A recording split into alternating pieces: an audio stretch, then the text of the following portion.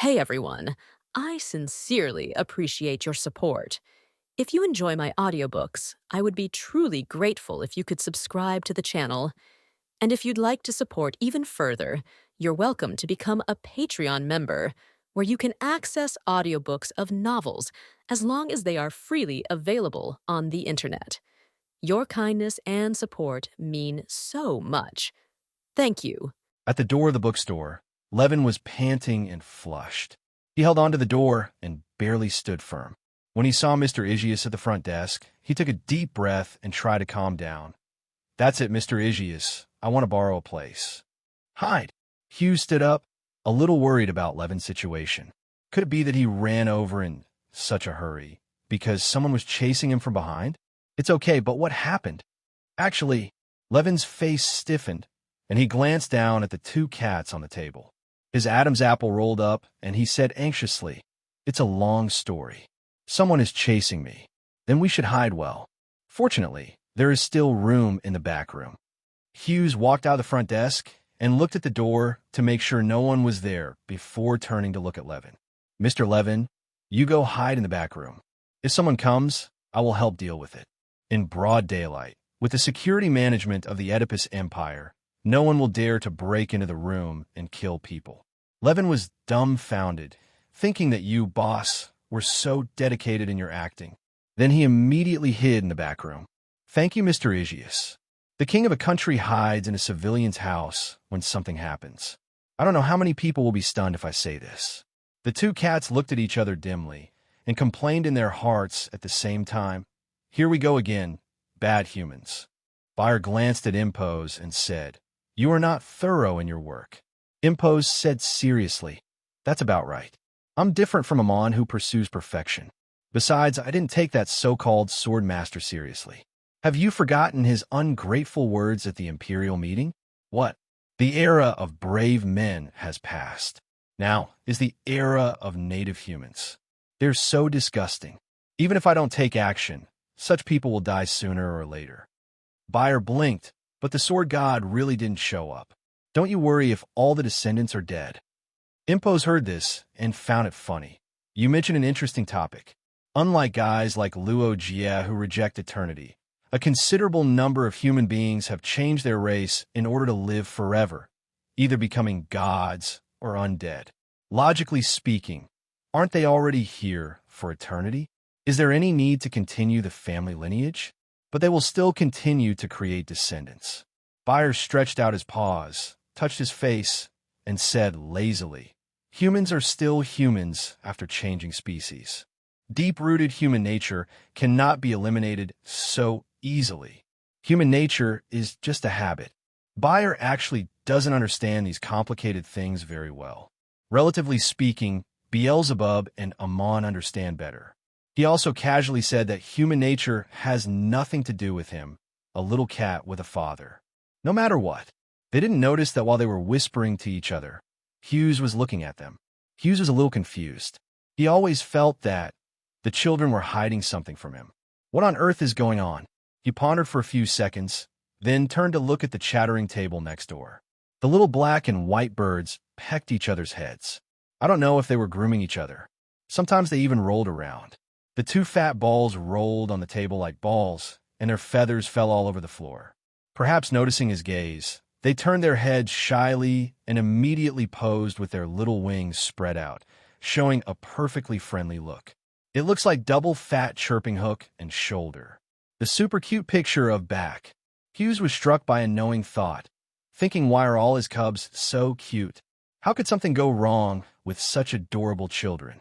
He probably wouldn't know that it was a routine fight between the god of light and the god of Hades. As soon as he changed his gaze, the two birds, full of brotherly love, immediately jumped up, distanced themselves, and glared at each other. The little black bird curled his lips. "I blame you. Stay away from me next time." The little white bird stared angrily. "Get out of here. How long have you been staying by your father's side? Aren't your injuries all healed now? Back off." The little black bird looked like you were really stupid. His big bird eyes flashed, and he said enigmatically, "Are you an idiot? Why should I leave? Now the ancient gods are resurrecting one by one. especially those high-risk concept gods. Although I'm not afraid of them, but it's important to be in the right camp. The little white bird's limited bird brain didn't understand, and only thought that this guy was clinging to his father. Damn it, I will drive you out when I grow up. Hughes didn't notice the undercurrent surging next door. He finished today's homework and started leveling up. He divided his time. First of all, 8 hours of sleep was certain. Although his body was shaped by magic, his daily mental consumption must be replenished by sleep. Next is 8 hours of study work, which is used on the one hand to learn magic, and on the other hand to model, to gain upgrade experience, and to improve the proficiency of creation skills. The remaining 8 hours, except for necessary breaks, are spent with the children or doing some chores. Socializing is not necessary for him. He has only known a few people since his resurrection, so there's no need to actively socialize. I have accumulated a lot of achievement points recently, but Hughes didn't use them immediately. Now that I think they're almost there, I use them for upgrading without hesitation. The system then showed that he had been upgraded 4 levels in a row, reaching level 35. Perhaps to many people, this upgrade speed is nothing, but this is the first time that Hughes has upgraded to 4 levels in a row. What a sense of accomplishment. Upgrading is one of the greatest joys of playing games. Hughes felt the excitement of playing games for the first time in a long time, and almost showed it, but considering that the children were all there, he had no choice but to cough and maintain the restraint of a parent. Let me see the upgrade values and skills. The values have increased, and the proficiency of skills has also increased. Like professions, skills also have levels. His skill box is black iron color, indicating that it is a black iron level skill. Apprentice, ordinary, black iron, silver, gold. Skills are mainly divided into 5 levels. This was true in Hughes' time. In this era, the names of the levels have changed somewhat. Gold is equal to SS level, silver is equal to S level, black iron is equal to a level, ordinary is equal to B level, and so on. It took him a long time to practice his skills from apprentice to black iron, and he was finally done, although there were still greater challenges ahead. Hughes occasionally wonders, why is it that in such a big world, only his level is so slow? It's definitely not that he doesn't work hard. Rather, his efforts must be extraordinary. However, even so, his natural upgrade speed is still extremely low. This can only be attributed to bad luck. There are so many unlucky people in the world. People, you just happen to be one of them. Don't be discouraged. Hughes was worried for less than a few seconds and immediately relaxed his brows. He happily observed his changes and planned how to level up next. After he upgraded, the system box became a lot bigger. It used to be like a cargo warehouse, but now it looks like a container-like room. Hughes looked at the area of the box, and it became larger. He thought about it and modeled a warm nest inside, as well as some toys that might be needed. The 2 birds were now outside, just in time for him to redecorate the room. The little light body is still in the room, sleeping soundly like a baby, not knowing what happened.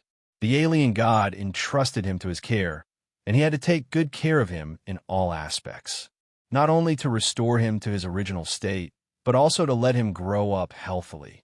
Although it may be too far-fetched to say this, Hughes hopes that through this matter, he can build a bridge between the real world and the subspace. He was not naive enough to think that the gods of the warp might be on friendly terms with living humans. But you can always give it a try. Hughes' eyes were a little heavy, and he suddenly thought of his brave friends. They all disappeared in the subspace. If you can establish a good relationship with the alien god, you may be able to ask for help, hoping to help find them. Although Hughes himself knew the difficulty, besides, whether he was still alive or not was a question. Speaking of which, Roger hasn't appeared since then. Is he okay? Hughes believed in Roger's experience and strength after having lived for so many years, but the problem was unpredictable. The world seemed peaceful, but there was an undercurrent surging underneath. As he walked on the road, he often heard that the Lord of the Abyss was acting again. Freedom the Alliance has brought down another country. Peace is rare. That's why strength is important. Hughes is determined in his heart. Perhaps his thoughts have not changed since he came to the other world, and all his actions are to implement his thoughts, survive, and find a way back home. He also said this to other brave men back then, and sometimes he even had a boast about Haikau, saying that he would definitely be able to go back. Later, I didn't expect that he fell out of the team first. Really, if he had struggled a little harder and held Chun Ling-Si's hand tightly at that time, things would have been different. Hughes felt a little melancholy, and his eyes fell on the cat on the table. The little puppet lay flat on the table and yawned. When he felt his father's gaze, he meowed immediately and looked over with shining blue eyes. Hughes reached out and touched his head. The soft hair was warm, and his watery eyes made people's hearts melt. Hughes thought to himself, but for that fall, he would not have created the subsequent children in the abyss. Good fortune and misfortune depend on each other, right? Shio was calm. His eyes were indifferent, and he said to the little puppet, "I'll leave the store to Dad. You can move around more. I don't know if bad guys will come later. Can you go to the back room, too?" The little puppet's tail was straightened, as if it was about to shake its head, but the gray cat meowed and nodded, and pulled the little puppet back. The little puppet was confused and followed after receiving the message. The two cats jumped off the table together. A few seconds later, Lavine is hiding in the study in the back room. Startled, he saw two cats walking towards him. He was so overwhelmed that he almost screamed. They are the terrifying creatures that destroyed the Jupi's family last night. You can slap him flat with one paw. Levin's heart was beating so nervously that he was thinking crazily. Master Cat? Cat Owner? Cat God? Divine Cat? How should we call them? The two cats approached Levin, their eyes shining with fierceness. Levin felt uneasy. He was clearly surrounded by two little cats, but he seemed to be facing two mountain-sized beasts. His legs were trembling with fear, and his brain was shaking. He was really flustered, and he knelt down and begged for mercy. "Lord Cat God, I am just a weak, pitiful, and helpless king. I have no ill intentions towards you, and I have not realized that your master is the number one human being." The little puppet pointed and said, "Didn't you realize it? Stupid king." Levin almost collapsed. His habit of biting his tongue when he was nervous didn't get better at all. "No, it's not intentional. It's just because your performance is too outstanding. As the number one human being, Mr. Aegeus should have the number one cat. Cat farts are okay." The gray cat glanced at him and thought, it's not that easy for stupid humans to find their father as a backer. The little puppet came closer, its eyes shining like crystal clear emeralds. "So you caught it on purpose?" I'm so sorry." Thousands of ways to die flashed through Levin's mind, and he almost collapsed and despaired. The gray cat raised his chin, swung his paws, and said, Okay, I got it. Don't cry and scare your father." Levin paused, and only now did he realize the question. The first thing he was shocked was that Meowth had spoken, and the second thing he was shocked was that he actually called Mr. Aegeus his father. But this is also reasonable, because Mr. Aegeus also called them children. Wait, Isn't Mr. Aegeus a human? How could there be? Levin suddenly showed an expression as if his worldview had collapsed. He scratched his face with his hands, and his pupils trembled. The little puppet slapped the ground with its paw. The bow on its head shook slightly, and said dissatisfied, "What are you thinking about, you stupid king?" Levin was flustered again. The gray cat scolded, "You hide from your father out of fear of trouble. You are really a useless king." Levin was speechless. Indeed, he had no achievements in his life. The nobles privately said that he was useless, but the gray cat's tone changed a little, and it actually contained a hint of praise. "You're pretty lucky," the little puppet continued. "You also have good taste." Gray cat, "There are so many people in the imperial city, but you're the only one who recognizes my father. So even though you're stupid, you still have good sense." Gray cat, "Stupidity is a good thing in a sense, in the position of king." Is this praising him or hurting him? Levin was happy, panicked, and a little confused. The gray cat looked at Levin and said calmly, "One more thing. When we first met, you gave something to your father."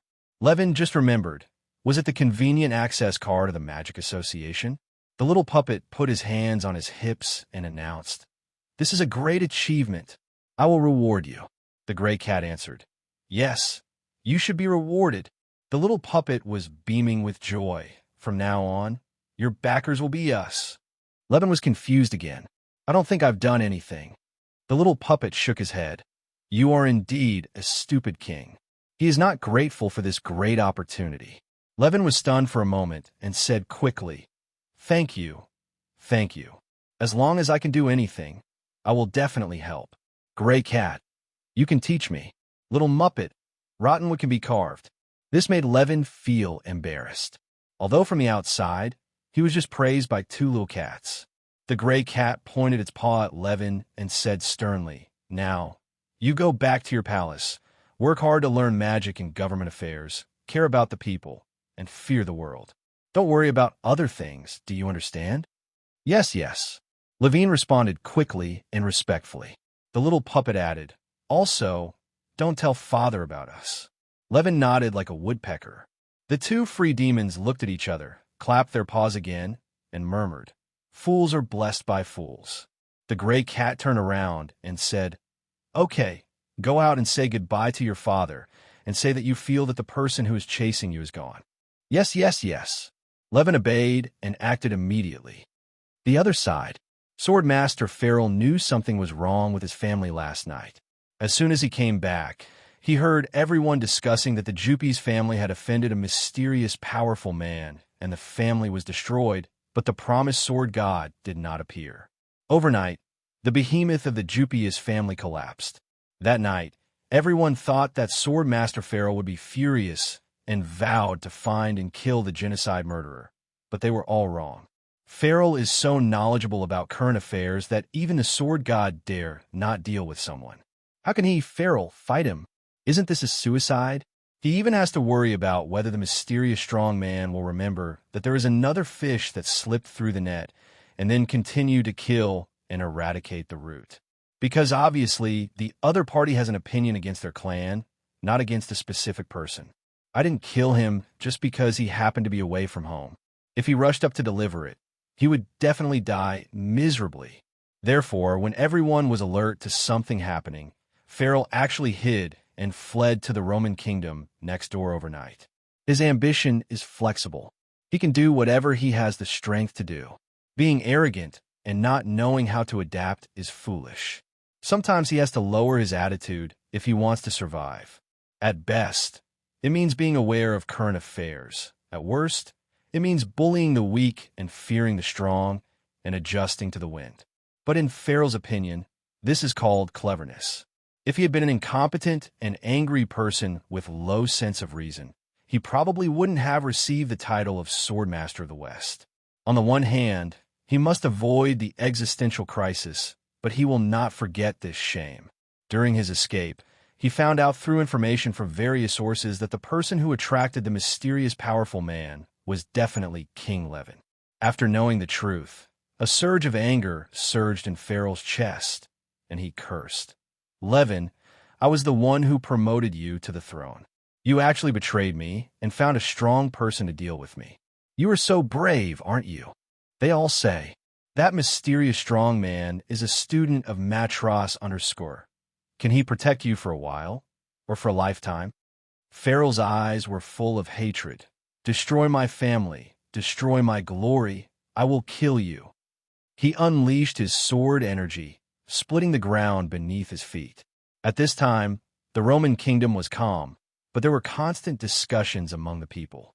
There have been too many things happening recently, including the first place in the airborne ranking, the mysterious invasion of dreams, and the inexplicable retreat, and the various actions of the Abyss Lords more frequent than before, and the most shocking one, the arrival of the Lord of the Abyss. In a street tavern in the Roman kingdom, several adventurers were discussing and exchanging information. "I heard that something big happened in the Alliance today." "What big thing?" The people over there kept their mouths shut, but someone inside spread the news that the Lord of the Abyss appeared at the Alliance Parliament. Isn't the Alliance Parliament a place where a lot of human strongmen are stationed? He actually walked in directly? This news shocked everyone present. Even the curator was stunned. because that was not an ordinary place. It was a parliament site where human strongmen gathered, and most of the national representatives were there. The guy who knew the information continued, "Yes, but I don't know what happened later. It seems to be related to the hero." After that, the Alliance established a hero search team. The matter actually involved the hero. Someone took a sip of wine and thought, "Then I guess the Lord of the Abyss is too difficult to deal with. The current human strongmen are not strong enough, so we have to find a brave man to deal with him." Ah, impossible. The Lord of the Abyss is chaos evil. The rumors are so bizarre that they have caused some people to panic. But the Roman kingdom doesn't seem to pay much attention to this matter. Their king Roman Ross has been spending his days drinking and partying, hanging out in major art galleries, and not caring about anything at all. Coincidentally, the prime minister of the Roman kingdom has a similar style. For things that are beyond their own strength, they have neither taken any action to solve them, nor any way to solve them. They have a sense of calmness of letting things go badly and dying. In fact, this is also a historical reason. Their entire kingdom is more self-romantic. The previous king was a historical wonder who could chat and laugh with the alien god number 005 in front of destruction. Although this king is still young, he is expected to surpass his father and do more weird things than his father. By the way, have you heard that the useless king of the neighboring Oedipus Empire has risen? No way, no way. He has no money, no power, and ordinary ability. How can he rise? This topic seems to have a predetermined conclusion. Not to mention the Oedipus Empire itself. Even in the public opinion of the neighboring Roman kingdom, the king's waist is a well-known consensus. It's a pity. It would be better if other princes survived. At least they would not be so controlled by other families. But suddenly, someone put forward other opinions.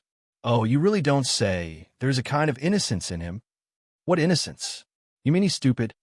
"Not really. I just sometimes think that it might be better to let a simpler king come to power than to let those kings who are full of conspiracies and tricks to conquer the continent come to power. At least he is stupid enough and won't care so much." Most of the people in the tavern sneered, not understanding what kind of statecraft this was, until someone in the back stood up and applauded and laughed. "Ha ha, I understand. Doing nothing is the greatest achievement, and not governing is the greatest governance." When a man heard it, he said in disbelief, "Wow, what a reasonable statement. You must not be able to say it in your brain. Where did you hear it from?" "Here, the wandering poet over there." The noble young man smiled and pointed in a direction. "Where is it?" Everyone looked in the direction he pointed. The crowd surrounded him. He was a handsome guy with green eyes. Well, he was just a little more handsome than me. Handsome guy. No wonder there were so many people. It seems the story he told was pretty good. The tavern was noisy for a while, and then people got up and left one after another. Let's go and see what the wandering poet is talking about. The other side. After Eleorger learned the news of the second appearance of the Lord of the Abyss, the whole demon was dumbfounded, and he started to curse after a few seconds. "Didn't I just tell you to be low-key? This is low-key. It's basically singing the opposite tune. You could be as high profile as you want, right?" He was on a mountainside. At this time, the sky was getting dark, the night was shrouded, and the temperature was slightly cool. With a slight thought, Eleorger raised his eyes and saw a meteor flashing across the sky. Boom! The earth shook and the forest swayed. Eleorger thought it was not good. Amon ran to the Continental Human Alliance. At this time, the alarm of the magic tower of the Continental Human Alliance was full, and the red light spread throughout the closed urban area. "It's Amon, the Lord of the Abyss. He's going to break into the Alliance, no? He's already broken into the Alliance. What is he going to do? I can't stop him." Asked for help from teacher Eve. At the same time, Eve, who noticed the movement, immediately responded, and her magic power was fully activated, covering an area with a radius of more than 1,000 meters with her as the center. Amon, the Lord of the Abyss, is a human threat of the same level as Beelzebub. Amon occupied a large empire of mankind and transformed that country step by step into a crazy kingdom of God. He is extremely crazy and is one of the most dangerous of the lords of the abyss, and needs to be closely watched. He has not made any movement for more than 1,000 years. The people in charge of surveillance may have relaxed their vigilance, but unexpectedly, he suddenly invaded the Alliance. He was about to rush to the scene, but at the same time, the alarm sounded again. Lord of the Abyss Eliorg is attacking. He was sweating profusely. Amon alone was troublesome enough, and how could there be Eliorg? Both of them are not easy to deal with. She was about to take action and immediately went to Amon. But then, their excellent intelligence officer updated the information again. Latest intelligence, Eliorg dragged Amon into the subspace and started fighting. He was about to rush, and was caught off guard and almost hit the wall. Are they here to fight? The space was a little more stable. Was it close call? Eve slowed down and fell in a deep thought. That's not right. Why did the Lord of the Abyss follow the Lord of the Abyss not long after he left? And they started fighting. What is their relationship? What is the contradiction? Then, the space vibrated, and the rumble continued. As we all know, the space between the present world and the subspace is called the buffer zone. If they fight in the subspace, the impact on the present world will not be too great, but because the buffer zone is too close to the present world, if the fight is fierce, it is very likely to cause the space of the present world to collapse. Magicore news. The SS-level defense system has been activated to isolate the spatial influence of the buffer zone to the maximum extent. Please pay attention to safety. Intelligence court news. They fought and moved at the same time, as if they were all too excited and couldn't stop for a while. The continuous alarms were really scary. He was also tired. Although it was not uncommon for the Abyss Lords to fight, you guys should at least fight somewhere else. I really want to tell the Lord of the Abyss. Thinking of this, Eve was suddenly shocked, and her pupils shrank suddenly, as if she was shocked by her own thoughts. The Abyss Lords fought. Can I tell the Lord of the Abyss? Such a weird and scary idea, but it was somehow reasonable. Eve couldn't help but think of the gray-robed young man. Although the Lord of the Abyss was also terrifying and majestic, he gave people a much gentler feeling. At least he was not as moody as the Abyss Lord, who would get angry and start a war at any time. Then, Eve suddenly had an idea and muttered to herself, "By the way, does the Lord of the Abyss know that the Abyss Lords are fighting outside?" This is a strange question, but she felt that the Lord of the Abyss might not know. If he knew, the Lord of the Abyss might stop them. But the conflicts between the Lords of the Abyss have become the main history of the Demon Age. How could the Lord of the Abyss not know? Eve suddenly remembered what the Lord of the Abyss said himself. I woke up from a dream. By the way, is there a possibility that the Lord of the Abyss has just woken up recently and actually doesn't know anything about the Lords of the Abyss? She was silent for a few seconds and felt that it was possible. Maybe the Lord of the Abyss really woke up recently, and when he woke up, he found that the familiar heroes were gone, so he came to the Alliance to take a look. However, she could only doubt about this matter. Otherwise, can you find the Lord of the Abyss to confirm? Eve shook her head, thinking that the most urgent task was the conflict between the two Lords of the Abyss. I hope they don't fight too fiercely. Otherwise, the real space will collapse, and it will be difficult to reorganize. The Continental Human Alliance is located in the central area where all countries gather. It is an anarchic area, but the area is so large. It can be regarded as a small country.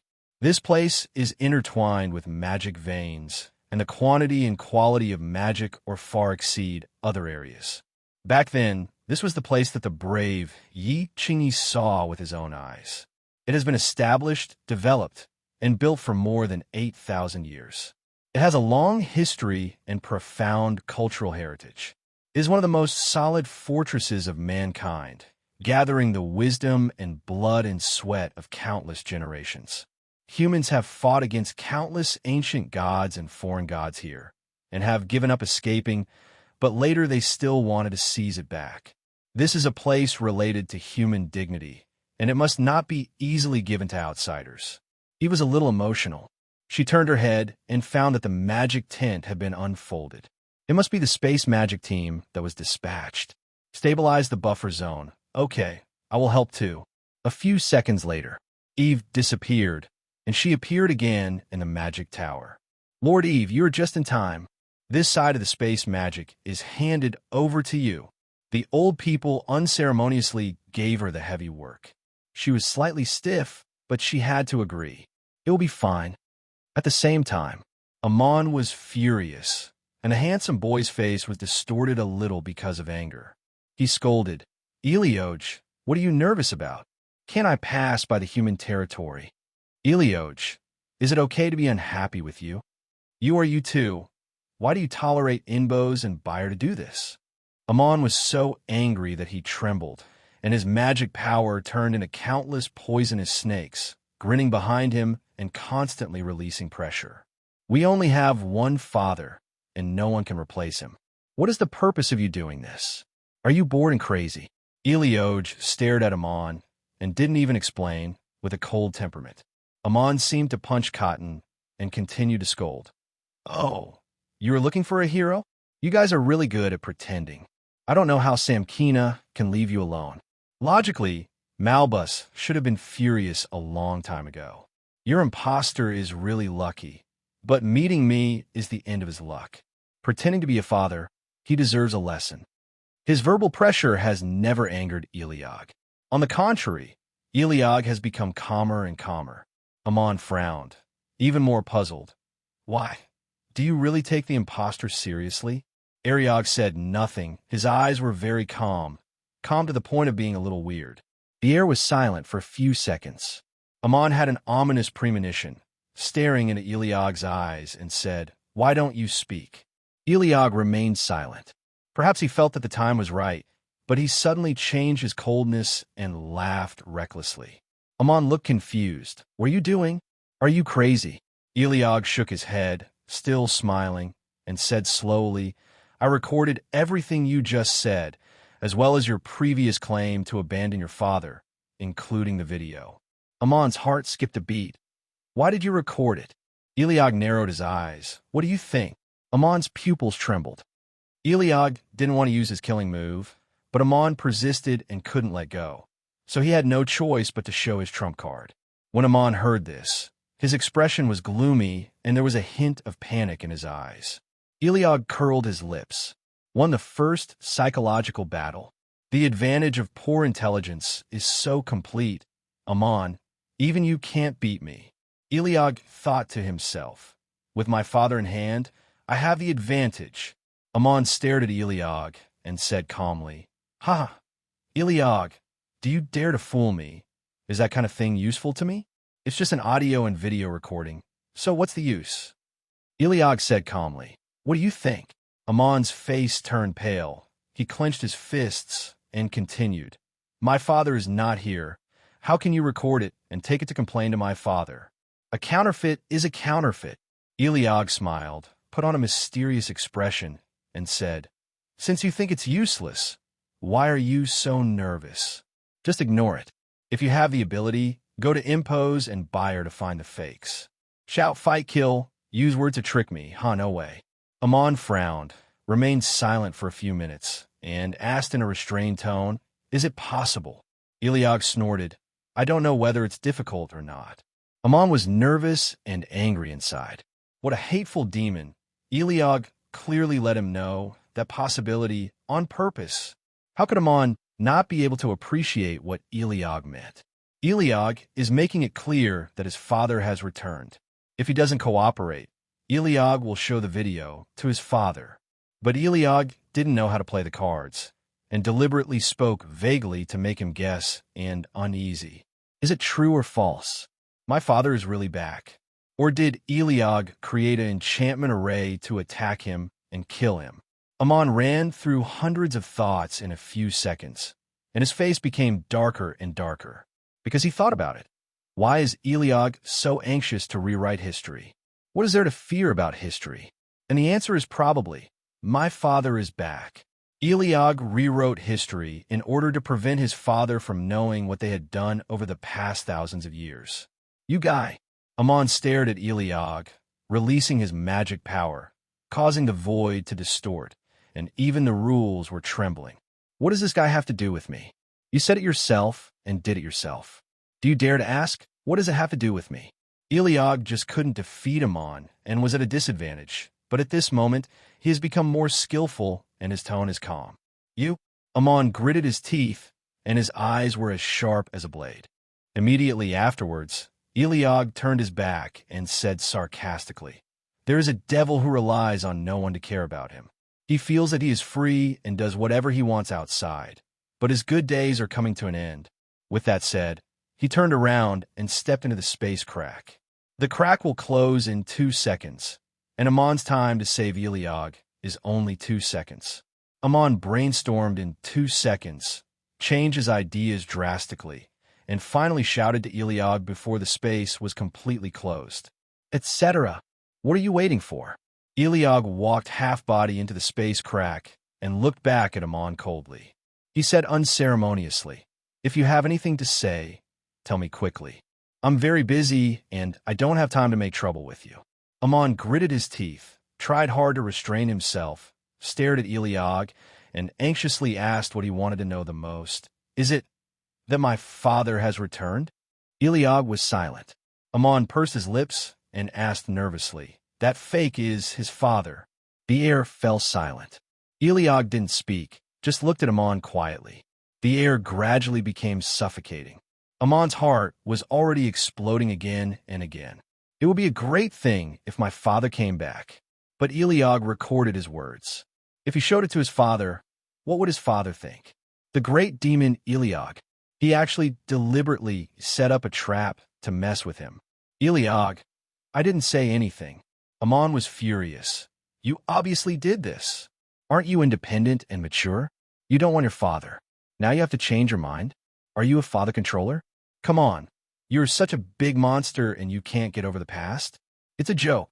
Eliog hits hard. Amon was stabbed, his heart was bleeding, and his face looked ugly. Eliog said in a calm tone, "However, I don't have to file a complaint. The premise is that you cooperate with me and tell me your history." Amon frowned and lowered his head, his eyes looking thoughtful. If this was a trap created by Eliog to deceive information from him, rather than actually finding his father, then Eliog has succeeded. Their weaknesses are so simple that they will jump into the same trap over and over again, even Agar's. Agar's didn't know if it was a trap, but he went to the dreamland anyway. All living things are more emotional than rational. But perhaps it was also because he was confident and fearless. At that time, Agar's was already powerful enough to ignore almost everything. Amon was the last of his compatriots to see Agar's. He didn't quite know what Agar's was thinking at that time. Since more than 5,000 years ago, he has become increasingly unable to understand Agar's. He always had a feeling that Agar's might know everything, including who was behind the scenes and the situation of his father. But for some reason, Agar's did not tell the other compatriots. Agar's thought further than them all. Thinking of this, Amon's eyes became serious. Eliog looked at Amon's thoughtful face and thought that he was unwilling to give an honest explanation. He then said, "Why is your history so difficult to talk about? You can't really do anything outrageous, right?" Amon's train of thought was interrupted, and he immediately glared at Eliog. He was feeling complicated at this time, but his history is also a long one. "I originally wanted to bury them all, but I didn't expect to have to dig them up again today." "Good." Amon finally surrendered and nodded, thinking that this was all for his father.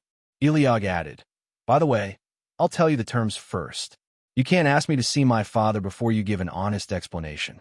Amon was angry on the spot and cursed. "Eliog, you devil, why don't you let me see my father? Why don't you let me see him? Didn't you say you don't need a father?" Eliog strikes again. Amon was speechless, and his green eyes were really cold. "One more thing," Eliog sternly emphasized. "We cannot complain to our eldest brother." "Oh," Amon suddenly became playful and said, "What if I file a complaint with my eldest brother? What do you think?" Eliog's eyes were full of menace, and the meaning was self-evident. "If you dare to complain, I will complain. We will both blow ourselves up and see who will suffer the greater loss." What they did was known to the elder brother, and there was a high probability that they were beaten up by the elder brother. There was a small chance that they were beaten up by the elder brother and then imprisoned and suppressed from seeing their father. There's also a very small chance that he will be beaten up by his elder brother for hundreds of years, and he will be locked up in his terrifying realm and will never be able to get out. But if his father hears what Amon just said, what he will lose is his father's love.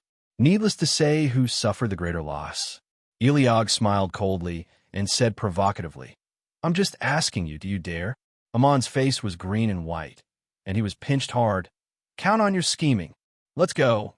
Follow me to the OS Empire." Eliog stretched out his hand and expanded the space channel, revealing the cosmic scene inside. They often use the subspace to move. In addition to saving magic power, they can also take a look at the situation in the subspace. The subspace at this time, Eliog looked far away, his sight falling on a very distant galaxy. It stands to reason that with such a long distance, it is impossible for him to see the real-time situation on the other side. The scene reflected in his eyes now must be the light and shadow information from hundreds of years ago. But there is always a way. He squinted his eyes slightly. The scene in his eyes changed rapidly, and he settled on now in an instant. I saw a flash of lightning, illuminating the entire universe and destroying 7 planets in the blink of an eye. Although he did not see the specific situation on the battlefield, Eliog knew that another divine kingdom was destroyed by the power of Demon Godball.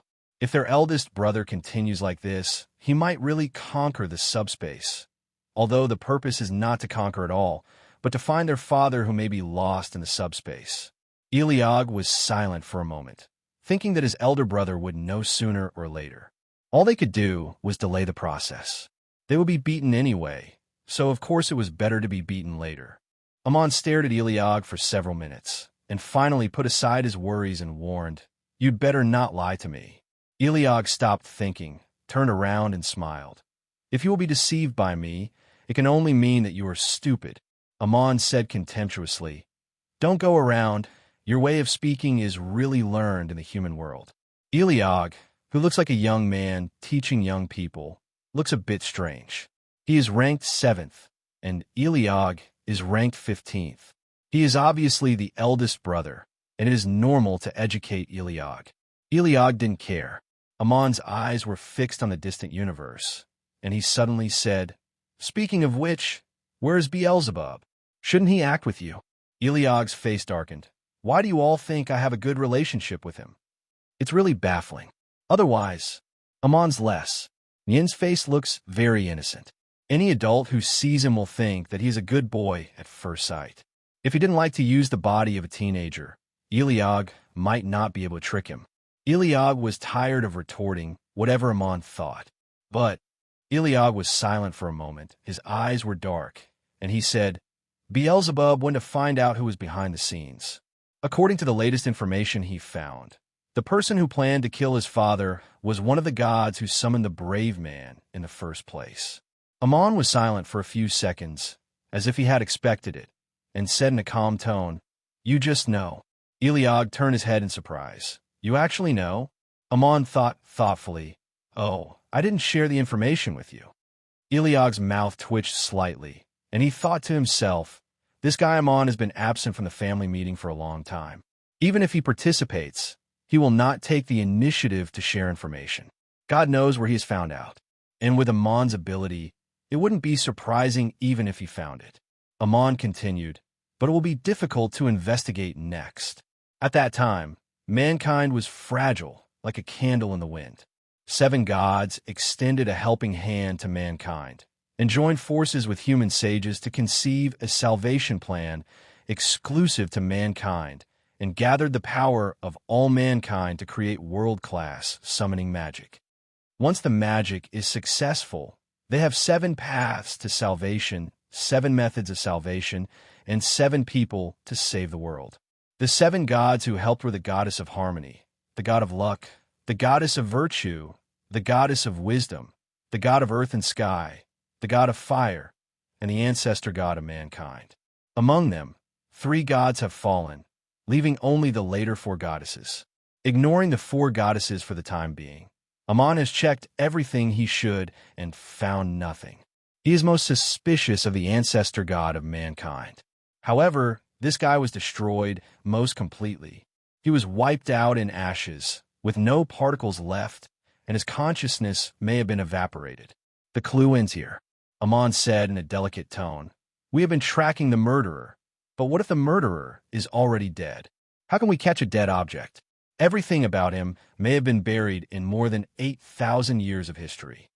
In this regard, Eliab was silent for a few seconds and suddenly said, The mastermind behind the scenes is not dead.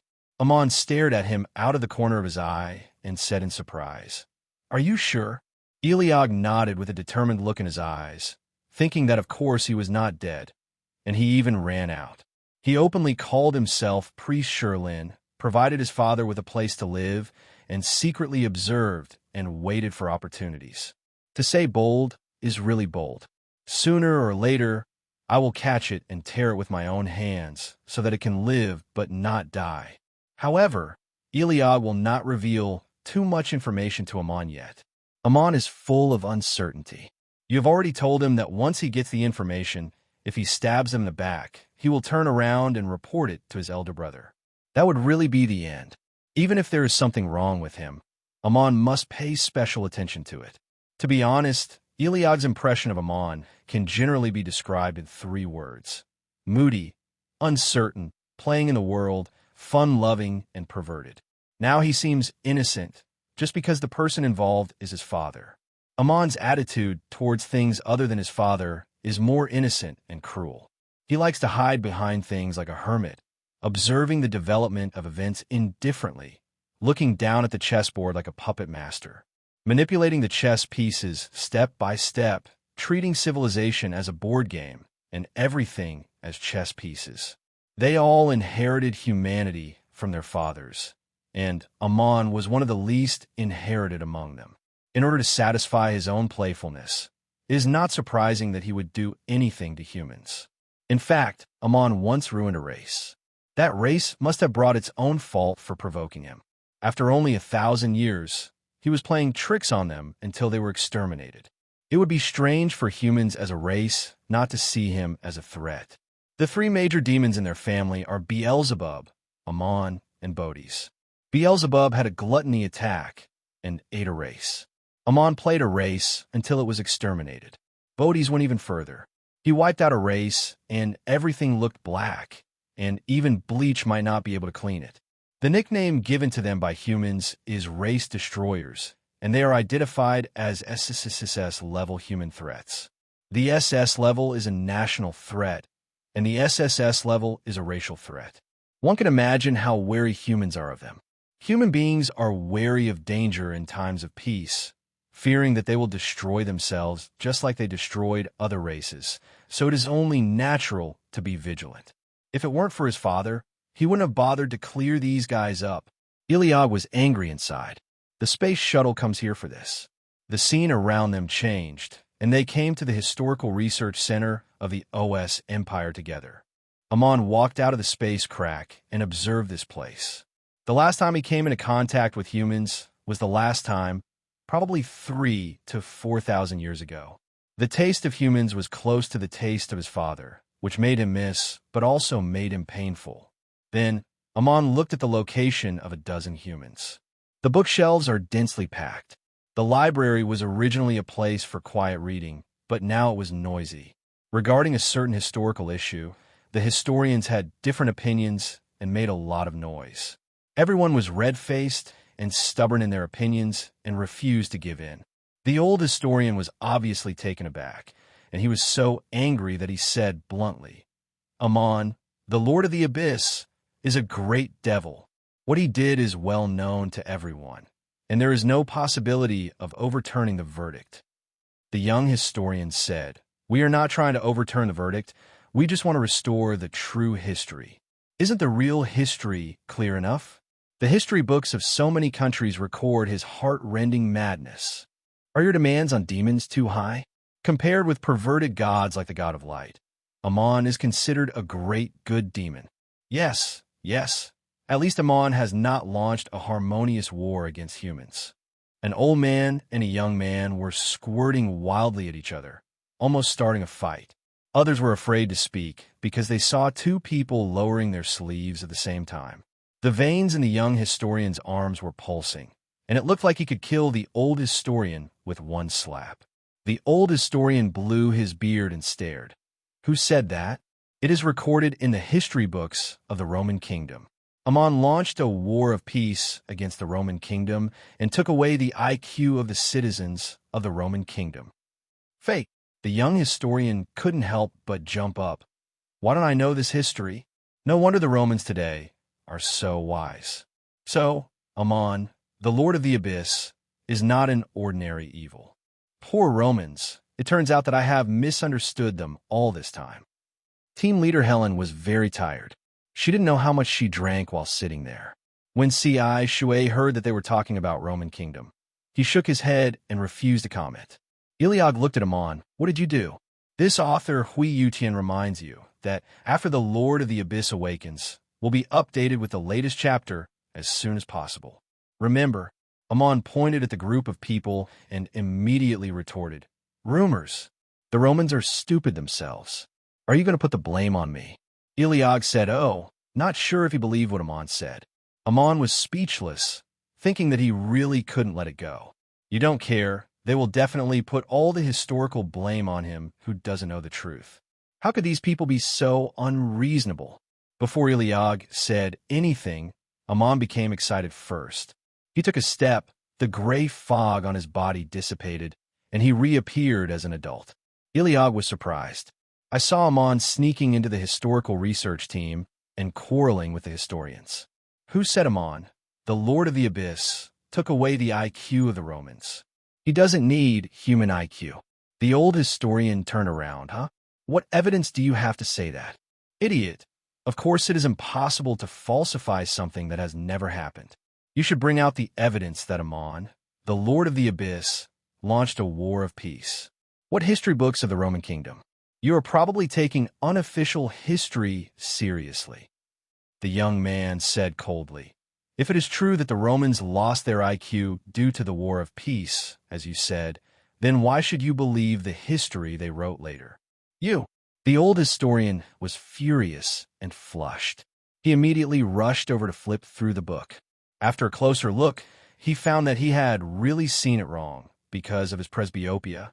This was the unofficial history. Indeed, the young historian nodded. The old historian turned to the young man and said, thank you for the correction. Indeed, as historians, how can we get emotional? The history must be compiled based on basic facts. Otherwise, we will be no different from those wandering poets who talk nonsense. Everyone nodded excitedly and reflected deeply. But at this moment, someone suddenly reacted. Wait, who are you? All the historians turned their heads at the same time, with puzzled expressions on their faces. Because upon closer inspection, they didn't recognize this young man at all. Amon snorted. No matter who I am, the important thing is that I know the truth of history better than you. Hearing this, Helen grabbed her bangs, slowly raised her head, and saw Amon's green eyes in confusion. She suddenly woke up and shouted, ah! What happened to the team leader? Everyone turned their heads and looked confused. Amon turned his head to look at the location of the noise. His eyes were dull, and he could not tell what his mood was. Cold sweat dripped from the back of Helen's neck, and she choked and said, no, it's nothing. This guy seems to have good historical literacy. Why don't you stay and do historical research with us? Everyone was dumbfounded and all thought in their hearts. Huh? Did you let him join without even knowing who he was? And then, Amon said indifferently, I reluctantly agreed. Many people haven't reacted yet. Is this unfolding too quickly?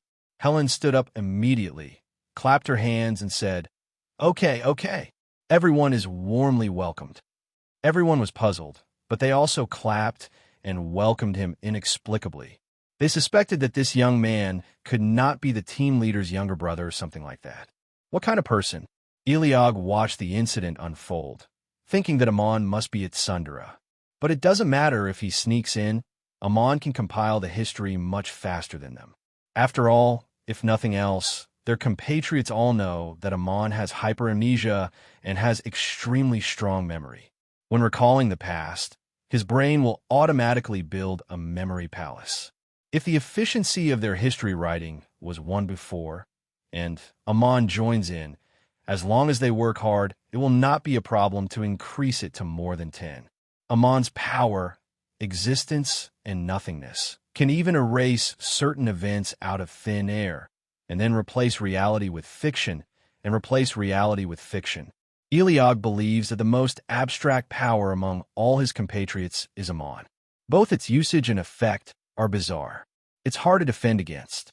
You can't even imagine how it will attack you. It's a very dangerous demon. Eliog watched and compiled the history, keeping an eye on Amon. At the same time, he synchronized the information with other compatriots. In the bookstore, the two cats who received the news cursed, but instead accused Eliog of not doing things well and actually letting Amon know about the situation. Eliog wanted to rant against them. Even if it was to help his father find friends, there was no need to use such a high-profile method. Running in front of representatives of all countries, you will be exposed if you are not careful. Do you know that other compatriots also have many contractors in the human world? The little puppet insisted. But this is very handsome. Is there any father who is so handsome? I recorded it all. Hearing this, Eliog immediately changed his mind. Give me the video. I want to see it too. The little puppet rolled his eyes at Eliog. Anyway, you can control Amon. Eliog glanced next door. Amon focused on being positive and negative and carried out intense historical education for the history research group. It's under control for the time being. But first things first, I'm just hinting that his father may be back. Impose was surprised and said, "You didn't give any evidence, and he believed it?" Amon was moody, surly, and suspicious, and would not listen to anyone except his father. Unexpectedly, he was taken advantage of by Eliog. "Eliog, I have my own way. Anyway, I can't leave him for the time being. By the way, you can ask my father about what happened back then." "Impos, what happened back then?" "Eliog, the 7 gods who were friends with humans at that time asked my father what he thought of each of them." The two cats looked at each other and seemed to understand. Very early on, their father didn't even create Baal, and they actually didn't understand quite a few of their father's experiences. Ask depending on the situation. Become. At this time, Hughes next door opened an analysis of the matros problem and flipped through a few pages, then put down the book and took a deep breath. It was only now that he seemed to realize that his child was a genius. The questions that he couldn't even understand were solved by his own children after just a few readings. At that time, so many people on the field were surprised, as if this event was a historic feat, but he didn't feel deeply because he had never seen the matros problem. Now that he saw it, he couldn't describe his shock. His home, the child Impose, seems to have really created a history. What parent wouldn't be proud of this? Hughes was feeling excited when he happened to see the gray cat walking back with the little stuffed animal behind him. "What's up? Are you tired of playing?" Before Hughes could get up, the two cats jumped on the table and meowed at the same time. "Huh? Do you want me to tell you a story about that year?" Hughes recalled. "Gods of the past, let me think back." The two cats waited obediently, and a little black and white bird playing next door seemed to be interested in it too. Hughes said while recalling, "I have seen them all, but I may not have told you about them. I can talk about them today. The god of luck may not like me. He has given protection to 6 brave men, but not to me. I have the impression that he is quite free to do as he pleases." The little puppet snorted, "Bad god. The goddess of harmony is friendly to all people equally. I have no special contact with her. The same goes for the goddess of virtue. She can only say 1 sentence at most. The goddess of wisdom seems to be interested in my career as a creator and has had a few chats with me."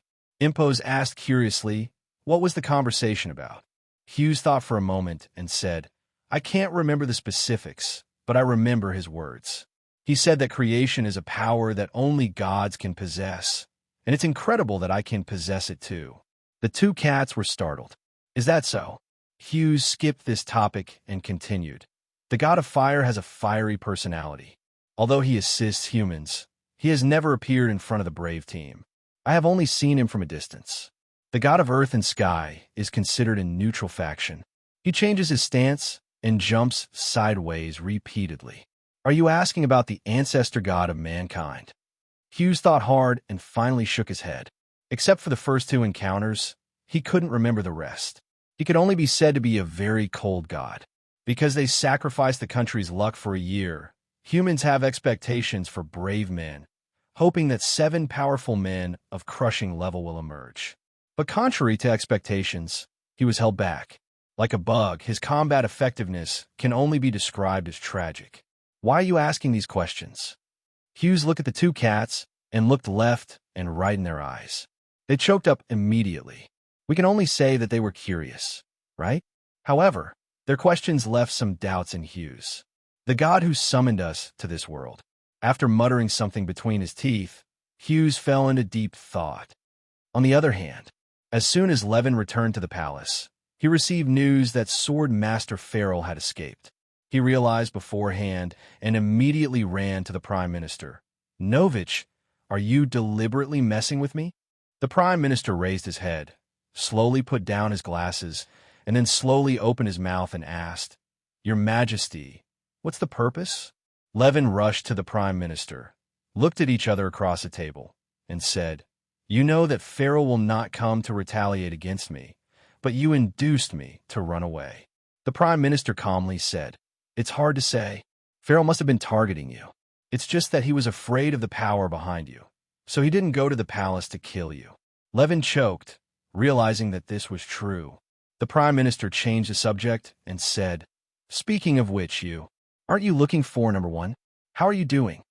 Levin's breath froze, and he pretended not to know anything. "I can't find it.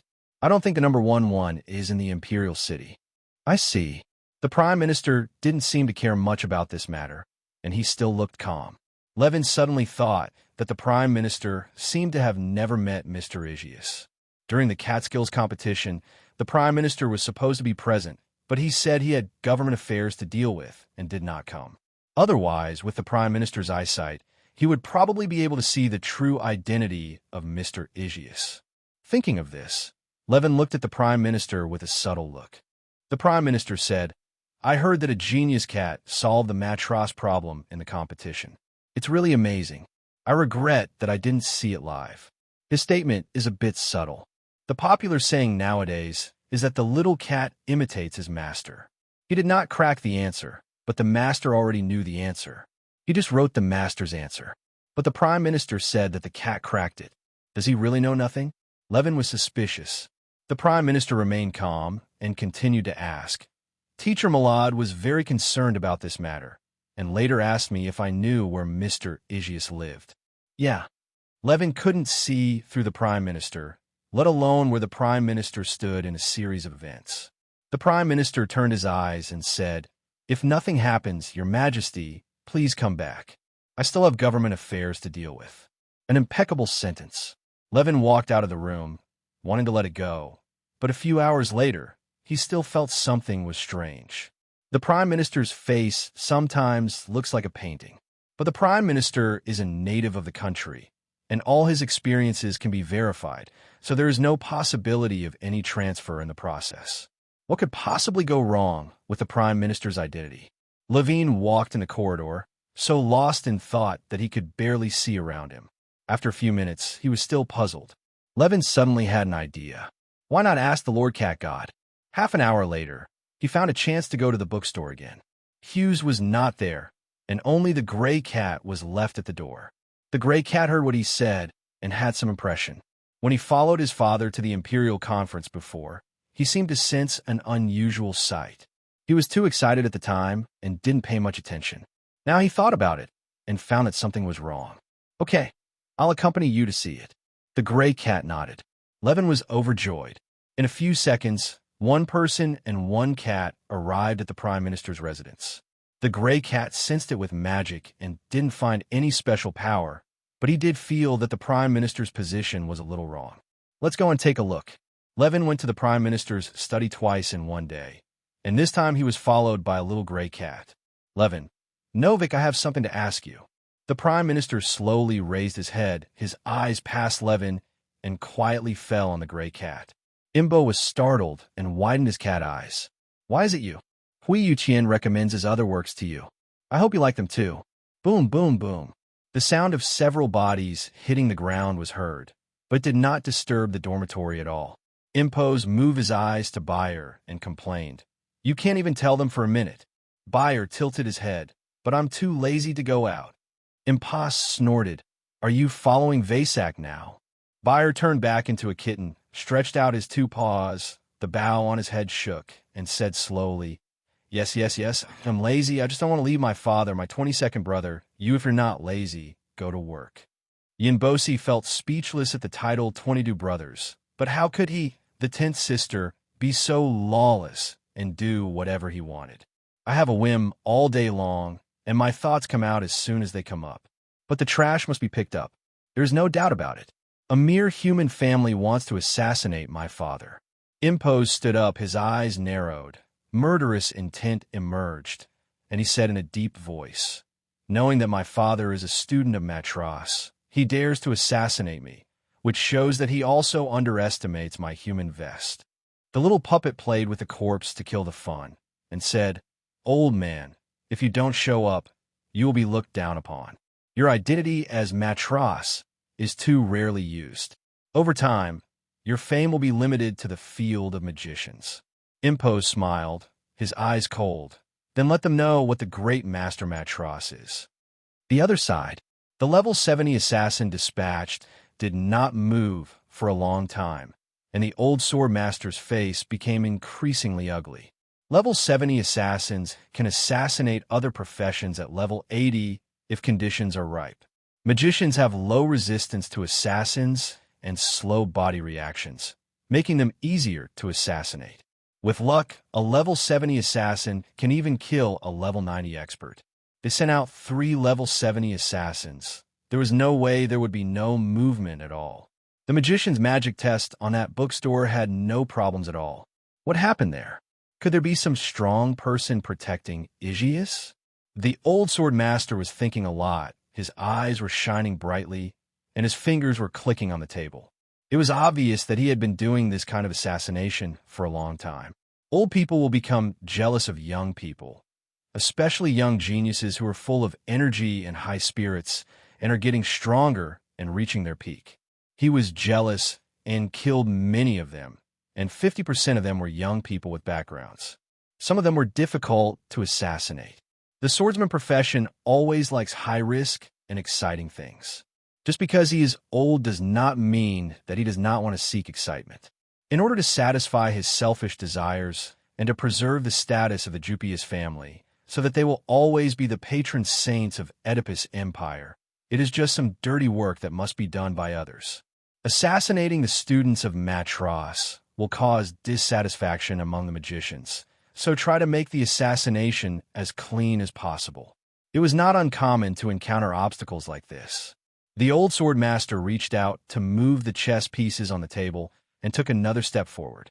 Continue to monitor and continue to assassinate. His face was dark and his eyes were staring, wishing he could see that person's body right now. The attendant immediately obeyed the order. A few seconds later, the assassin on the other side of the communication once again received news that the entire army had been destroyed. Killing intent spreads slowly from the opposite side. It was extended, making those who carried out the assassination mission feel horrified. But the old sword master remained calm. After all, he is a student of Matras, and he has many ways to save his life. He pushed another chess piece and said coldly, "Keep killing." "Undersir." But the attendant trembled and said, "Master, there are no more customers." The old sword master was unhappy when he heard this. "I usually raise them just to do dirty work, but now they are trash. They can't even kill a person. It seems that in the future, instead of raising people, it is better to raise pigs." His eyes dimmed. He suddenly smiled ferociously and played with a small sword in his right hand. "If they dare to mess with our descendants of the sword god, they will have to pay the price." As he said that, he stood up slowly, his blood surged, and he didn't know what method he used, but he was about to return to his peak state of level 97. At this moment, an indifferent voice suddenly sounded in his ears. "Yeah."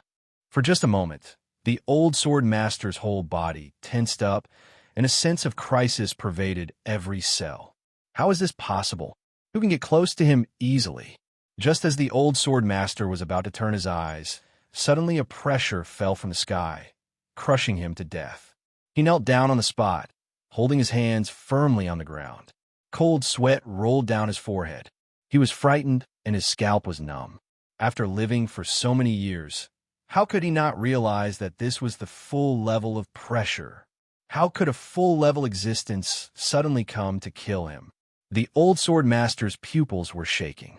Just as he was about to raise his eyes, all he could see was blood spreading, his blood and the blood of people outside. The assassins outside are all dead, and so are the ones here. Countless thoughts flashed through the old sword master's mind, and he concluded one thing almost immediately. He was no match for the opponent. The opponent could kill him with just one thought, just like squeezing an ant to death. Then, the indifferent voice continued chatting.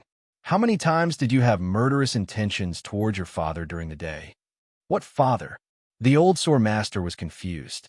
He could only think of that young man. Zeus, he actually had a child? Is this person the child of Zeus? But thinking about this meaninglessness, the old sword master knew that the other party was here to kill him. Immediately afterwards, the pressure suddenly increased, like a giant beast trampling on him crazily, and his whole body was about to be torn and crushed. No, you can't kill me. The old swordsman screamed. I am the descendant of the sword god. If I die unnatural deaths, you will be cursed by the sword god and hunted down by the sword god. But the other party just smiled faintly and even said playfully, You mean the sword god who became a god from a human? The old swordsman, yes. The voice became even colder. You dare to call yourself a false god, even though your swordsmanship is not as good as the brave King Chang'e. The old swordsman was stunned and said in disbelief, what did you say? His face was pressed into the floor, his facial features were flat, and his nose was broken. He couldn't see who the other party was, but from what he said, the other party obviously knew the history of their ancestor sword god. What is going on? Sword god is the glory of their family and the spiritual totem of all their family members. But the other party said false god, killing people and destroying their hearts. Destroying his faith is more hateful than killing him. The old swordsman couldn't accept it, but he tried his best and used all means to be crushed by magic. Absolute strength can't be resisted at all. Hui Yuqian's work, After the Lord of the Abyss Awakens, latest chapter, is updated by. On that first release, domain name, the young man seemed to find fun in his reaction and continued, Oh, you don't know, it turns out that period of history was not recorded. It's really interesting, but it's true, many of your countries only write the glorious history of the victors, and don't mention the ugly things. The old swordsman panicked. What do you mean? The young man was interesting. Your ancestors couldn't beat the brave King Chang'e, but they were obsessed with the reputation of being the first in the era and sold the location of the continent to the alien god number 002, putting all mankind in danger of destruction. In the end, the brave King Chang'e defeated the alien god number 002 and disappeared in the subspace, so your ancestors became the so-called first in swordsmanship people. In the end, they still seek fame and reputation and call themselves gods. The young man's words were heart-piercing, shattering the old sword master's long-standing faith. Impossible. This is impossible. The old sword master didn't believe it, completely lost his composure, crawled on the ground like a dog, and struggled to get up. He roared, If this is true, how could you know this happened many years ago? You can't know it at all. The young man smiled. Because I was there. What? Just one sentence. It almost defeated the old sword master. He raised his eyes with all his strength, and finally saw the young man's face clearly, and said in a trembling voice, The Lord of the Abyss, Inbos. Terror spread in his heart. Like hundreds of poisonous snakes entangled his whole body. Before the old sword master died, he thought that the other party was the Lord of the Abyss, so the father mentioned by the other party, Who is it? A possibility suddenly appeared in his mind, and a few bites of the Lord of the Abyss completely suffocated him. How is this possible? The young man finally said, By the way, your sword god will not come to save you, because he is very afraid of death. He knows I am here, so he dare not come down at all. Bullying the weak and fearing the strong is almost your blood character." Before he finished speaking, the old man's faith completely collapsed. Not long after, Phoebe, who noticed something was wrong, walked out of the hall, then turned pale, fell to the ground on the spot, and burst into tears. Oh, why?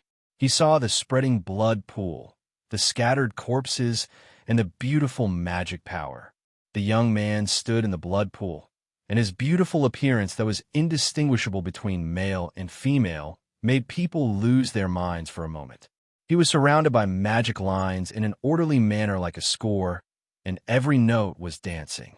Any magician present would be stunned, because there has never been such a delicate magic operation in the world. You'll be shocked by the exquisite magic operation method at a glance. Then it was discovered that he had not even used magic. Phoebe was scared to death and frantically called for help, but no one in the entire mansion responded. Only his voice was strangely echoing. He finally realized it, trembling all over and retreating while saying, "All dead, all dead." The young man turned his eyes and stared at him, as if the god of death had passed by. "I heard that you like to abuse pets." The elegant young man came on the blood pool, but inexplicably there was no blood on him. Phoebe retreated frantically, but his back hit the wall, his heartbeat accelerated, and he almost suffocated. The moment those eyes looked over, his brain answered before his will. "I like to torture them, but I'm not abusing them. I love them. They are animals. I raise them because I love them. They will die without me. At least I have raised them and loved them." Phoebe was forced to tell the truth. Tears flowed down his face. He was almost scared to death. "You said it was love?" The young man narrowed his eyes slightly. "The love of whipping, killing, skinning, digging bones, and making specimens for appreciation. In this hall, all you can see are various animal and monster products. The souls and consciousness trapped in flesh and blood are crying for help. Flesh and blood are not destroyed. Consciousness is not dispersed, and pain will continue after death. If Phoebe didn't wear the highest level magic resistance rings on all 10 fingers, he would probably not be able to withstand even a day of curse and fester to death." In Persia looked around the hall. His eyes showed some empathy, as if he also understood the endless despair, fear, and anxiety. He raised his hand and freed those souls and consciousness. At the same time, the 10 rings on Phoebe's hand suddenly shattered. Phoebe paused and immediately screamed because he saw countless twisted animal monsters rushing towards him, wanting to trample him to death and eat him. "I'll help. No, I don't dare anymore. I don't dare anymore, dash." Minutes later, the Jupiter residence was in flames, a shocking sight. When other magicians arrived, they saw only ashes and some people who were somehow still alive in this situation. They were at a loss, and so was the other person. The only thing that is certain is that the Jupi's family provoked someone, so they were destroyed. They looked at each other with disbelief in their eyes. "Didn't you say that they are protected by the sword god? Why would they still?" The next day, the news that the Sword Saint family was wiped out overnight spread throughout the imperial city. Countless people were shocked and then horrified. What happened? Who did it? I don't know. They're doing evil. Maybe they have offended someone stronger. Didn't you say that they are protected by the sword god? This family has been wiped out. Where is the sword god? You said it couldn't be the king's fault. I heard. The news spread through the streets. There were even crazy discussions among the nobles. After this night, yesterday's animal competition, which seemed to be just entertainment, suddenly seemed of great significance. At the same time, the palace was silent. Levin thought about Aegeus all night and didn't fall asleep at all. He just barely got out of bed when he heard such shocking news. He was dumbfounded and suspected that he was dreaming. He kept asking the person who informed him, "Is it true? Who did it? That was the Sword Saint family. They were almost wiped out overnight. Are you serious?" The attendant was also shocked and explained, "I don't know. The intelligence agents went to investigate, but there are no clues for the time being. Their initial guess is that they have offended a mysterious strongman. Levin's eyes widened. All dead? No. In the Juggernaut's house, everyone who deserves to be dead is still alive, such as the servants and subordinates. The attendant added, Sword Master Farrell was not at home last night and just came back this morning. By coincidence, he escaped. Levin choked. What happened was so sudden, he was only shocked. After a few minutes, he came to his senses and couldn't hold back his ecstasy. The members of the Juggernaut family deserved to die. They were punished. But who did it? Levin immediately thought of Aegeus. But Mr. Aegeus doesn't seem like someone who would take action. So maybe he is the child of Mr. Aegeus's family? Levin was so hairy that he couldn't even imagine that they know. Should I say them? They usually protect Mr. Aegeus. Yesterday, the Jupes family released their murderous intentions many times, which must have made them unhappy. They're the ones most likely to take action. Levin thought to himself that their little kitten appearance was most likely a disguise, and their real bodies were extremely terrifying beasts. The Juggernaut family was so strong that no one at level 99 could not suppress them. In other words, those children, who often act coquettishly in Mr. Aegeus's arms, are actually terrifying monsters above level 99. Levin doubted life, his legs went weak, and he almost fell to his knees. I actually thought about touching their heads. Levin was almost frightened to death, thinking to himself, wasn't this asking for death? If Mr. Aegeus hadn't been watching, they could have killed him with one finger. It's so scary. It's so scary. What he didn't expect was that the truth was far more terrifying than he thought. Levin quickly found the Prime Minister. The Prime Minister entered office very early today. He was admiring flowers in a garden and stood with his hand behind his back, looking calm and composed. A country's behemoth that covered the sky with one hand fell, but he could still be so calm and calm. Levin sometimes felt that the Prime Minister was unfathomable and that no one could see clearly the Prime Minister's sincerity. As for him, he can't even see his skin clearly. Norwich, what happened last night? The Prime Minister turned his head and continued. It's about the Jupes family. Yes. Levin suddenly stopped, a little hesitant to ask to teach the Prime Minister. The old Prime Minister was there, looking far away, fixed on a dead tree, and said earnestly, Do you remember what I said? In this world, the most important thing is to have a good relationship with the strong. Some people will become blind when they become strong, especially when surrounded by weak people. Jopi thought that the family's demise was due to their growing arrogance. Levin nodded and asked tentatively, Do you know who did it? The Prime Minister did not answer immediately, and his eyes showed no thoughts. He was silent for a few seconds before saying, I don't know. Some people speculate that it is Grand Master Matros because there are traces of extremely exquisite magic use at the scene. Levin thought to himself that you are completely wrong. Maybe only I know the truth. He is the child of Mr. Aegeus's family. But Levin would not confess what he discovered. He thought for a while and said, It is a good thing that the Jupes family fell, but at this time there will definitely be many families waiting for the opportunity to rise and want to annex the strength or industry of the Jupes family. The Prime Minister nodded and said with a smile, Has Your Majesty thought of so much? Levin confessed, I also learned it from you. The Prime Minister still smiled calmly and said, Your Majesty has figured it out by himself, but I want to remind you that the Jubilee family, the contemporary Sword Master Farrell, is not dead. Although he has a broken arm, he is also a strong man in his 90s. His existence will shock some people.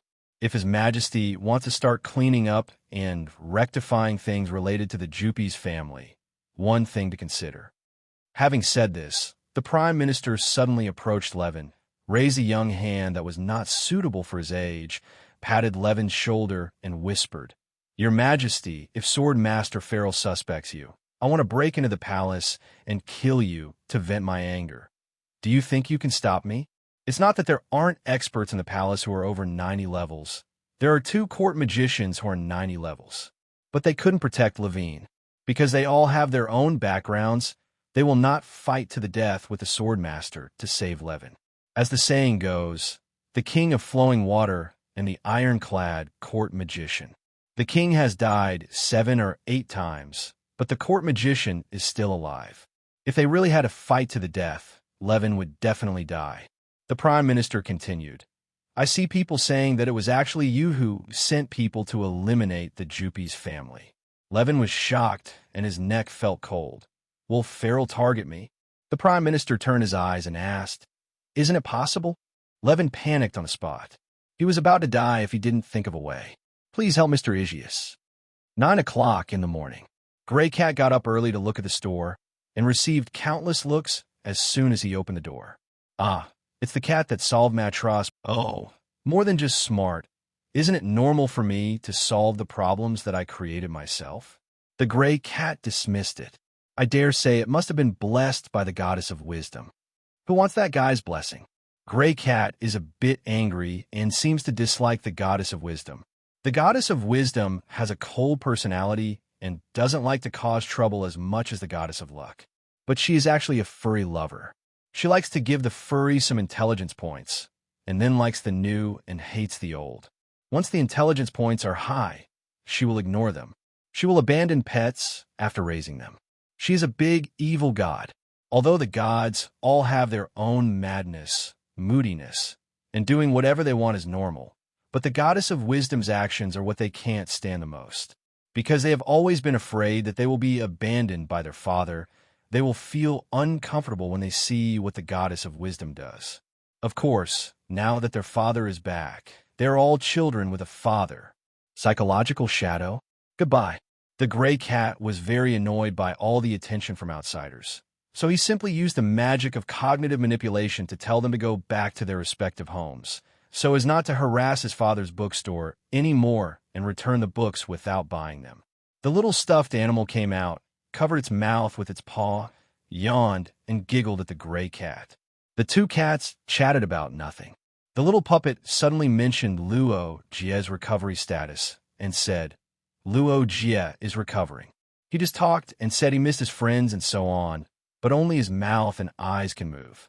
The Gray Cat was stunned, touched his paws, and said, Speaking of which, I almost forgot, we have to help Father find other brave men. The little puppet scratched his head, but they are all missing, and they are all missing in subspace. I don't know whether they are dead or alive. How can I find them? The Gray Cat thought. Memory beasts? They reproduce the memories of those brave men, and maybe they have information about them before they disappeared. The little puppet shook his head, but not necessarily. They are not replicas of complete memories. Gray Cat, it's better than no information at all. He raised his paws and began to calculate. We found one brave man, and my father was happy. We found 2 brave men, and my father was very happy. We found 3 brave men, and my father was very happy. By analogy, are we very filial? And is our father very happy? Will you like us more? This easy-to-understand explanation makes the little puppet's eyes light up. Yes, yes. Impasse. So first ask the memory beast for help, and then retrieve them one by one. Who to look for first? Mingjia or Justin? I vote for Justin. When I was a kid, my dad said he was a good guy, maybe even had a great personality. That's what my father said in the abyss. Have you forgotten Justin's later reputation? Oh, his famous saying is, I will save you even if I kill you. Yes, that kind of overly repressed guy will be very. As Boss looked back on the past, he had actually never met Justin head-on. Their compatriots are divided into those born on the mainland and those born in the abyss. Bar, Agars, Vasak, and Samakina were born on the mainland. Those after Malbus are those born in the abyss. Therefore, the 4 of them will have an impression of the brave men, and may even have come into contact with the brave men. However, they who were born later have not come into contact with the brave men. They only heard from their father and learned about them later. In order to avoid being discovered by the heroes about their relationship with their father, they sometimes avoid contact with the heroes. Visago previously revealed that when they were first born on the continent, their father's power of creation was still very weak, and the model creation was very unstable, so their shapes were also unstable. To what extent are they unstable? For example, if the bone binding fails, they will become like slimes as soon as they come out of the system box, commonly known as liquid, making it difficult to move. Although it was a thing of the past, I don't know why Impose was a little happy after hearing this. He couldn't imagine that state. How could the liquid move? Justin, the little puppet thought for a while and said determinedly, "Okay, just look for him and fish him out of the subspace. My father will definitely praise me. It's not I, it's we." Because Persia saw a buyer's bad idea of monopolizing the credit, he emphasized it seriously. Buyer snorted. "But even if we find the information, it will be difficult for the two of us to find it. The subspace is too big." Impose paused, and Moragos. The two cats were silent for no reason and decided to turn over this topic. There was no other reason, because they knew that Moragos must be furious at this time. If Moragos comes back, it will definitely explode. They don't want to face the exploding Moragos, so this matter postponed indefinitely. Impose said seriously, "We alone are definitely not enough. The subspace is so big that even if they all go out together, they may not be able to find it all. And it's not a big problem, it's that there is no size at all. You can find something in a range, but can you find something in an infinity? But find it. To please my father." Buyer tilted his head to think, played with the fur ball with his paws, and suddenly had an idea, and said with a twinkling cat, "Isn't there a family meeting next month? When they come, assign them the task to find it." Now, more than half of the compatriots are in the subspace, or on the way to the subspace, because they all think their father is in the subspace. Impose thought it was a good idea, but they couldn't come up with a suitable reason. Buyer always had a sudden idea at such times. "Stupid 22nd brother, you nerd. Have you forgotten who you are?" Impose was puzzled. "What am I?" The little puppet pointed his paw at the gray cat's head. "You are the most knowledgeable little brother among us, except Agar's." Impose was still confused, but he thought about it and figured it out immediately. "You mean I make up a reason and let them work together to find the hero?" The little puppet was very smart and vowed, "How about calling it fate magic? Say you think of a magic that can find your father, but the premise is to find other heroes and gather fate." Impose subconsciously said, "Do you think your father is a dragon and find the 7 dragon balls to summon him?" The little puppet patted the gray cat's head, widened his eyes, and threatened, "Dare you say my method is not good?" The gray cat was patted and meowed, and instinctively timid, but after thinking about it, it was indeed a good idea. Every year at the family meeting, they would exchange information and discuss methods. There were so many methods that didn't work, so what's wrong with making up a fake one? Besides, with his magical strength, everyone should give him some face. Inbos nodded, thinking it was indeed a good idea. "Let's do it at the next family meeting." Buyer showed a teachable look. His 22nd brother is more introverted, loves to study and research, and sometimes his brain is not so bright, stupid, and he needs his sister to treat him well. "The next family meeting will depend on how you perform." Inbos glanced at him and suddenly thought, "What if Justin is on the mainland?" Buyer questioned. "He disappeared in the subspace. How could he be on the mainland?" Inbos, "It's possible." Beelzebub said that there was a manipulator behind the disappearance of the heroes. What if that manipulator is actually on the mainland? That guy captured all the missing heroes and waited for them to be sacrificed together. Beelzebub synchronized this information with them the day before yesterday. They couldn't believe it at the time. Buyer's eyes turned, and he had another idea. "Of course we have to mobilize humans." In the next dormitory, Shosi woke up early in the morning, feeling refreshed and comfortable. It felt like a good dream. He was about to get up, but found Vashik staring at him blankly. Vashik rarely wakes up, but today he got up earlier than him, and seemed to be shocked by something. Shosi couldn't help but ask, "What's wrong?" Vashik paused, then shook his head obediently. He thought about what happened last night for a long time, but didn't think of anything corresponding. He still believed that only Agar's knew the cause of the series of abnormalities in his father and how to solve them. So the most important thing at the moment is to find Agar's. Shosi, seeing that he seemed a little tired, he reminded, "Don't try too hard in your dreams, and take a nap occasionally." Vashik was slightly stunned, raised his head, and the figure of Shosi was reflected in his eyes. Zeus smiled, reached out and stroked the little white cat's head. "They said you were looking for Agar's." Vashik nodded subconsciously. Agar's was recalled. His black eyes were full of thoughts, and said, he likes to think in an absolutely quiet place. Absolutely quiet? Vashik blinked. Was nodded. Agar's occasionally gets stuck in a dead end, but I have to say that he always thinks of things that we can't think of. Was a bit second-year student at the time. When he made 3 basic settings for Agar's, he wrote omniscience and omnipotence for 2 of them. Omniscience is effective and emits a bright light. Omnipotence is both effective and ineffective, emitting a faint light and cannot be crossed out, so it has been kept and occupied a setting position. It seems a bit regrettable, but it's just omniscience, and Agar's has used it to perfection. Sometimes, Zeus always feels that Agar's is by his side and has never left. Thinking of this, Zeus looked into Vashik's eyes. In short, don't push yourself too hard, okay? Vashik's mind moved slightly. The black-haired young man lowered his eyes, as calm and peaceful as ever. Being with his father, he always felt that the years were peaceful and his mood was extremely calm. Vashik lowered his head, as if he had come to his senses, and took the initiative to rub the palm of Zeus's hand. Sometimes he wanted to know why his father could always remain firm and peaceful. Was he born like this, or did he develop it later? But there is no absolute answer. This seems to be determined by the nature of the soul. He likes the feeling of being by his father's side, even though he has lived for thousands of years, or even longer. He has been floating and scattered for too long, so he wants a place to stay. That may be a place or a person.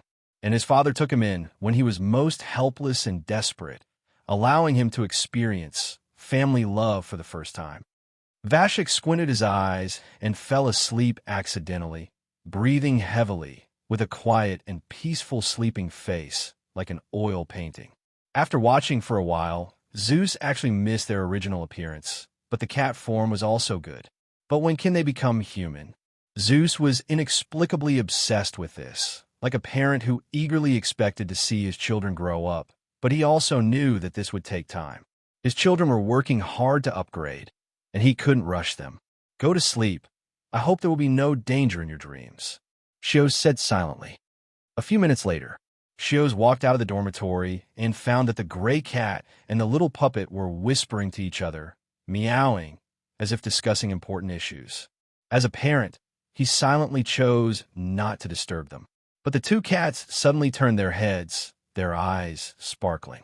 Shios was stunned. On the other side, the Continental Human Alliance Parliament was held regularly. This time was an unprecedented heavyweight topic. Almost all countries sent representatives, and everyone sat upright with serious eyes. The speaker's assistant looked around the room, announced the start of the discussion, and read out the first topic. Regarding the Lord of the Abyss who appeared twice in the Oedipus Empire recently, may I ask if the representatives of each country have any information or opinions? As soon as the voice fell, the whole audience was silent. The speaker's assistant waited for a few seconds and was about to continue asking for opinions. At this moment, a voice suddenly sounded from behind him. Are you talking about me? Just one sentence. The speaker's assistant's heart beat violently, and he felt cold from the soles of his feet to the top of his head. The Lord of the Abyss is behind me. Please remember and collect. Website address the latest and fastest free reading without anti-theft. Chevron under. For a moment, the whole place was silent. The heartbeats of the representatives from various countries skipped a beat at the same time, and they looked at the sudden appearance of the young man in gray robes in shock. Just as the speaker's assistant finished speaking, a gray light suddenly appeared and the void twisted. Before they could react, they saw the space split, and a person walked out leisurely, breaking into the Continental Human Alliance's parliament alone? Never seen before. The Alliance magician was alert on the spot, but was shocked by the endless blood bar displayed by the appraisal skill. Golden Eye, one of the most advanced appraisal skills, clearly shows existence of exception. Don't act rashly. Someone shouted on the spot and rushed forward to stop the magicians. Ranked 4th is Eve Jerfus, the most powerful ice magician in the contemporary era. She is her. Eve used magic power to suppress the audience and stabilize everyone's movements. Then she helped the speaker's assistant, who almost fell due to shock. She looked at the gray-robed young man warily and considered, "Are you the Lord of the Abyss?" This shocking statement caused all the representatives from various countries in the audience to gasp. They came to a meeting today to discuss the Lord of the Abyss, but unexpectedly the real owner suddenly appeared. Could it be that the name Lord of the Abyss will be heard by the other party, so the other party will come to settle accounts with them? Everyone's thoughts were spinning, but at least they were the elites of various countries. They did not panic and were forced to calmly watch the development of the situation. The other party shouldn't be here to destroy them, otherwise they wouldn't just talk. Among the representatives at the scene, only Ronald, the representative of the OS Empire, stared wide-eyed, as if he was not only shocked, but also something else. The OS Empire officially rejoined the Continental Human Alliance a few days ago. As a representative of the OSS Empire, Ronald rushed to the venue today. Unlike everyone else at the scene, the moment Ronald saw the man in gray robe, he immediately thought of Mr. Igius.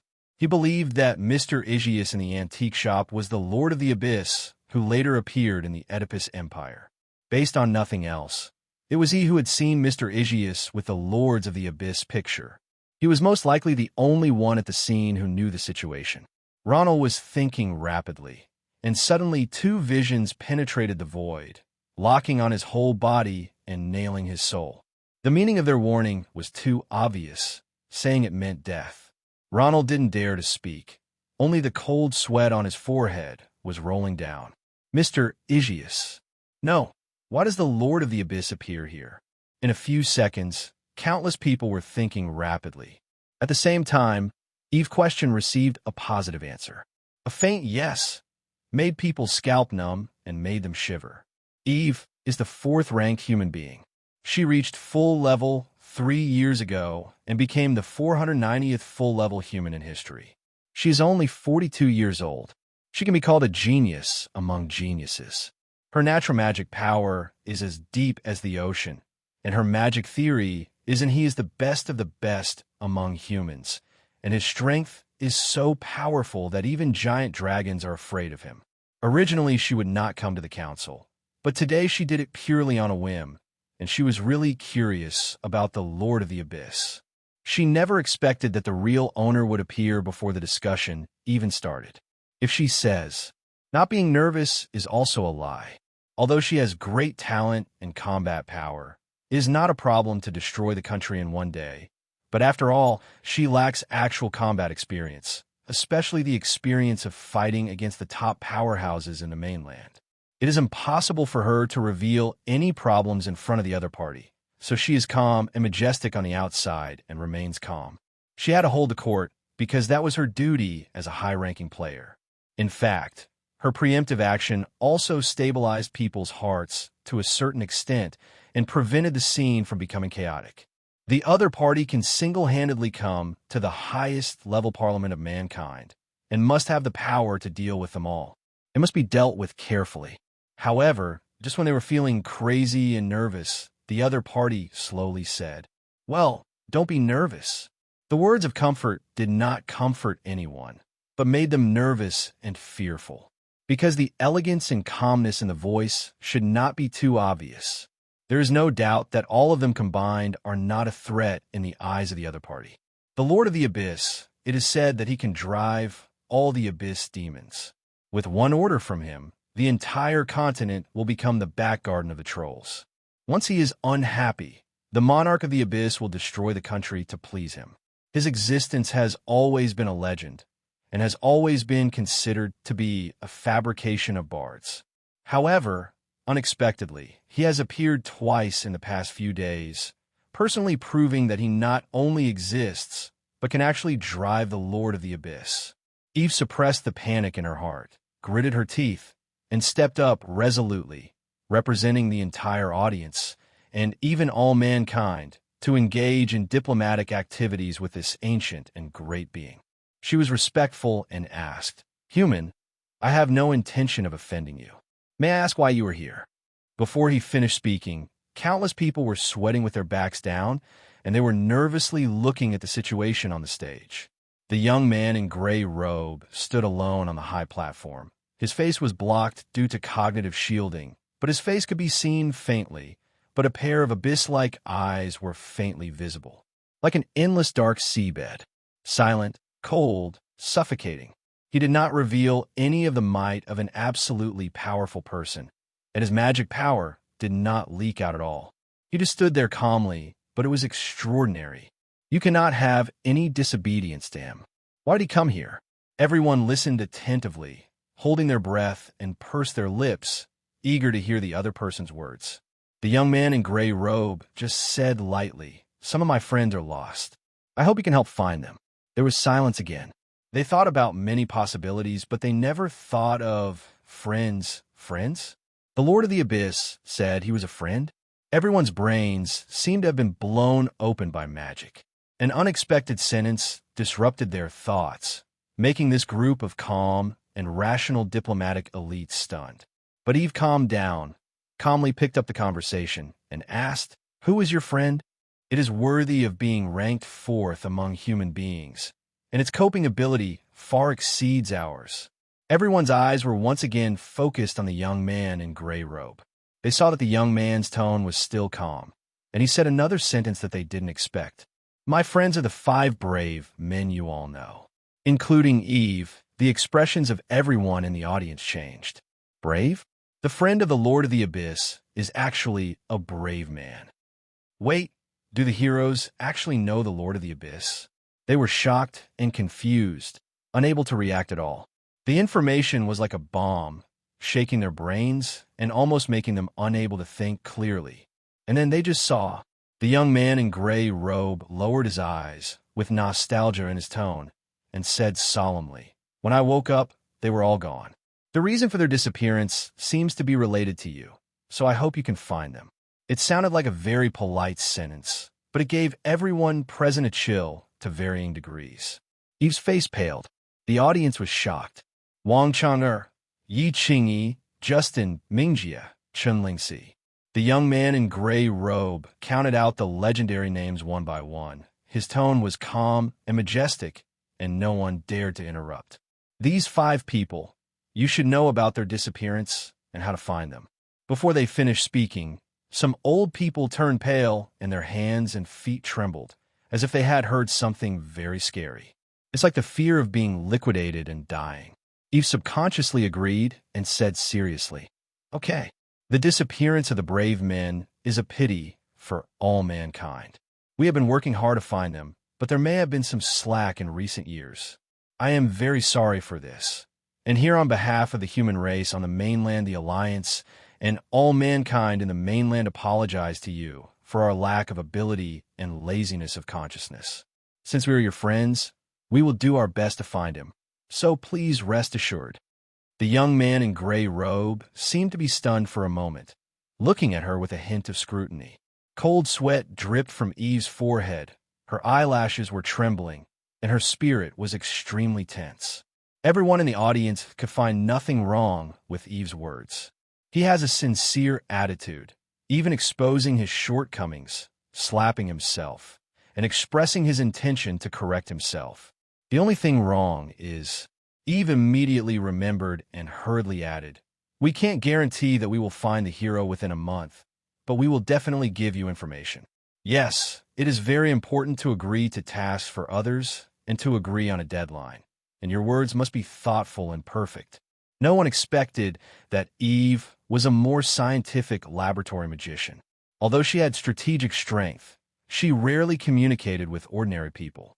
Unexpectedly, today's conversation revealed that she was not just a magician. Simple war and destruction. However, can her statement make sense to the Lord of the Abyss? The air was silent again, and everyone nervously watched the reaction of the man in gray robe. The young man in gray robe didn't say anything more, but simply disappeared. That will be within a month.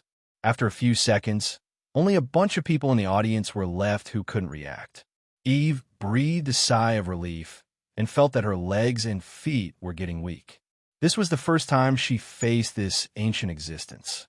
When facing the other party, her instincts tried countless times to analyze the other party and measure the distance between herself and the other party. However, the analysis failed. The distance between herself and the other party seemed not to be a distance, but to it's the whole universe. She could not imagine a way to bridge that distance. Is this the Lord of the Abyss? Everyone in the audience slowly came to their senses and began to have some discussions. Someone asked the history researcher next to him, "Wait a minute, the Lord of the Abyss and the Brave. Who is a friend? Has it ever been recorded in history?" No, there is no such statement at all. Although the brave men have been to the Abyss many times, they have never said that they know the Lord of the Abyss. Really? Oh, if only the brave Roger is still alive. He must know what's going on. Not necessarily. The Lord of the Abyss did not mention Luo Jie, but only mentioned 5 of the 7 brave men. In other words, the brave Luo Jie is not a friend of the Lord of the Abyss. You are stupid, because the brave Roger has already died. They had a heated discussion, but no one realized that someone was missing from their discussion. Eva just calmed down and was ready to step down and let someone take charge of this matter. At this time, an old historian suddenly stood up. He looked around at everyone, moved with ease, and said slowly, "Everyone, please be patient. The Lord of the Abyss is an extremely great existence. He came here specially to give us a task. He thinks highly of us humans, or is a test. Let's see if we can solve the problems he has set." Eve paused, looked at the old man doubtfully, and said, "What do you mean?"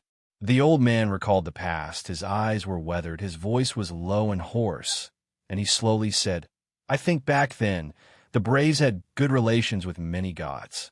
For example, the goddess of harmony was the guardian of the Braves, the goddess of luck was the protector, and the goddess of virtue. He is the enlightener, and the goddess of wisdom has helped from time to time. Over the past thousands of years, the brave men have known countless great beings. Our human friends are missing, so they come to visit us." A very reasonable paragraph that almost explains the cause and effect clearly. In other words, the Lord of the Abyss once met 5 brave men. When he woke up and found that his old friend was not there, he came here on a whim to look for them. Is that what you mean? Eve was stunned for a moment and said to herself, "How many years later did he say he would wake up? I don't know, but what is certain is that he should have no ill intentions toward humans. Then we'd better do our best to release goodwill." The old man nodded seriously and looked around at everyone again, with a hint of doubt in his tone. "Everyone has witnessed the situation of this meeting with your own eyes. This is what happened. The Lord of the Abyss wanted us to find the missing heroes. We should have found them originally, but for some reason, we were not so active. There seemed to be an overtone to the words. Most people nodded in agreement. Judging from the situation just now, the other party should be able to communicate. If you can make friend with the Lord of the Abyss, it is equivalent to making friends with the 24 Abyss Lords at the same time. I would like to ask, what reason do you have for not doing it?" Only a few people had stiff expressions. They didn't know what they were thinking of. They clenched their fists under the table and sweat dripped from their foreheads. They didn't seem to want to find the missing heroes, but they couldn't directly deny it, which seemed to be a dilemma. Why did the Lord of the Abyss suddenly bring up something that had been buried for a long time? Can't they be buried under history forever? But contrary to expectations, the speaker finally spoke and agreed to form a special research and investigation team. The team level was SS level, which meant that they could access all confidential documents of the Alliance SS level and below, and they could mobilize executives above level 90. It is only an S-class team to deal with an ordinary country-destroying crisis, which shows how seriously the speaker attaches importance to this. He even wanted to raise the mission level to the highest SSS level, which is the crisis level for all mankind, but there was no way to establish it to this level. At least 7 elders had to agree, which made the process more troublesome. First, complete the mission based on the SS level mission, and allow the establishment of a 50-500-person mission team. The captain will be Simon, the sword master who is not in the Alliance for the time being. Simon's investigation of the Memory Beast incident is almost complete, and he is just continuing to detect it there. Simon has met the Lord of the Abyss twice, and with his rich experience and strength, he should be the best candidate for the team leader. The speaker ordered in an orderly manner, and finally turned his attention to Eve. Eve, you will also help with the things you promised yourself, right? Everyone looked at Eve. Eve's blonde hair is smooth and reaches her waist.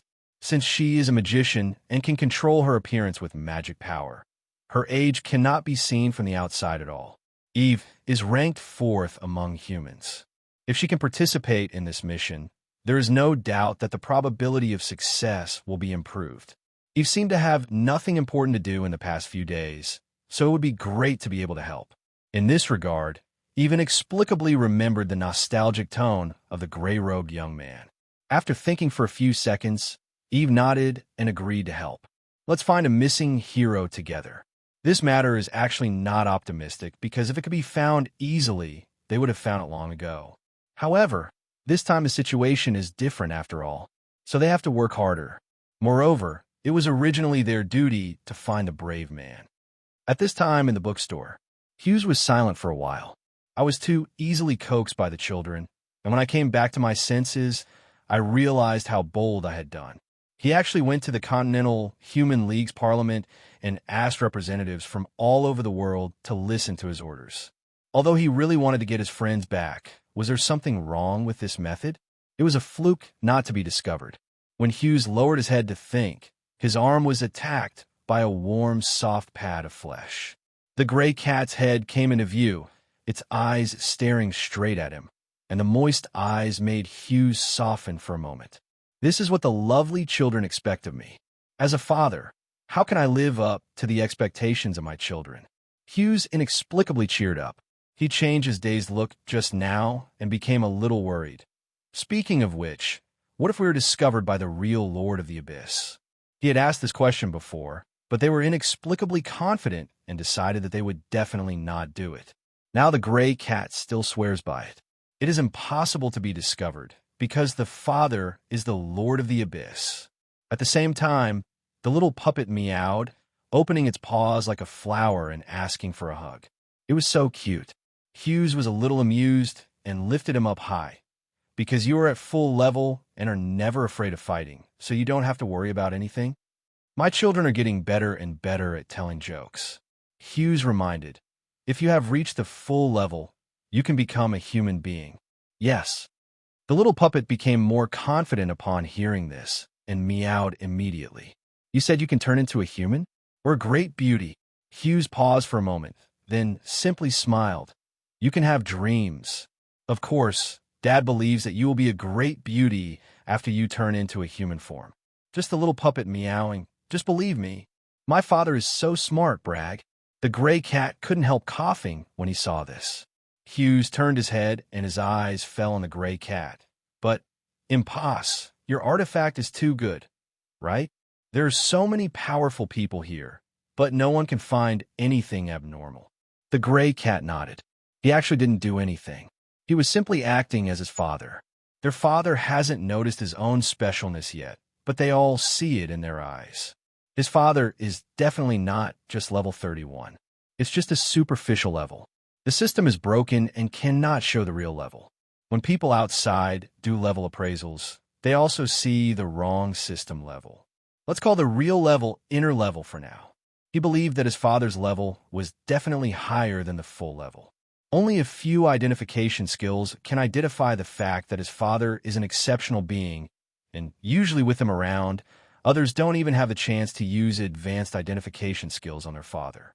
Impose believes that, just as his father felt, only if his father learns magic can his true level be restored. What are their children going to do? Protect your father and let him sit where he should sit.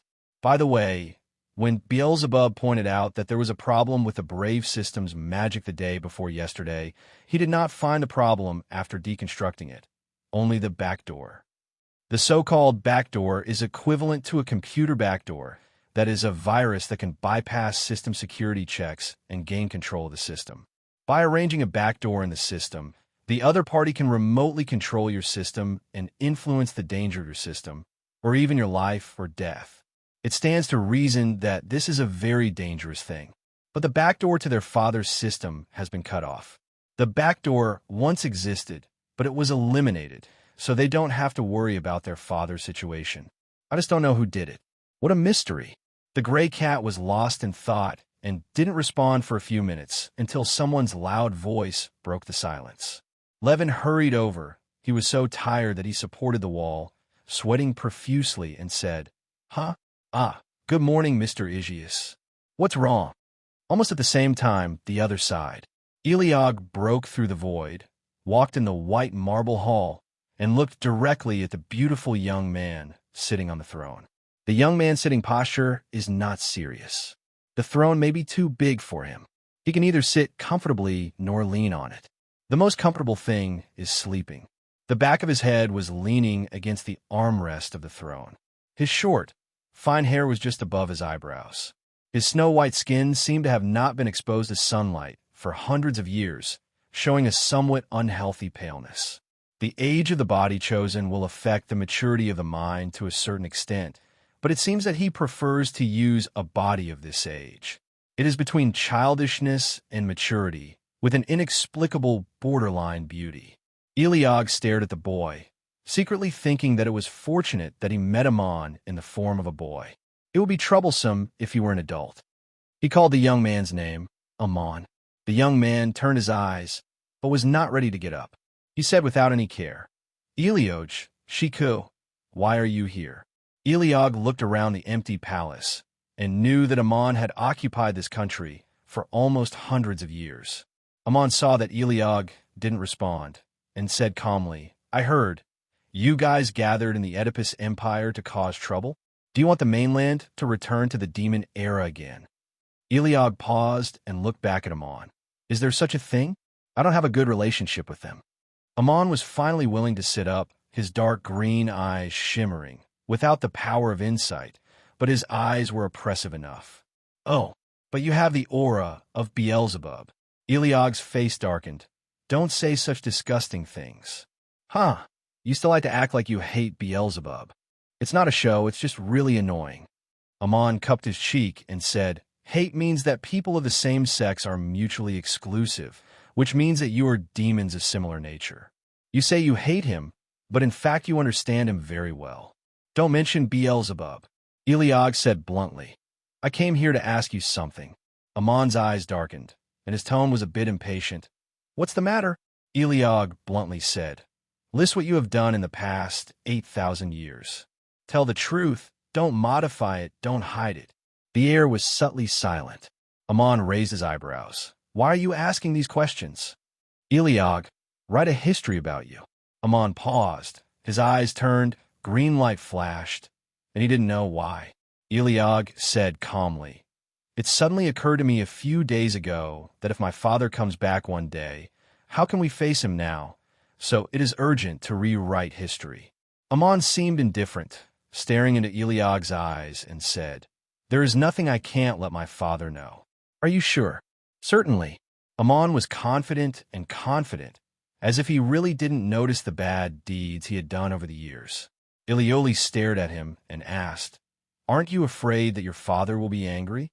Hearing this, Amon suddenly stood up. His eyes were cold and majestic, and he asked, "Why should I be afraid of my father's anger? It has been more than 8,000 years, and I have long since stopped caring about my father. Only you're still stuck in the past. I can't get out, but I've already got out, and now it's meaningless for you to tell me this." Eliog became angry when he heard this. "Amon, have you forgotten your roots?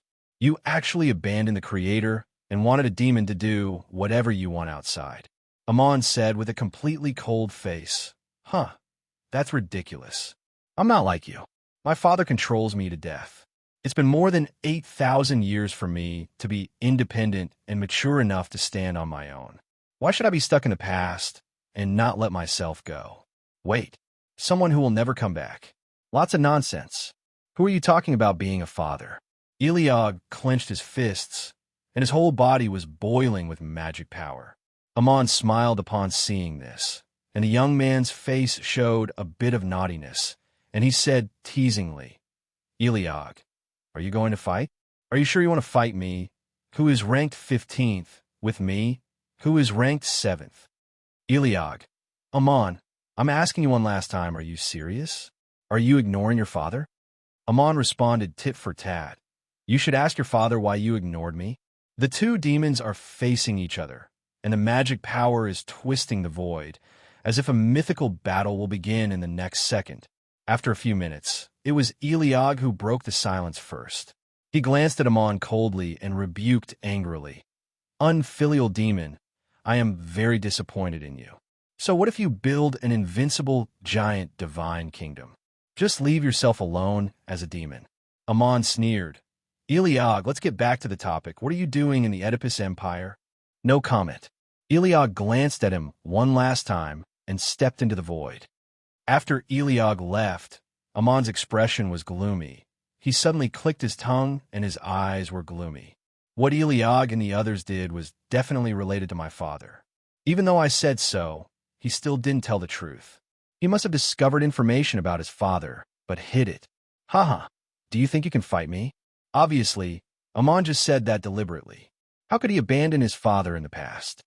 On the other side, thousands of meters away, Eliog cursed angrily. Amon actually dares to lie to me. How could he abandon his father? He is lying so that I can relax my vigilance and reveal my father's information. Haha, I won't accept this trick. If Impose or Buyer had been present, the information about his father would have been extracted. Eliog said in a deep voice, Amon, you want to play, right? I have a father, so the advantage is mine. Immediately afterwards, Amon grabbed a pure black crystal ball from the void. When Eliog left just now, he got Eliog's magic factor. If you want to hide information from me, there's no way. Amon put the magic factor into the crystal ball. The crystal ball immediately lit up, revealing the outlines of the main continent. Then there's a brightest point showing Eliog's position. Oh, are you still around here? Amon smiled. At the same time, Eliog created the clone 3 minutes ago. Amon will definitely track me, but I will not be tracked by him. Therefore, I set up an enchantment array to make him think that I am still determined to give up, and I do exactly that. But the next second, Amon touched his chin and understood immediately. This is a fake clone. The real Eliog is hidden. Let me guess where you are. Behind me, right? Amon turned around and saw Eliog walking out of the void with a dark face. You wanted to sneak attack me, but I discovered it in advance. Your plan was wrong. Amon narrowed his eyes and looked at the magic field that Eliog had not had time to cover the entire scene. If Eliog succeeded in setting up the trap, he might really capsize and lose to Eliog's move. Eliog, why are you so obsessed with this matter? What are you hiding? Amon approached slowly, his dark green eyes. His eyes were filled with cold light, like the reflected light on a blade, cold and sharp. Eliog didn't answer. The magic around him was still brewing, and a silent confrontation formed. Is it something I can't know? Amon approached Eliog, only one step away, and the threat was right in front of him. Eliog suddenly said, Forget it, Amon. I know what you just said is false. I can tell you honestly, I am rewriting history, and you are indispensable. And your history is the most difficult to rewrite. You must cooperate with me and tell me your truth, why you want to occupy this country, and your motives and consequences. Amon stared into Eliog's eyes, as if he wanted to penetrate everything about Eliog, and suddenly said, There is no truth. The history recorded by mankind is true. Eliog didn't believe it. Amon, you and I are built on our father's humanity. I don't know your upper limit, but your lower limit will never be low. I don't believe in you, but in my father. I believe fathers equal education for us. Amon's eyes were dark. He lowered his head and said nothing for a long time before saying, Eliog, you won't understand. He showed an obvious rejection. Eliog's plan was blocked, and he frowned deeply, but Amon seemed unwilling to let go. He knew that he would not be able to handle it for a while. Forget it, whatever you want. Eliog turned around. The void cracked open, releasing huge amounts of magic power. Ariorg walked into the void, and finally looked back and left a sentence. Amon, don't let your father down. A few minutes later, Amon sat on the throne, holding his face with one hand his short hair hanging down, covered with a heavy shadow, but his eyes glowed in the darkness. His face was gloomy, his figure was looming, as if his existence itself was unstable. Half a minute later, he didn't know what he remembered and whispered in a low voice, "Liar! Father, you won't come back at all." The boy pressed his face, his voice trembled, and he seemed to cry. "You promised to play with me. You promised to do it next time. Why don't you care about me? Where did you go? Is it I really disappointed you?" The boy curled up on the throne, hugged his knees, and his expression was as ugly as crying. And when he was halfway sad, a message suddenly popped up, saying that the Lord of the Abyss appeared again, and appeared at the scene of the Continental Human Alliance Parliament. Amon was angry again and again. "Why are you still pushing fake products? You deserve to be punished, right? Please remember and save. Website address, the latest and fastest. No anti-theft free reading." At the door of the bookstore, Levin was panting and flushed. He held onto the door and barely stood firm. When he saw Mr. Igius at the front desk, he took a deep breath and tried to calm down. "That's it, Mr. Igius. I want to borrow a place." "Hide." Hughes stood up, a little worried about Levin's situation. Could it be that he ran over in such a hurry because someone was chasing him from behind? "It's okay, but what happened?" Actually, Levin's face stiffened, and he glanced down at the two cats on the table. His Adam's apple rolled up, and he said anxiously, "It's a long story. Someone is chasing me. Then we should hide well. Fortunately, there is still room in the back room." Hughes walked out of the front desk and looked at the door to make sure no one was there before turning to look at Levin. "Mr. Levin, you go hide in the back room. If someone comes, I will help deal with it." In broad daylight, with the security management of the Oedipus Empire, no one will dare to break into the room and kill people. Levin was dumbfounded, thinking that you, boss, were so dedicated in your acting. Then he immediately hid in the back room. "Thank you, Mr. Igius. The king of a country hides in a civilian's house when something happens. I don't know how many people will be stunned if I say this." The two cats looked at each other dimly and complained in their hearts at the same time. "Here we go again, bad humans." Buyer glanced at Impose and said, "You are not thorough in your work." Impose said seriously, "That's about right. I'm different from Amon who pursues perfection. Besides, I didn't take that so-called sword master seriously. Have you forgotten his ungrateful words at the Imperial meeting? What? The era of brave men has passed. Now is the era of native humans. They're so disgusting. Even if I don't take action, such people will die sooner or later." Buyer blinked, but the sword god really didn't show up. "Don't you worry if all the descendants are dead." Impose heard this and found it funny. "You mentioned an interesting topic. Unlike guys like Luo Jie who reject eternity, a considerable number of human beings have changed their race in order to live forever, either becoming gods or undead. Logically speaking, aren't they already here for eternity? Is there any need to continue the family lineage? But they will still continue to create descendants." Buyer stretched out his paws, touched his face, and said lazily, "Humans are still humans after changing species. Deep-rooted human nature cannot be eliminated so easily. Human nature is just a habit." Buyer actually doesn't understand these complicated things very well. Relatively speaking, Beelzebub and Amon understand better. He also casually said that human nature has nothing to do with him, a little cat with a father. No matter what, they didn't notice that while they were whispering to each other, Hughes was looking at them. Hughes was a little confused. He always felt that the children were hiding something from him. What on earth is going on?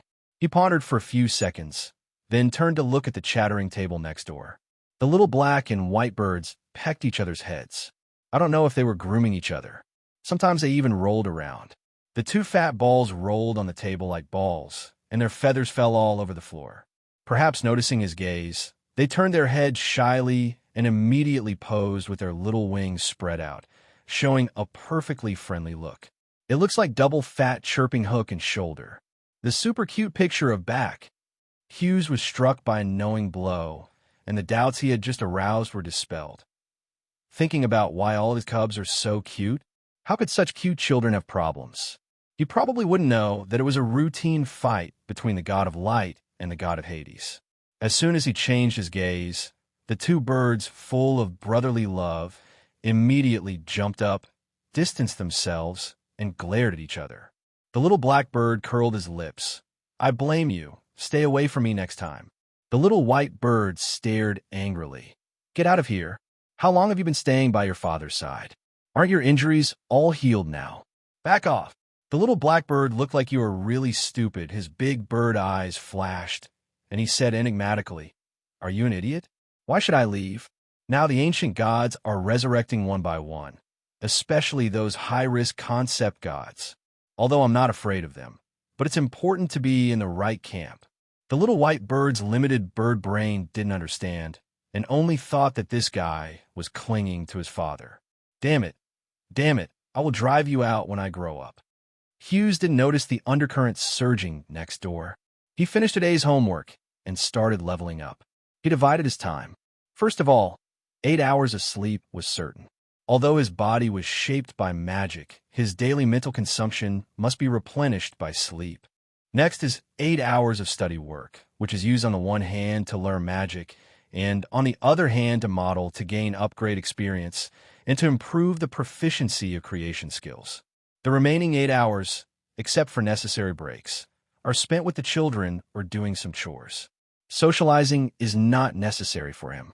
He has only known a few people since his resurrection, so there is no need to actively socialize. I have accumulated a lot of achievement points recently, but Hughes didn't use them immediately. Now that I think they're almost there, I use them for upgrading without hesitation. The system then showed that he had been upgraded 4 levels in a row, reaching level 35. Perhaps to many people, this upgrade speed is nothing, but this is the first time that Hughes has upgraded to 4 levels in a row. What a sense of accomplishment. Upgrading is one of the greatest joys of playing games. Hughes felt the excitement of playing games for the first time in a long time, and almost showed it, but considering that the children were all there, he had no choice but to cough and maintain the restraint of a parent. Let me see the upgrade values and skills. The values have increased, and the proficiency of skills has also increased. Like professions, skills also have levels. His skill box is black iron color, indicating that it is a black iron level skill. Apprentice, ordinary, black iron, silver, gold. Skills are mainly divided into 5 levels. This was true in Hughes' time. In this era, the names of the levels have changed somewhat. Gold is equal to SS level. Silver is equal to S level. Black iron is equal to a level. Ordinary is equal to B level, and so on. It took him a long time to practice his skills from apprentice to black iron, and he was finally done, although there were still greater challenges ahead.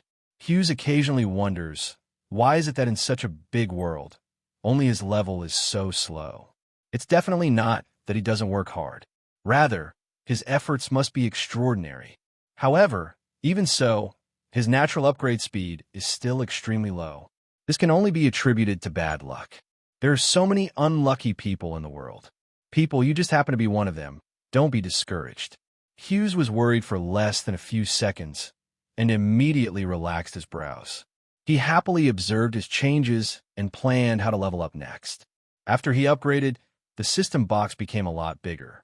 It used to be like a cargo warehouse, but now it looks like a container-like room. Hughes looked at the area of the box, and it became larger. He thought about it and modeled a warm nest inside, as well as some toys that might be needed. The 2 birds were now outside, just in time for him to redecorate the room. The little light body is still in the room, sleeping soundly like a baby, not knowing what happened. The alien god entrusted him to his care, and he had to take good care of him in all aspects, not only to restore him to his original state, but also to let him grow up healthily. Although it may be too far-fetched to say this, Hughes hopes that through this matter, he can build a bridge between the real world and the subspace. He was not naive enough to think that the gods of the warp might be on friendly terms with living humans. But you can always give a try. Hughes' eyes were a little heavy, and he suddenly thought of his brave friends. They all disappeared in the subspace. If you can establish a good relationship with the alien god, you may be able to ask for help, hoping to help find them. although Hughes himself knew the difficulty. Besides, whether he was still alive or not was a question. Speaking of which, Roger hasn't appeared since then. Is he okay? Hughes believed in Roger's experience and strength after having lived for so many years, but the problem was unpredictable. The world seemed peaceful, but there was an undercurrent surging underneath. As he walked on the road, he often heard that the Lord of the Abyss was acting again. Freedom the Alliance has brought down another country. Peace is rare. That's why strength is important. Hughes is determined in his heart. Perhaps his thoughts have not changed since he came to the other world, and all his actions are to implement his thoughts. Survive and find a way back home. He also said this to other brave men back then. And sometimes he even had a boast about Haikau, saying that he would definitely be able to go back. Later, I didn't expect that he fell out of the team first. Really, if he had struggled a little harder and held Chun Lingxi's hand tightly at that time, things would have been different. Hughes felt a little melancholy, and his eyes fell on the cat on the table. The little puppet lay flat on the table and yawned. When he felt his father's gaze, he meowed immediately and looked over with shining blue eyes. Hughes reached out and touched his head. The soft hair was warm, and his watery eyes made people's hearts melt. Hughes thought to himself, but for that fall, he would not have created the subsequent children in the abyss. Good fortune and misfortune depend on each other, right? Shio was calm, his eyes were indifferent, and he said to the little puppet, "I'll leave the store to Dad. You can move around more. I don't know if bad guys will come later. Can you go to the back room too?" The little puppet's tail was straightened, as if it was about to shake its head, but the gray cat meowed and nodded, and pulled the little puppet back. The little puppet was confused and followed after receiving the message. The two cats jumped off the table together. A few seconds later, Levine is hiding in the study in the back room. Startled, he saw two cats walking towards him. He was so overwhelmed that he almost screamed. They are the terrifying creatures that destroyed the Jupi's family last night. You can slap them flat with one paw. Levin's heart was beating so nervously that he was thinking crazily. Master Cat? Cat Owner?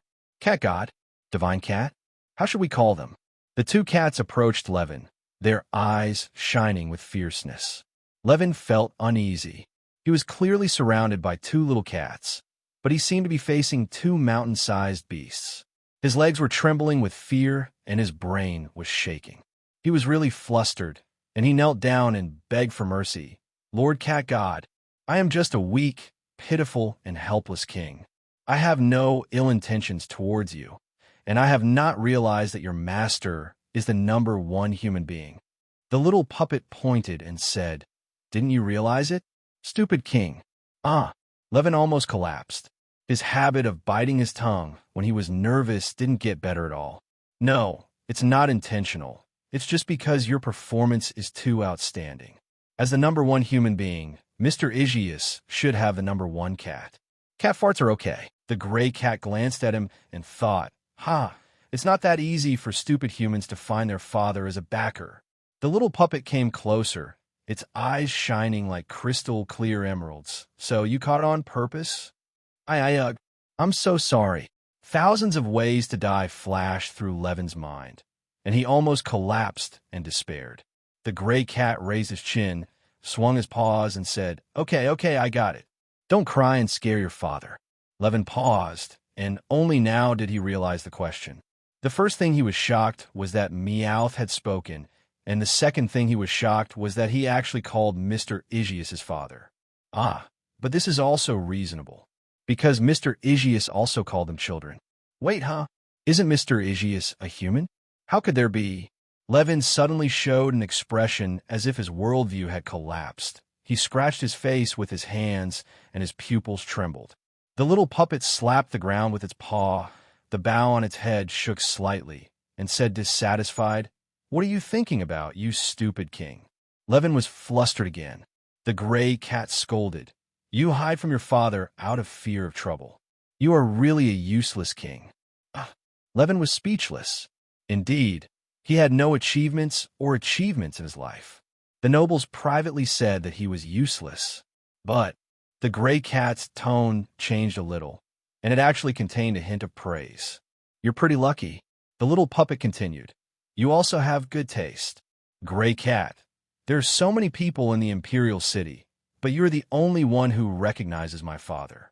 So even though you are stupid, you still have good sense. Gray Cat.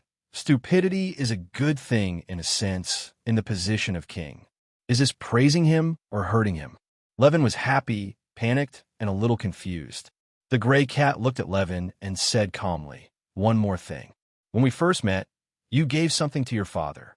Levin just remembered. Was it the convenient access card of the Magic Association? The little puppet put his hands on his hips and announced, This is a great achievement. I will reward you.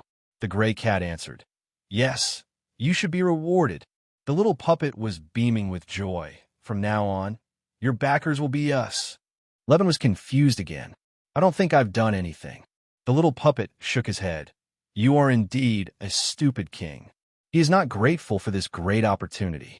Levin was stunned for a moment and said quickly, Thank you. Thank you. As long as I could do anything, I will definitely help. Gray Cat, you can teach me. Little Muppet, rotten wood can be carved. This made Levin feel embarrassed. Although from the outside, he was just praised by two little cats. The Gray Cat pointed its paw at Levin and said sternly, Now, you go back to your palace, work hard to learn magic and government affairs, care about the people, and fear the world. Don't worry about other things, do you understand? Yes, yes. Levine responded quickly and respectfully. The little puppet added, Also, don't tell father about us. Levin nodded like a woodpecker. The two free demons looked at each other, clapped their paws again, and murmured, Fools are blessed by fools. The Gray Cat turned around and said, Okay, go out and say goodbye to your father, and say that you feel that the person who is chasing you is gone. Yes, yes, yes. Levin obeyed and acted immediately. The other side, Sword Master Farrell knew something was wrong with his family last night. As soon as he came back, he heard everyone discussing that the Jupi's family had offended a mysterious, powerful man, and the family was destroyed, but the promised sword god did not appear. Overnight, the behemoth of the Jupius family collapsed. That night, everyone thought that Sword Master Farrell would be furious and vowed to find and kill the genocide murderer, but they were all wrong.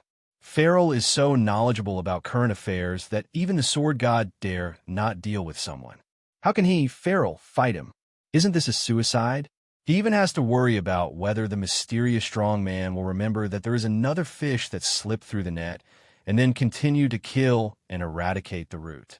Because obviously, the other party has an opinion against their clan, not against a specific person. I didn't kill him just because he happened to be away from home.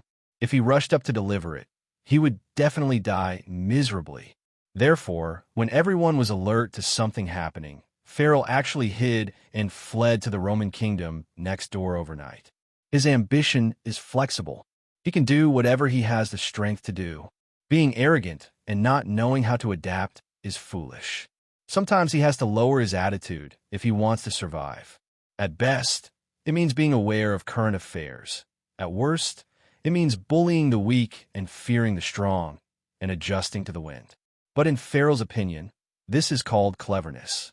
If he had been an incompetent and angry person with low sense of reason, he probably wouldn't have received the title of Sword Master of the West. On the one hand, he must avoid the existential crisis, but he will not forget this shame.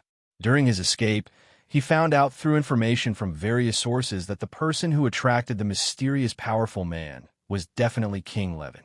After knowing the truth, a surge of anger surged in Farrell's chest, and he cursed. Levin, I was the one who promoted you to the throne. You actually betrayed me and found a strong person to deal with me. You are so brave, aren't you? They all say, that mysterious strong man is a student of Matras. Okay, underskirt, can he protect you for a while, or for a lifetime? Farrell's eyes were full of hatred. Destroy my family, destroy my glory, I will kill you. He unleashed his sword energy, splitting the ground beneath his feet. At this time, the Roman kingdom was calm, but there were constant discussions among the people.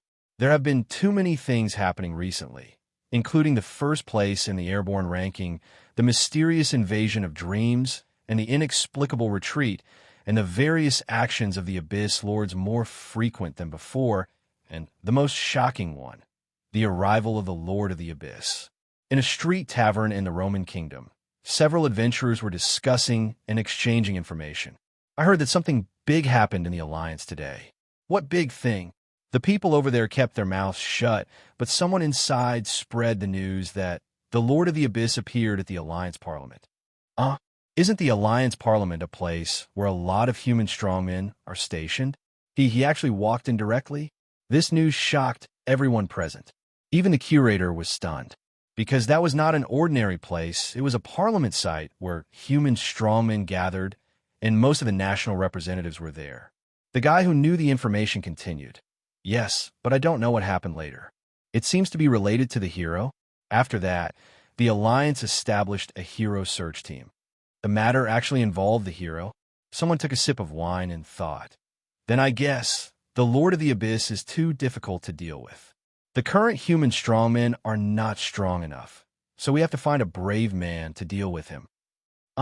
Impossible. The Lord of the Abyss is chaos evil. The rumors are so bizarre that they have caused some people to panic. But the Roman kingdom doesn't seem to pay much attention to this matter. Their king Roman Ross has been spending his days drinking and partying, hanging out in major art galleries, and not caring about anything at all. Coincidentally, the prime minister of the Roman kingdom has a similar style. For things that are beyond their own strength, they have neither taken any action to solve them, nor any way to solve them. They have a sense of calmness of letting things go badly and dying. In fact, this is also a historical reason. Their entire kingdom is more self-romantic. The previous king was a historical wonder who could chat and laugh with the alien god number 005 in front of destruction. Although this king is still young, he is expected to surpass his father and do more weird things than his father. By the way, have you heard that the useless king of the neighboring Oedipus Empire has risen? No way, no way. He has no money, no power, and ordinary ability. How can he rise? This topic seems to have a predetermined conclusion, not to mention the Oedipus Empire itself. Even in the public opinion of the neighboring Roman kingdom, the king's waist is a well-known consensus. It's a pity. It would be better if other princes survived. At least they would not be so controlled by other families. But suddenly, someone put forward other opinions. Oh, you really don't say. There's a kind of innocence in him. What innocence? You mean he's stupid? Not really. I just sometimes think that it might be better to let a simpler king come to power than to let those kings who are full of conspiracies and tricks to conquer the continent come to power. At least he is stupid enough and won't care so much. Most of the people in the tavern sneered, not understanding what kind of statecraft this was until someone in the back stood up and applauded and laughed. Haha, I understand. Doing nothing is the greatest achievement, and not governing is the greatest governance. When the man heard it, he said in disbelief, wow, what a reasonable statement. You must not be able to say it in your brain. Where did you hear it from? Here, the wandering poet over there. The noble young man smiled and pointed in a direction. Where is it? Everyone looked in the direction he pointed. The crowd surrounded him. He was a handsome guy with green eyes. Well, he was just a little more handsome than me. Handsome guy? No wonder there were so many people. It seems the story he told was pretty good. The tavern was noisy for a while, and then people got up and left one after another. Let's go and see what the wandering poet is talking about. The other side, after Eleorger learned the news of the second appearance of the Lord of the Abyss, the whole demon was dumbfounded, and he started to curse after a few seconds. Didn't I just tell you to be low-key? This is low-key? It's basically singing the opposite tune. You could be as high profile as you want, right? He was on the side of a mountain. At this time, the sky was getting dark, the night was shrouded, and the temperature was slightly cool. With a slight thought, Eleorger raised his eyes and saw a meteor flashing across the sky. Boom! The earth shook and the forest swayed. Eleorger thought it was not good. Amon ran to the Continental Human Alliance. At this time, the alarm of the magic tower of the Continental Human Alliance was full, and the red light spread throughout the closed urban area. It's Amon, the Lord of the Abyss. He's going to break into the Alliance, no? He's already broken into the alliance. What is he going to do? I can't stop him. Ask for help from teacher Eve. At the same time, Eve, who noticed the movement, immediately responded, and her magic power was fully activated, covering an area with a radius of more than 1,000 meters with her as the center. Amon, the Lord of the Abyss, is a human threat of the same level as Beelzebub. Amon occupied a large empire of mankind and transformed that country step by step into a crazy kingdom of God. He is extremely crazy and is one of the most dangerous of the lords of the abyss and needs to be closely watched. He has not made any movement for more than 1,000 years. The people in charge of surveillance may have relaxed their vigilance, but unexpectedly, he suddenly invaded the alliance. He was about to rush to the scene, but at the same time, the alarm sounded again. Lord of the Abyss Eliorg is attacking. Eve was sweating profusely. Amon alone was troublesome enough, and how could there be Eliorg? Both of them are not easy to deal with. She was about to take action and immediately went to Amon. But then, their excellent intelligence officer updated the information again. Latest information, Eliog dragged Amon into the subspace and started fighting. He was about to dash forward when she was caught off guard and almost hit the wall. Are they here to fight? The space feels a little calmer. Was it near miss? Eve slowed down and fell into deep thought. No. Why did the Lord of the Abyss follow closely and start a fight not long after the Lord of the Abyss left? What is their relationship and what is the conflict? Immediately afterwards, the space shook and rumbling sounds continued. As we all know, the space between the real world and subspace is called the buffer zone. If they fight in the subspace, the impact on the real world will not be too big. But because the buffer zone is too close to the real world, if the fight is fierce, it is very likely to cause the space of the real world to collapse. Magic Court Report. The SS-level defense system has been activated to isolate the spatial impact of the buffer zone to the maximum extent. Please pay attention to safety. Information Academy News. They were moving while fighting, as if they were all on top and couldn't stop for a while. The continuous alarm is really scary. Eve is also tired. Although it is not uncommon for the Abyss Monarchs to fight, you are fighting elsewhere. I really want to tell the Lord of the Abyss. Thinking of this, Eve was suddenly shocked, and her pupils shrank suddenly, as if she was shocked by her own thoughts. The Lord of the Abyss is fighting. Can you tell the Lord of the Abyss? What a weird, scary thought, but it makes some sense. Eve couldn't help but recall the young man in gray robe. Although the Lord of the Abyss is also terrifying and majestic, he feels much gentler. At least he is not as moody as the Lord of the Abyss, who can easily get angry and start war. Then, Eve had a sudden thought and murmured to herself, "Speaking of which, does the Lord of the Abyss know about the fight between the Abyss Lords outside?" This is a strange question, but she had an inexplicable feeling that the Lord of the Abyss should not know. If he knew, maybe the Lord of the Abyss would stop them? But the conflicts between the Lords of the Abyss have become the main history of the Demon Era. How could the Lord of the Abyss not know? Eve suddenly remembered what the Lord of the Abyss himself said about waking up. By the way, is there a possibility that the Lord of the Abyss only woke up recently and actually doesn't know anything about the Abyss Monarchs? She was silent for a few seconds, inexplicably feeling that it was not impossible. Maybe the Lord of the Abyss really just woke up recently. When he woke up, he found that the hero he knew well was missing, so he came to the Alliance to take a look. However, she could only have doubts about this matter. Otherwise, can you still ask the Lord of the Abyss for confirmation? Eve shook her head, thinking that the most urgent matter was the conflict between the two Abyss Monarchs. I hope they won't fight too hard. Otherwise, the space in this world will be shattered, and it will be difficult to reorganize. The Continental Human Alliance is located in the central area where all countries gather. It is an anarchic area, but the area is so large that it can be considered a small country. Demonic veins are intertwined in this place, and the quantity and quality of demonic ores far exceed those in other areas. I think back then, this place was what the brave Yi Qingyi saw with his own eyes. It has been founded developed, and constructed for more than 8,000 years. It has a long history and profound cultural heritage. It is one of the strongest fortresses of mankind and has gathered the wisdom and blood of countless generations. Humans have fought against countless ancient gods and alien gods here, and have also given up on escaping, but they still have to fight back later. This is a place that concerns human dignity and must not be easily left to the outside world. He was a little emotional. She turned around and saw that the magic tent had been unfolded. It's probably the space magic team that's dispatched. Stabilize the buffer zone. Okay, I'll help too. A few seconds later, Eve disappeared and reappeared as a magic tower. Lord Eve, you came just in time. The space magic here is left to you. The old people handed over the heavy work to her unceremoniously. She looked slightly stiff, but she had no choice but to agree. It'll be okay. At the same time, Amon was furious, and the beautiful young man's face was twisted a bit with anger.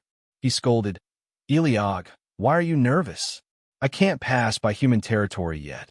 Eliog, isn't it okay to see you unhappy? It's you too. Why do you allow Impose and Buyer to do this? Amon was shaking with anger, and his magic power turned into countless venomous snakes, grinning behind him and constantly releasing pressure. We only have one father, and no one can replace him. What is the purpose of you doing this? Are you crazy and bored? Eliog stared at Amon without explaining, with a cold temperament. Amon seemed to have punched the cotton and continued to scold. Oh, you also found a brave man? You are really pretentious.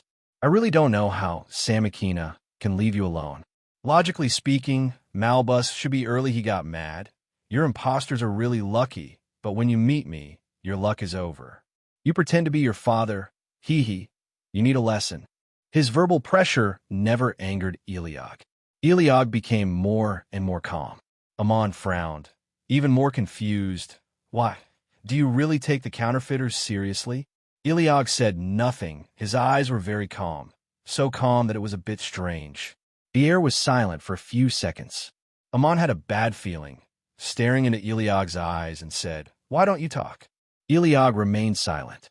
I don't know if he felt that the time was right, but he suddenly changed his coldness and laughed unscrupulously. Amon looked confused. What are you doing? Are you crazy? Eliog shook his head, still smiling, and said slowly, I recorded what you just said, and what you said before that you would abandon your father, including the video. Amon's heart skipped a beat. Why did you record it? Eliog narrowed his eyes. What do you think? Amon's pupils trembled. Please remember to collect. Website the latest and fastest free reading without anti-theft. Eliog didn't want to use his killing move, but Amon persisted and couldn't let go, so he had no choice but to show his trump card. When Amon heard this, his expression was gloomy and there was a hint of panic in his eyes. Eliog curled his lips. Won the first psychological battle. The advantage of poor intelligence is so complete, Amon. Even you can't beat me. Eliog thought to himself, with my father in hand, I have the advantage. Amon stared at Eliog and said calmly, Ha! Eliog, do you dare to fool me? Is that kind of thing useful to me? It's just an audio and video recording, so what's the use? Eliog said calmly, What do you think? Amon's face turned pale. He clenched his fists and continued, My father is not here. How can you record it and take it to complain to my father? A counterfeit is a counterfeit. Eliog smiled, put on a mysterious expression, and said, Since you think it's useless, why are you so nervous? Just ignore it. If you have the ability, go to Impose and Buyer to find the fakes. Shout, fight, kill, use words to trick me, no way. Amon frowned, remained silent for a few minutes, and asked in a restrained tone, Is it possible? Eliog snorted, I don't know whether it's difficult or not. Amon was nervous and angry inside. What a hateful demon. Eliog clearly let him know that possibility on purpose. How could Amon not be able to appreciate what Eliog meant? Eliog is making it clear that his father has returned. If he doesn't cooperate, Eliog will show the video to his father. But Eliog didn't know how to play the cards, and deliberately spoke vaguely to make him guess and uneasy. Is it true or false? My father is really back. Or did Eliog create an enchantment array to attack him and kill him? Amon ran through hundreds of thoughts in a few seconds, and his face became darker and darker, because he thought about it. Why is Eliog so anxious to rewrite history? What is there to fear about history? And the answer is probably, my father is back.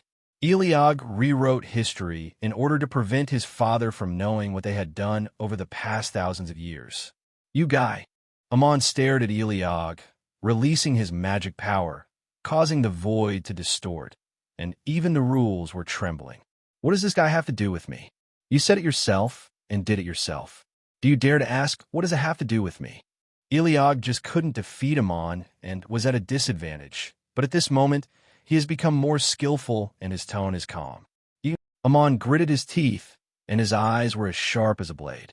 Immediately afterwards, Eliog turned his back and said sarcastically, "There is a devil who relies on no one to care about him. He feels that he is free and does whatever he wants outside, but his good days are coming to an end." With that said, he turned around and stepped into the space crack. The crack will close in 2 seconds, and Amon's time to save Eliog is only 2 seconds. Amon brainstormed in 2 seconds, changed his ideas drastically, and finally shouted to Eliog before the space was completely closed, "Etc. What are you waiting for?" Eliog walked half-body into the space crack and looked back at Amon coldly. He said unceremoniously, "If you have anything to say, tell me quickly. I'm very busy, and I don't have time to make trouble with you." Amon gritted his teeth, tried hard to restrain himself, stared at Eliog, and anxiously asked what he wanted to know the most. "Is it that my father has returned?" Eliog was silent. Amon pursed his lips and asked nervously, "That fake is his father." The air fell silent. Eliog didn't speak, just looked at Amon quietly. The air gradually became suffocating. Amon's heart was already exploding again and again. It would be a great thing if my father came back, but Eliog recorded his words. If he showed it to his father, what would his father think? The great demon Eliog. He actually deliberately set up a trap to mess with him. Eliog, I didn't say anything. Amon was furious. You obviously did this. Aren't you independent and mature? You don't want your father. Now you have to change your mind? Are you a father controller? Come on. You're such a big monster and you can't get over the past? It's a joke. Eliog hits hard. Amon was stabbed, his heart was bleeding, and his face looked ugly. Eliog said in a calm tone, "However, I don't have to file a complaint. The premise is that you cooperate with me and tell me your history." Amon frowned and lowered his head, his eyes looking thoughtful. If this was a trap created by Eliog to deceive information from him, rather than actually finding his father, then Eliog has succeeded. Their weaknesses are so simple that they will jump into the same trap over and over again, even Agar's. Agar's didn't know if it was a trap, but he went to the dreamland anyway. All living things are more emotional than rational. But perhaps it was also because he was confident and fearless. At that time, Agar's was already powerful enough to ignore almost everything. Amon was the last of his compatriots to see Agar's. He didn't quite know what Agar's was thinking at that time. Since more than 5,000 years ago, he has become increasingly unable to understand Agar's.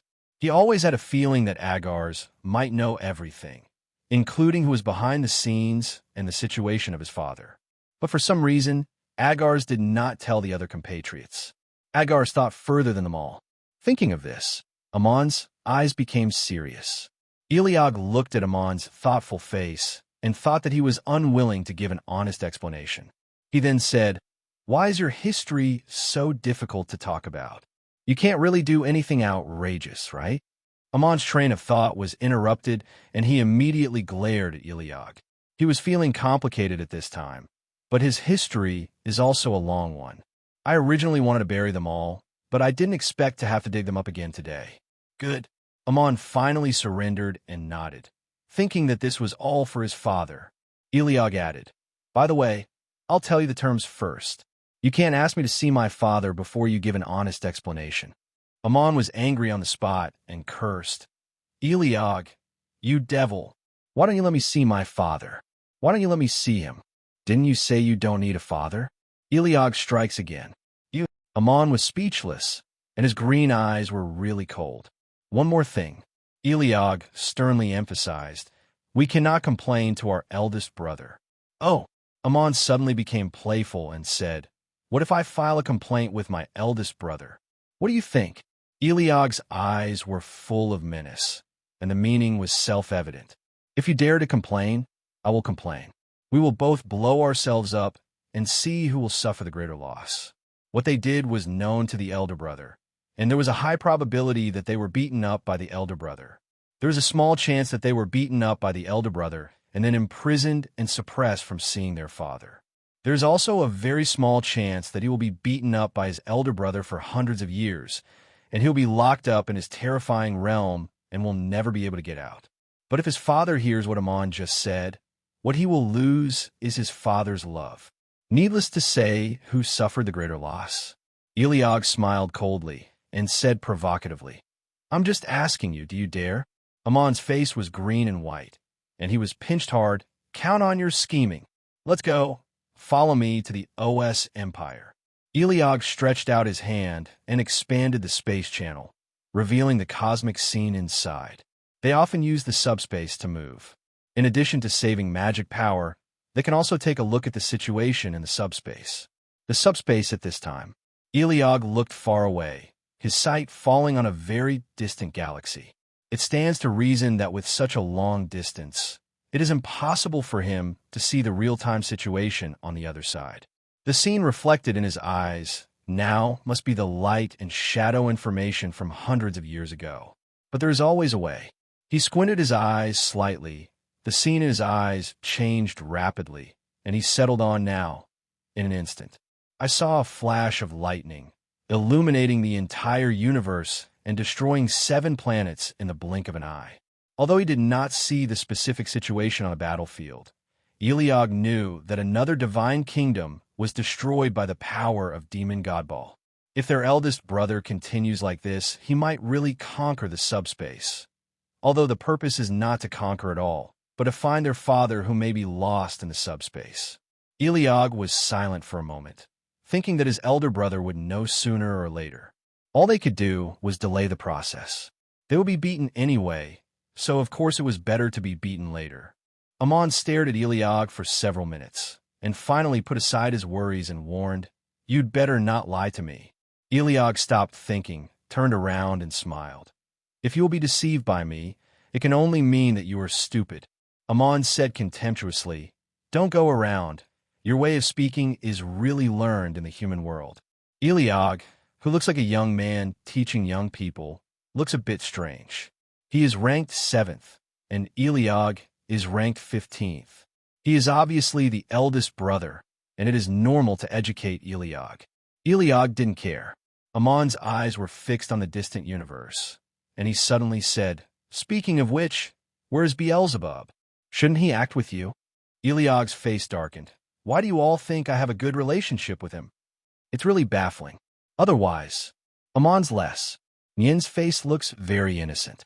Any adult who sees him will think that he is a good boy at first sight. If he didn't like to use the body of a teenager, Eliog might not be able to trick him. Eliog was tired of retorting whatever Amon thought. But Eliog was silent for a moment. His eyes were dark, and he said, Beelzebub went to find out who was behind the scenes. According to the latest information he found, the person who planned to kill his father was one of the gods who summoned the brave man in the first place. Amon was silent for a few seconds, as if he had expected it, and said in a calm tone, You just know. Eliog turned his head in surprise. You actually know? Amon thought thoughtfully, Oh, I didn't share the information with you. Eliog's mouth twitched slightly, and he thought to himself, This guy Amon has been absent from the family meeting for a long time. Even if he participates, he will not take the initiative to share information. God knows where he has found out. And with Amon's ability, it wouldn't be surprising even if he found it. Amon continued, But it will be difficult to investigate next. At that time, mankind was fragile, like a candle in the wind. 7 gods extended a helping hand to mankind and joined forces with human sages to conceive a salvation plan exclusive to mankind, and gathered the power of all mankind to create world-class summoning magic. Once the magic is successful, they have 7 paths to salvation, 7 methods of salvation, and 7 people to save the world. The 7 gods who helped were the goddess of harmony, the god of luck, the goddess of virtue, the goddess of wisdom, the god of earth and sky, the god of fire, and the ancestor god of mankind. Among them, 3 gods have fallen, leaving only the later 4 goddesses. Ignoring the 4 goddesses for the time being, Amon has checked everything he should and found nothing. He is most suspicious of the ancestor god of mankind. However, this guy was destroyed most completely. He was wiped out in ashes, with no particles left, and his consciousness may have been evaporated. The clue ends here. Amon said in a delicate tone, "We have been tracking the murderer, but what if the murderer is already dead? How can we catch a dead object? Everything about him may have been buried in more than 8,000 years of history." In this regard, Eliog was silent for a few seconds and suddenly said, "The mastermind behind the scenes is not dead." Amon stared at him out of the corner of his eye and said in surprise, "Are you sure?" Eliog nodded with a determined look in his eyes, thinking that of course he was not dead, and he even ran out. He openly called himself Priest Sherlin, provided his father with a place to live, and secretly observed and waited for opportunities. To say bold is really bold. Sooner or later, I will catch it and tear with my own hands so that it can live but not die. However, Eliog will not reveal too much information to Amon yet. Amon is full of uncertainty. You have already told him that once he gets the information, if he stabs him in the back, he will turn around and report it to his elder brother. That would really be the end. Even if there is something wrong with him, Amon must pay special attention to it. To be honest, Eliog's impression of Amon can generally be described in 3 words: moody, uncertain, playing in the world, fun-loving, and perverted. Now, he seems innocent, just because the person involved is his father. Amon's attitude towards things other than his father is more innocent and cruel. He likes to hide behind things like a hermit, observing the development of events indifferently, looking down at the chessboard like a puppet master, manipulating the chess pieces step by step, treating civilization as a board game and everything as chess pieces. They all inherited humanity from their fathers, and Amon was one of the least inherited among them. In order to satisfy his own playfulness, it is not surprising that he would do anything to humans. In fact, Amon once ruined a race. That race must have brought its own fault for provoking him. After only 1,000 years, he was playing tricks on them until they were exterminated. It would be strange for humans as a race not to see him as a threat. The 3 major demons in their family are Beelzebub, Amon, and Bodis. Beelzebub had a gluttony attack and ate a race. Amon played a race until it was exterminated. Bodis went even further. He wiped out a race, and everything looked black, and even bleach might not be able to clean it. The nickname given to them by humans is Race Destroyer, and they are identified as SSS-level human threat. The SS class is a national threat, and the SSS is a racial threat. One can imagine how wary humans are of them. Human beings are wary of danger in times of peace, fearing that they will destroy themselves just like they destroyed other races, so it is only natural to be vigilant. If it weren't for his father, he wouldn't have bothered to clear these guys up. Eliog was angry inside. The space shuttle comes here for this. The scene around them changed, and they came to the Historical Research Center of the OS Empire together. Amon walked out of the space crack and observed this place. The last time he came into contact with humans was the last time, probably 3,000 to 4,000 years ago. The taste of humans was close to the taste of his father, which made him miss, but also made him painful. Then, Amon looked at the location of a dozen humans. The bookshelves are densely packed. The library was originally a place for quiet reading, but now it was noisy. Regarding a certain historical issue, the historians had different opinions and made a lot of noise. Everyone was red-faced and stubborn in their opinions and refused to give in. The old historian was obviously taken aback, and he was so angry that he said bluntly, "Amon, The Lord of the Abyss is a great devil. What he did is well known to everyone, and there is no possibility of overturning the verdict. The young historian said, "We are not trying to overturn the verdict. We just want to restore the true history. Isn't the real history clear enough? The history books of so many countries record his heart-rending madness. Are your demands on demons too high? Compared with perverted gods like the god of light, Amon is considered a great good demon. Yes, yes, at least Amon has not launched a harmonious war against humans." An old man and a young man were squirting wildly at each other, almost starting a fight. Others were afraid to speak because they saw two people lowering their sleeves at the same time. The veins in the young historian's arms were pulsing, and it looked like he could kill the old historian with one slap. The old historian blew his beard and stared. Who said that? It is recorded in the history books of the Roman kingdom. Amon launched a war of peace against the Roman kingdom and took away the IQ of the citizens of the Roman kingdom. Fake. The young historian couldn't help but jump up. Why don't I know this history? No wonder the Romans today are so wise. So, Amon, the Lord of the Abyss, is not an ordinary evil. Poor Romans, it turns out that I have misunderstood them all this time. Team leader Helen was very tired. She didn't know how much she drank while sitting there. When Shui heard that they were talking about Roman kingdom, he shook his head and refused to comment. Iliog looked at Amon. What did you do? This author Hui Yuqian reminds you that after the Lord of the Abyss awakens, we'll be updated with the latest chapter as soon as possible. Remember, Amon pointed at the group of people and immediately retorted, "Rumors. The Romans are stupid themselves. Are you going to put the blame on me?" Iliog said, "Oh, not sure if he believed what Amon said." Amon was speechless, thinking that he really couldn't let it go. "You don't care. They will definitely put all the historical blame on him who doesn't know the truth. How could these people be so unreasonable?" Before Iliog said anything, Amon became excited first. He took a step, the gray fog on his body dissipated, and he reappeared as an adult. Iliog was surprised. "I saw Amon sneaking into the historical research team and quarreling with the historians. Who said Amon, the Lord of the Abyss, took away the IQ of the Romans? He doesn't need human IQ." The old historian turned around. "Huh? What evidence do you have to say that? Idiot. Of course it is impossible to falsify something that has never happened. You should bring out the evidence that Amon, the Lord of the Abyss, launched a war of peace. What history books of the Roman kingdom? You are probably taking unofficial history seriously." The young man said coldly, "If it is true that the Romans lost their IQ due to the war of peace, as you said, then why should you believe the history they wrote later?" You. The old historian was furious and flushed. He immediately rushed over to flip through the book. After a closer look, he found that he had really seen it wrong because of his presbyopia. This was the unofficial history. Indeed, the young historian nodded. The old historian turned to the young man and said, "Thank you for the correction.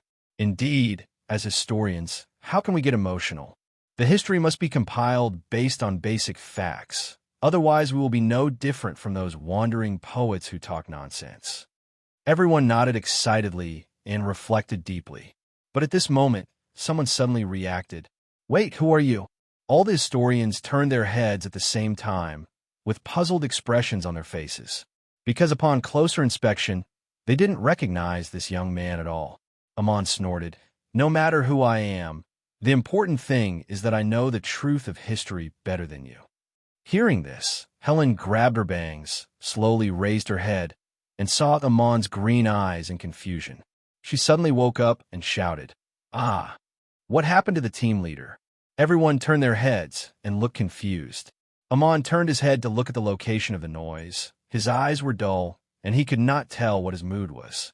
Cold sweat dripped from the back of Helen's neck, and she choked and said, "No, it's nothing. This guy seems to have good historical literacy. Why don't you stay and do historical research with us?" Everyone was dumbfounded and all thought in their hearts, "Huh? Did you let him join without even knowing who he was?" And then Amon said indifferently, "I reluctantly agreed." Many people haven't reacted yet. Is this unfolding too quickly? Helen stood up immediately, clapped her hands, and said, "Okay, okay." Everyone is warmly welcomed.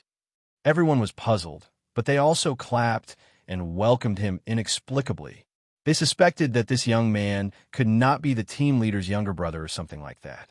What kind of person? Eliog watched the incident unfold, thinking that Amon must be its Sundara.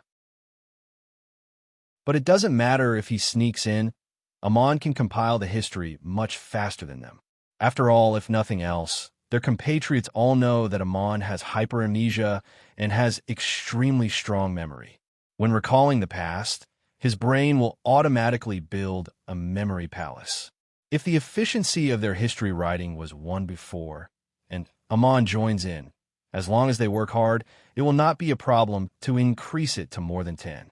Amon's power, existence, and nothingness can even erase certain events out of thin air, and then replace reality with fiction, and replace reality with fiction. Eliog believes that the most abstract power among all his compatriots is Amon. Both its usage and effect are bizarre. It's hard to defend against. You can't even imagine how it will attack you. It's a very dangerous demon. Eliog watched and compiled the history, keeping an eye on Amon. At the same time, he synchronized the information with other compatriots.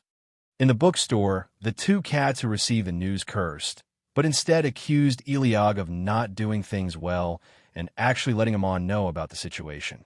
Eliog wanted to rant against them. Even if it was to help his father find friends, there was no need to use such a high-profile method. Running in front of representatives of all countries, you will be exposed if you are not careful. Do you know that other compatriots also have many contractors in the human world? The little puppet insisted. But this is very handsome. Is there any father who is so handsome? I recorded it all. Hearing this, Eliog immediately changed his mind. Give me the video. I want to see it too. The little puppet rolled his eyes at Eliog. Anyway, you can control Amon. Eliog glanced next door. Amon focused on being positive and negative and carried out intense historical education for the history research group. It's under control for the time being. But first things first, I'm just hinting that his father may be back. Impose was surprised and said, "We didn't give any evidence, and he believed it." Amon was moody, surly, and suspicious, and would not listen to anyone except his father. Unexpectedly, he was taken advantage of by Eliog. "Eliog, I have my own way. Anyway, I can't leave him for the time being. By the way, you can ask my father about what happened back then." "Imposs, what happened back then?" "Eliog, the 7 gods who were friends with humans at that time asked my father what he thought of each of them." The 2 cats looked at each other and seemed to understand. Very early on, their father didn't even create Baal, and they actually didn't understand quite a few of their father's experiences. Ask depending on the situation. Become. At this time, Hugh's next door opened an analysis of the matros problem and flipped through a few pages, then put down the book and took a deep breath. It was only now that he seemed to realize that his child was a genius. The questions that he couldn't even understand were solved by his own children after just a few readings. At that time, so many people on the field were surprised, as if this event was a historic feat, but he didn't feel deeply because he had never seen the matros problem. Now that he saw it, he couldn't describe his shock. His home. The child Impose seems to have really created a history. What parent wouldn't be proud of this? Hughes was feeling excited when he happened to see the gray cat walking back with the little stuffed animal behind him. "What's up? Are you tired of playing?" Before Hughes could get up, the 2 cats jumped on the table and meowed at the same time. "Huh? Do you want me to tell you a story about that year?" Hughes recalled. "Gods of the past, let me think back." The 2 cats waited obediently, and the little black and white bird playing next door seemed to be interested in it too. Hughes said while recalling, "I have seen them all, but I may not have told you about them. I can talk about them today. The god of luck may not like me. He has given protection to 6 brave men, but not to me. I have the impression that he is quite free to do as he pleases." The little puppet snorted, "Bad god. The goddess of harmony is friendly to all people equally. I have no special contact with her. The same goes for the goddess of virtue. She can only say 1 sentence at most. The goddess of wisdom seems to be interested in my career as a creator and has had a few chats with me. Impos asked curiously, what was the conversation about? Hughes thought for a moment and said, I can't remember the specifics, but I remember his words. He said that creation is a power that only gods can possess, and it's incredible that I can possess it too. The two cats were startled. Is that so? Hughes skipped this topic and continued. The god of fire has a fiery personality. Although he assists humans, he has never appeared in front of the brave team. I have only seen him from a distance. The god of earth and sky is considered a neutral faction. He changes his stance and jumps sideways repeatedly. Are you asking about the ancestor god of mankind? Hughes thought hard and finally shook his head. Except for the first two encounters, he couldn't remember the rest. He could only be said to be a very cold god. Because they sacrificed the country's luck for a year, humans have expectations for brave men, hoping that 7 powerful men of crushing level will emerge. But contrary to expectations, he was held back. Like a bug, his combat effectiveness can only be described as tragic. Why are you asking these questions? Hughes looked at the two cats and looked left and right in their eyes. They choked up immediately. We can only say that they were curious, right?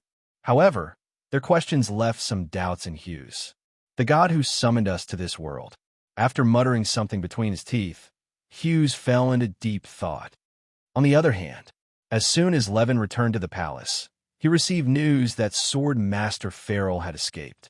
He realized beforehand and immediately ran to the Prime Minister. Novich, are you? The Prime Minister raised his head, slowly put down his glasses, and then slowly opened his mouth and asked, Your Majesty, what's the purpose? Levin rushed to the Prime Minister, looked at each other across a table, and said, You know that Farrell will not come to retaliate against me, but you induced me to run away.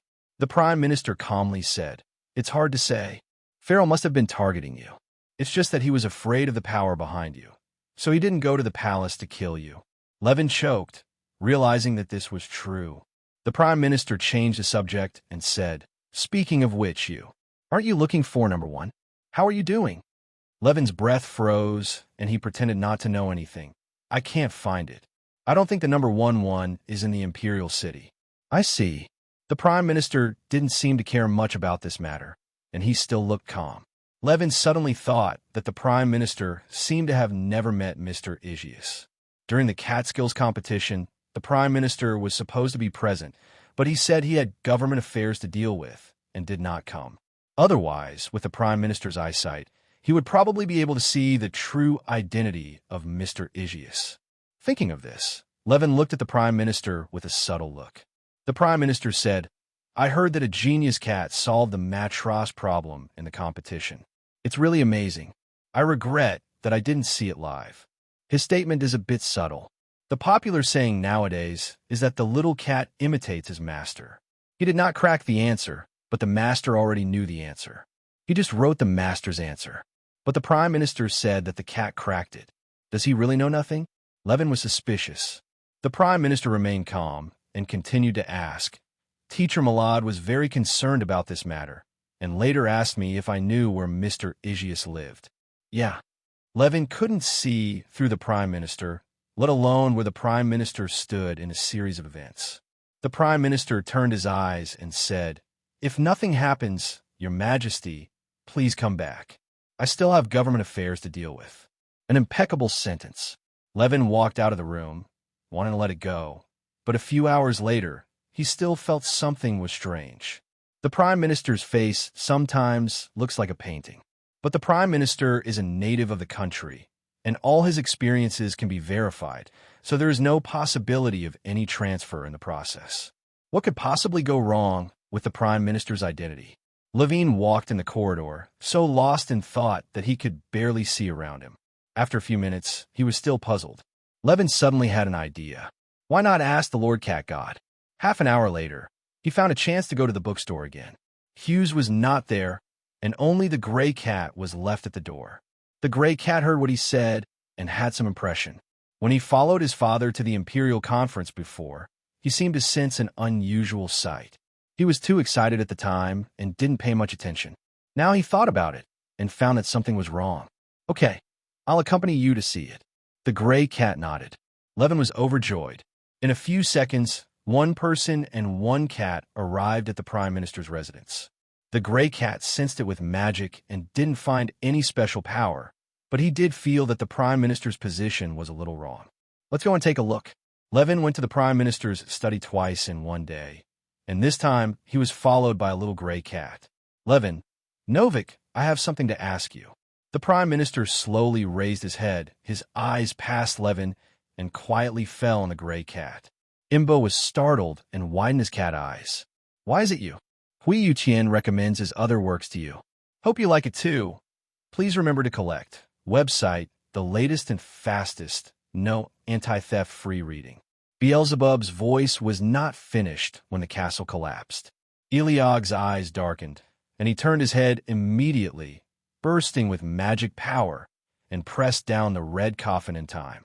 The curses around the red coffin struggled violently, splashing out sharp lightning, and almost escaped Eliog's control. The little black bird was finally smart, and used the power of darkness to envelop the entire space, almost eliminating all the magic except for them. Beelzebub attacked at the same time, and the powerful magic calmed the scene. The red coffin was forcibly pressed down by three forces, and with a bang, it trembled and splashed lightning. They looked at each other, and immediately left the domain of the goddess of luck and turned to a starry land in the subspace. The red coffin was then placed down, and it was at this time that it exuded a strong smell of blood. At least tens of thousands of creatures had to be sacrificed to practice such an evil thing. Eliog ignored Beelzebub, who was observing the situation, and directly injected magic power to force the red coffin open. The red coffin was invaded by magic and vibrated violently, but there was no sign of opening. The sealed place was tightly closed, not by magic, but by the thoughts of countless creatures before death. Obsessions are hard to eliminate. If they're forced to open, these thoughts will be wiped out. Eliog hesitated, and his hand was placed in the void without continuing to press down. Seeing this, Beelzebub stepped forward and pressed the red coffin, pretending to forcibly melt the thoughts and open it. Eliog stopped him on the spot, grabbed Beelzebub's wrist, stared at the cold eyes, and said, "Don't do this." Beelzebub usually didn't listen to Eliog, but at this moment he looked up at him and asked directly, "Why?" "They are just thoughts before death. Are you empathizing with them? Because you have been in the same situation as them." A guy who speaks without restraint. Eliog's eyes dimmed, and he admitted directly, "No." Beelzebub frowned. "What's wrong with you? You are as indecisive as Inbo's. There's only one way." The little blackbird looked left and right and said weakly, "Is there a possibility to open this coffin without melting them?" The two demons glared at him at the same time, and the little blackbird was so scared that its wings folded. But he was right. It is indeed possible.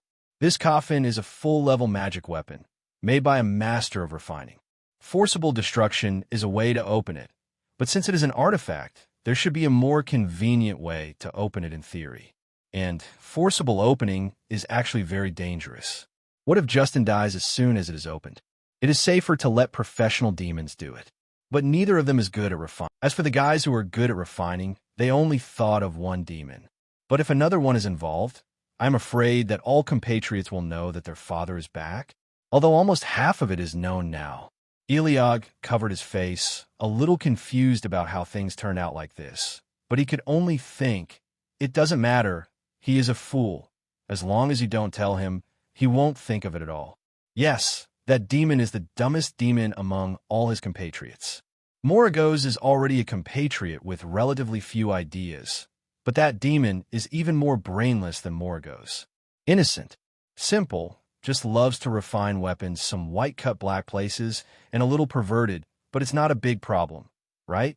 However, Beelzebub still emphasized, Ariorg, opening it directly is the fastest way. You should be able to sense that the breath of the brave Justin is getting weaker, and he may die at any time. Ariorg said, I brought Bayer's resurrection potion. He can be saved even if he dies. Beelzebub paused for a few seconds, looked into Eliorg's eyes, and said in a complicated tone, "Did your father's rescue of the little light affect you? Now you don't even let go of the thought. It is impossible to save them all. They are not saints and do not abide by any virtues. They should be allowed to live and die. Don't ask too much." Eliorg glared at him, raised his hand, and opened the space channel. The position of the demon was given to many compatriots, and anyone can find him. Their compatriot ranked 19th, Celios. However, Beelzebub was talkative. He turned around and looked at the space channel, saying casually, "You who didn't want to master the power of war would have such thoughts." The space channel opened, and Eliorg turned his head and ignored him. "That's because you don't understand me." Beelzebub was stunned for a moment. The little blackbird was stuck in the middle and felt that the relationship between the two brothers was awkward. Beelzebub didn't say anything else, but turned his head to look at the kingdom of destruction. The castle collapsed, and smoke and dust rolled. The main city area of the kingdom of destruction is a group of giant towers rising from the ground. Various giants are mixed, the scale is huge, and the momentum is extraordinary. The sound of singing and dancing came faintly from the distance, as if the goddess's masked ball had started again. It's really a place that the devil hates. Beelzebub glanced at it, frowned deeply, and turned and walked straight into the space channel with an impatient expression. The little blackbird noticed his reaction and was thoughtful again. In the space channel, the little blackbird was curious and asked Beelzebub, "Brotherlin, what happened between you and Lucky? Why did he curse you? What is the god gold, Brotherlin?" Beelzebub raised his eyebrows and flicked the little blackbird's forehead. The little blackbird cried out in pain, and a few feathers fell off. Beelzebub snorted, "Didn't I say that? It's just that I rejected his masquerade." The little blackbird was a little unconvinced. "Just for this he cursed you?" Beelzebub looked cold and a little impatient. "What if?" The little blackbird seemed to understand very well and analyzed. "It's true that there are gods and demons who refuse his dance, but you are the only one who has been severely cursed. I don't think he is so stingy. Or do you mean something special to him?" Eliog turned his eyes subtly and listened to their conversation. Beelzebub was silent, as if he was really trying to recall the specific situation of that year. The little blackbird then asked, "Have you even forgotten what you did specifically?" Beelzebub's face darkened. Eliog couldn't help but laugh. "Other demons are said to be offended, but you are the one who is the most insecure demon. You forget all the key things and don't pay attention to almost anything. Don't make any noise. I'm thinking." Beelzebub had a cold face, his index finger pressed between his eyebrows. He concentrated on holding his breath and finally recalled a scene, and then his face turned even uglier afterwards. Eliog glanced at Beelzebub meaningfully. "Why? Have you remembered?"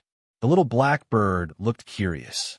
Beelzebub's expression was gloomy and uncertain, as if things were really different from what he remembered. Eliog didn't know what he thought of and smiled. "Don't be crazy about being cursed by him because you gave up your luck in the beginning." "Ah, is there such a thing?" The little blackbird's eyes widened, and he almost screamed. Beelzebub immediately changed his face and said angrily, "Stop talking nonsense. I just accidentally destroyed his things." The little blackbird looked disappointed. "Ruined what?" Beelzebub fell into memories and said, "At that time I was fighting with Amon, and Amon knocked me out of the subspace and smashed me into the lucky kingdom of God." As he said this, Beelzebub frowned, as if recalling it was more difficult. "I broke something of his and made him angry, so I was cursed by him." Eliog rolled his eyes at Beelzebub when he heard this. "What happened for a long time because of a fight?" "Humph, childish." The little blackbird asked, "So do you have the impression that you broke something?" Beelzebub fell into thought again. Immortal creatures may have this kind of moment. They have too many memories. Once they want to think of something, it is very difficult to recall it accurately. It stands to reason that it is also an impressive event. But he just couldn't remember. His consciousness is not only slow to wake up, but is actually somewhat incomplete. Because it had little influence, he didn't bother to take care of it, which also caused him to often forget things. But then again, Immortal creatures don't have to remember too many things. Too many memories can be tiring. Eliog saw Beelzebub thinking hard and gossiped. So I said your weakness is arrogance. You are careless every day and don't care about something as important as memory. If it were me, I would definitely hunt down Lucky to the end of the universe. I have to ask him the curse cannot be lifted. Beelzebub's forehead was throbbing with veins. Eliog, I hate trouble, and ignoring trouble will lead to even greater trouble. Beelzebub, that's enough. Find fault with me, right? There's someone dying in this coffin. Shouldn't we hurry up? In just a dozen minutes, the two of them had already damaged each other for several rounds. If Justin in the coffin was conscious, he would probably report it to Hughes and let his old father hear about all the evil deeds of these two nephews. Can't this space transfer be accelerated? The little black bird was quite shocked by the quarrel between Eliog and Beelzebub, but when he thought about his relationship with the god of light, he seemed relieved. Isn't that what brothers are like? Yes, this is so normal. As a result, the two demons really cursed each other, like a perpetual motion machine. Both were proud and couldn't stand each other. However, Beelzebub finally remembered, I just hit his wardrobe. The clothes flew everywhere, and I subconsciously set it on fire. The little black bird was stunned. No, don't you know, Goddess Luck likes to party, likes to dress up, and attaches great importance to clothes. If anyone gets dirty, she will hold her grudge for hundreds of years regardless of whether you did it intentionally or not. Eliog was speechless. Is this the reason why you have been doing this for so long? I am convinced by you. You should have thought of this kind of thing earlier. Beelzebub was impatient and threw a bomb directly. He looked at Eliog and said, Oh, I forgot to tell you. Because Persia messed up, Amon has gone to his father. /U0026 amp. Amp. Well, quote, what did you say? /U0026 amp. Amp. Or quo. The latest chapter of Hui Yutian's work after the Lord of the Abyss awakens is first updated on the entire network. The domain name _C, the latest chapter _complete chapter. Eliog paused on the spot, his pupils trembling. Why is this guy Impose so useless? Beelzebub liked the effect of the bomb very much and continued. Bayer has also been exposed. A small demon who is only in his 30s on the surface can speak like a big demon. I guess my father was considerate and did not question him. Eliog only felt a boom in his brain. Each of these guys is more unreliable than the last. Do you want me to bring so many? Want me to die? What are they doing? Eliog felt desperate for the first time. He should have hidden his father in the first place, but he was met by those unreliable people. After the space shuttle ended, a bright light suddenly appeared, and the scene quickly changed to a greenhouse filled with birds singing and flowers fragrant. The light here is bright, the magic in the air is very strong, and it is very quiet. If you smell it for a while, you can smell the fishy smell of earth and stone. Their younger brother likes this kind of place. Speaking of which, sometimes the sixth sister and the eighth sister would come here to get something. They had better not run into the sixth sister and the eighth sister, otherwise they would really go bankrupt if they conceal their plans. Eliog took a breath and thought it was better to leave Beelzebub alone. The top priority is to get the brave Justin out of the red coffin. He is his father's most reliable child, and no one will doubt this. At the same time, their arrival attracted the attention of a young man. The young man was wearing workers' clothes, covered with dust, and even his face was stained with some. If it weren't for his green eyes and that delicate face, his sense of existence would be almost zero. He didn't quite understand why Eliog and Beelzebub came here hand in hand and brought a full-level cursed item with them. What is that? A few seconds later, Eliog lifted the red coffin with one hand and threw it into the center of the weapon refining room. Straight to the point, he ordered the young man covered in dust. Get the humans inside safely out. The little black bird looked at the red coffin, fearing that Justin inside would have been tortured by Eliog. At the same time, the kingdom of God was destroyed and the masquerade was held. Various creatures invariably transformed into human beings, and then joined hands and danced ballroom dances to the music. Unlike the gods, some races have inherently inferior aesthetics, and their clothing and makeup are incomprehensible. Amidst the melodious melody of classical music, a human figure wearing a big black dog mask slowly walked out of the curtain with an elegant temperament and went straight to the high platform. There are several sofas placed on the high platform, but there is only one god sitting there. He has long snow-white hair, but his skin color is translucent black, like a black pearl with a metallic luster, and the color is fresh and full. The clothes on his body are a dramatic collision of simplicity and gorgeousness. The patterns on the skirt are colorful and complex, but the top is just light, of white. The kobold walked up to him, picked up the golden champagne from the waiter's tray, and announced loudly, "Goddess of Luck, your decision to join the team is extremely correct. Low-level humans are not worthy of occupying the continent. Help us restore our divine power and eliminate everything. Dissenting races is what all gods should do." Before he finished speaking, the music stopped, and all creatures looked at him. Under the cover of mask, his expression is hidden, but his tone can be heard by anyone. He stopped less than 3 meters away from the goddess of luck, bowed politely and deeply, and then said warmly, "Hello, great goddess of happiness. The foolish harmony and wisdom have fallen. Among the 3 goddesses, you are the only one who can stand. Until the end." Haha, I said at that time that luck is the highest concept. No living thing can live without luck. It is those gods who are ignorant and do not recognize your greatness.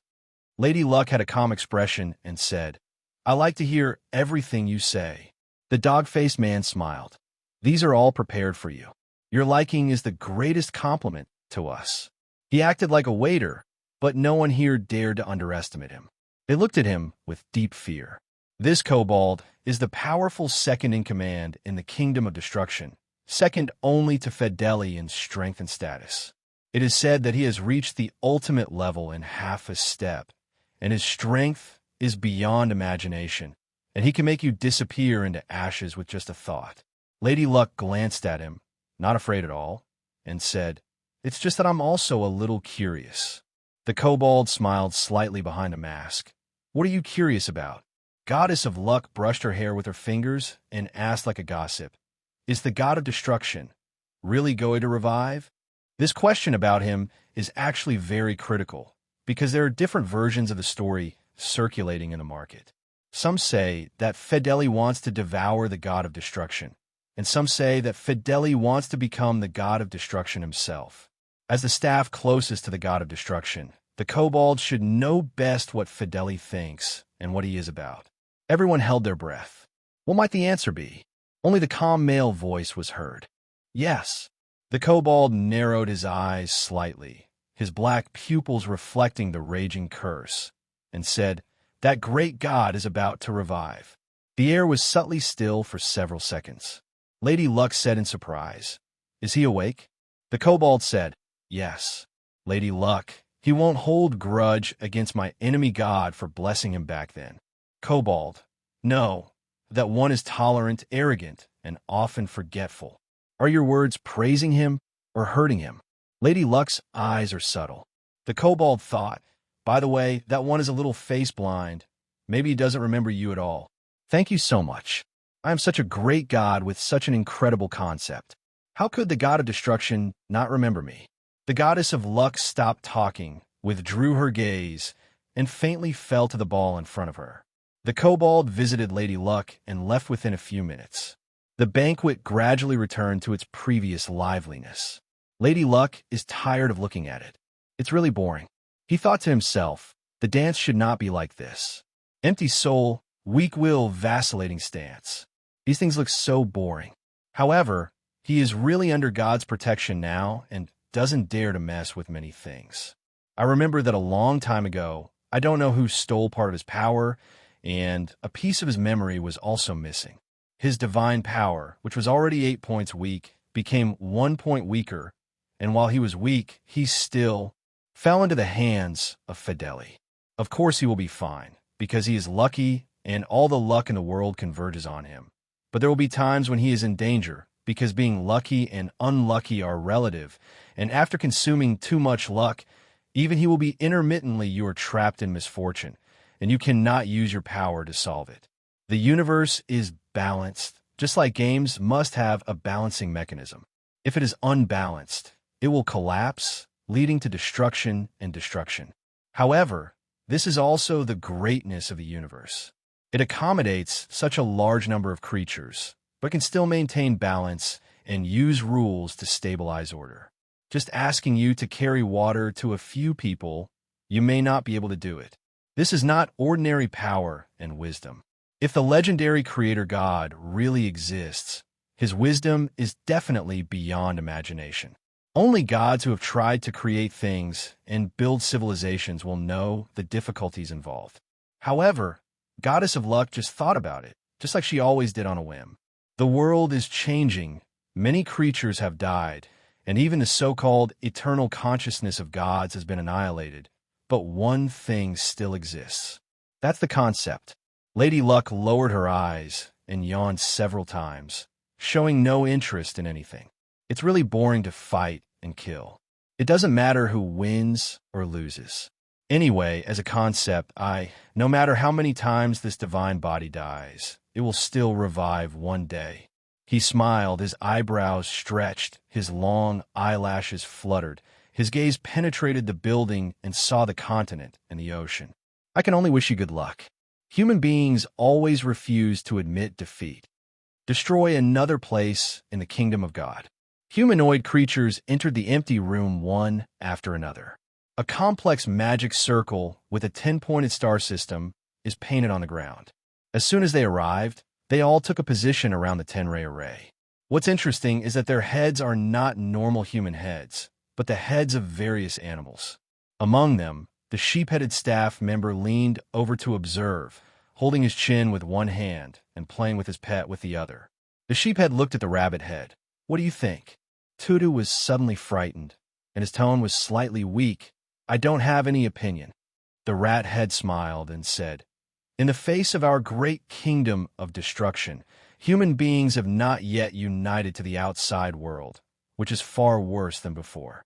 Sheephead: "Oh, you mean those brave men?" Rat head: "The brave and the human beings under the glory of the brave." At this time, the dog head had just returned and was stopping at the door. He said with emotion, "Dividing the brave from other humans is just a way of dividing them. Although they also like to use it and have tried it time and time again, internal fighting is really interesting." The sheep's head seemed a little afraid of the dog's head, so he was respectful and didn't dare to say a word. As soon as the dog head came, the scene became quiet. The dog head walked slowly to the center of the magic circle and said solemnly, "How long will it take to conquer Hammurabi's empire?" Monkey head: "1 year, 1 month, 1 day, an hour." Sheephead, confident in his faith, added, "It doesn't even need to be." Dog head: "Oh." Sheephead: "The known strong human beings combined are no match for us. The only unpredictability is that there are suddenly more of them ranking first." The dog head frowned. "Ranking? Who is the first?" Sheephead: "I have sent people to find the god of ranking. But the god of ranking is really good at hiding. He can't be found at all. The human countries below also try to find him, but couldn't find him." Rat head: "Ranking everything and knowing the order of everything means that he is also the strongest god of intelligence?" Sheephead: "His ranking is also inaccurate. His strength is mainly based on combat power, but the real victory or defeat depends on strategy and luck." Doghead: "These are the things you said are the worst to rank. But his ranking is indeed the best reference, isn't it?" "Of course it is." The mouse smiled, his eyes showing a bit of cunning. Hearing this, the sheep head aimed at the opportunity, looked at the dog head, and said, "Don't worry, I will be responsible for finding the ranking god. When the time comes, I will kill the number 1 human being, be the first to sacrifice, and give humanity the first despair." The evil snakehead couldn't help but laugh. "How interesting." Everyone laughed happily, and the place was full of joy. It seemed that no one took the single strong human being seriously. To them, Most humans are weak beings, and even if there are those with higher levels, they're definitely not as good as them. At this time, Rat 2 suddenly said, "But having said that, Abyss Monarchs, what do you think?" This topic is important because every country, especially the great empire of Hammurabi, has contractors of the Abyss Monarch. Although the Abyss Monarchs all go their own way, they have signed a contract after all. If humans beg hard, they may encounter a few soft-hearted demons. Doghead, didn't they end the Demon Era and leave the continent? Do we need to care about them? They have no reason to conflict with us. Sheephead, that's right. The rat head was still worried. But the Lord of the Abyss has appeared recently. There seem to be some unstable factors. But the Lord of the Abyss is looking for a brave man, isn't he? Then we just need to help him find him. Sheep's head speaks volumes. Other demons also thought, he has no reason to side with humans. If he knew the brave, then he should know that the braves all disappeared because of humans. It is not an exaggeration to say that humans are the culprits, right? He has no reason to side with humans. That's right. Don't let instability affect our conquest plan. Whoever is responsible will solve it. The doghead glanced at them, feeling slightly displeased. Everyone immediately fell silent. Chicken 2 said respectfully, "Yes, I will resolve all uncertain factors as quickly as possible, investigate and find out that humans are rank number 1, and kill them to inform all humans." The sheep head followed. "I will also accompany and assist, and strive to complete it within a month, no, within a week, so that God Fideli will have no worries about victory or defeat, and will eliminate the human race along the way and regain the glory of the gods." The doghead seemed to be finally satisfied, and the face behind the mask smiled. "Then do it. Eliminate all obstacles and conquer the entire continent within 1 month." Early the next morning, when Hughes woke up from his dream, he was confused and couldn't remember anything. It seemed like Amon came back last night. When he was about to get up, he opened the quilt and found a cat growing under the quilt. Under the quilt, the little cat's eyes shone brightly, like a pair of beautiful emeralds. Hughes could tell at a glance that hide-and-seek was Amon's specialty. "Good morning, Amon." "Meow. By the way, why are you so young?" Hughes pinched the little cat's paw and found that Amon was too small. How could he be so small? Of course Amon can't say that, because the younger he is, the more he will be loved. So he chose it deliberately. The little puppet next to him sneered, and when Hughes turned around, the cat's claws struck out, warning Amon, "Stop harassing father." Amon squinted, raised his chin proudly, and said confidently, "Father likes to play with me." The little puppet chuckled. "You will only cause trouble to father. Don't you know that father thinks you are troublesome?" Amon snorted. "You are the one. When they meet, they will quarrel childishly." The little puppet suddenly threw a bomb. "Ignore your dark history." Amon choked on the spot and retracted his claws. "Little Muppet, listen to Eliog. Do you understand?" Amon's cat eyes trembled slightly. It is true that his history could not have been compiled by humans alone without his demon presence. But after finally seeing my father, I don't want to leave. Amon hesitated. Oh, the little puppet seemed to understand what Amon was doing. His eyes were a little thoughtful, and then he said, "Amon, you don't want your father to suddenly recover from the system and then turn around and know about your dark history. It doesn't matter, but I have a compatriot whose nickname is a threat to humanity and a destroyer of races." Wow, it sounds scary. My father would definitely be very sad if he knew. Amon was struck hard by the words, and he slapped Byer's paw and said fiercely, "I will be back in a while. Protect my father." The little puppet chuckled. "You don't have to say that." But he stopped Amon in time. "Wait a minute. Where's Imbos?" Amon turned his head and said, "I am holding him captive. He is very stubborn and refuses to cooperate." The little puppet was surprised, but not surprised. "Put Imbos back." Amon objected. "No, because the power of that guy from Persia is very convenient for rewriting history. Haven't you noticed?" The little puppet had a meal. It seemed like it was. "Amon, human beings are too slow, and the history involved is so long. If you let them do it on their own, it will take at least 3 to 5 years. We still have to do it ourselves." The little puppet nodded, thinking that this guy who refused to cooperate had actually become the guy who pushed the most actively, paying more attention to efficiency than Iliog. Amon finally said, "Anyway, we will get it done as soon as possible. Don't get carried away just because you can monopolize your father." The little puppet nodded outwardly, but inwardly he was slightly confused. "After all the hard work, why don't you let me get carried away?" He was just about to laugh maniacally. The space tore apart again, revealing Amon's face. Amon warned, "Don't let your guard down again, buyer. Do you dare to be discovered by your father?" The little puppet's expression froze slightly, and he curled his lips. "I know."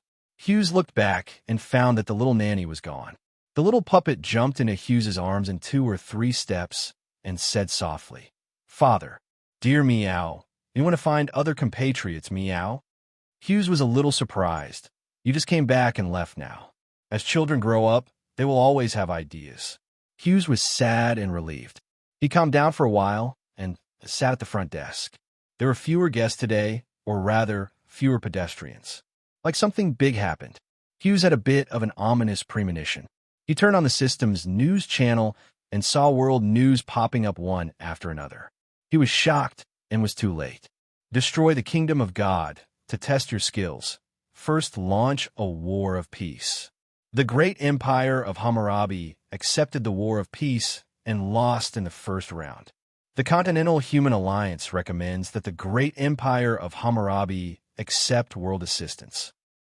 The emperor of Hammurabi's great empire did not accept assistance, but still wanted to use his own country's strength to fight and destroy the kingdom of God. Hammurabi's great empire, General Hilton, summoned the Abyss Lord Vasak, but there was no response. Later, I summoned Iliog and Moragos, but there was no response. The Lord of the Abyss may no longer assist humans. The top management of the Continental Human Alliance is in dire straits and is seeking help from high-ranking human experts. If Hammurabi's empire loses 2 more wars of harmony, there will be no way back from now on. The destruction of the kingdom of God will definitely cost the lives of all citizens. Not only must the body of the god be handed over, but it must also become the nourishment for the god of destruction to awaken. World News Channel was in chaos. It just happened overnight, and it was only 10 o'clock in the morning, so why did so many big things happen? Hughes was nervous when he saw it, especially because the names exactly like his children appeared repeatedly in the news. There is a sense of surprise. Why is my baby suddenly on the news? Can't you summon the Lord of the Abyss? Hughes thought thoughtfully. As someone who has cosplayed with the Lord of the Abyss many times, he has an inexplicable affinity with the name Lord of the Abyss. Another news channel. Summoning the Abyss Lord buyer failed. His potion can bring the dead back to life, and the Empire is willing to purchase it at any cost. Hughes lowered his eyes and saw the little puppet of the eponymous Abyss Lord buyer turning his belly and basking in the sun. His milky brown hair seemed to be coated with golden light, making him look pleasant and comfortable. Of course, the little puppet received the summons just now, but how could he leave his father? All human affairs are done by human beings, and the Father is God. That's what he thought. But the next second, he heard it. Didn't these Abyss monarchs sign a contract? Why were none of them present at the critical moment? Hughes just felt about current events. The little puppet in his hand had trembling pupils. Please remember to collect the latest and fastest free reading without anti-theft. Vasak happened to be asleep when he was suddenly kicked in the face by a cat's paw. He was so angry that he stood up on the spot, and Byers said angrily, "I'm going out for a trip. You protect father." Vasak, huh? But this willful little stuffed animal left as soon as it was told. With a flick of its tail, the cat jumped into the space crack. Vasak, what happened? Let me explain it anyway. Vasego didn't understand, but he felt that Bayer was anxious. Before changing, Vasak would definitely catch up and teach him a lesson, but he had been diving deep for too long. His consciousness was a little blurry, and he didn't want to exercise strenuously. Never mind. Vasego yawned lazily and looked across several walls of the bookstore to the quiet, black-haired young man. Something seemed to be happening outside. There was noisy everywhere, but the surroundings of their father were still peaceful. Vasak felt happy again. He stretched and smoothed his paws along the cat's fur. Well, very good. Although Agar still couldn't be found, it was not completely fruitless. He seemed to have guessed where Agar's might be. Knowing that place would make things easier. At least he had a target. Vasego thought that he was indeed Agar's. Both his ideas and his methods were so unique. He thought for a while, and a fat white cat appeared in the sunlight. The hair was not fluffy and was extremely soft. Because he slept too much, he still had a few dull hairs growing on his head. He looked a little silly for no reason, but his eyes were much more mature, and his temperament was relaxed, lazy, and calm. He walked out of the dormitory on a soft flesh pad and jumped on the table. He was about to catch up on his father's sleep when he heard the young man's whisper unexpectedly. Abyss Lord Vasak has a docile temperament, but once he loses his temper, it will be a disaster. Very few humans in history have been able to sign a contract with him. Even if they successfully sign a contract, Abyss Lord Vasak rarely relies on his power and will even be killed because of human beings. Throwing a tantrum for disturbing his sleep. The black-haired young man was just reading the news, but the paws of the kitten at his hand froze, and its round eyes were wide in shock. Father, what are you looking at? Could it be possible that it has been discovered? A suffocating feeling of black history being exposed came to my heart.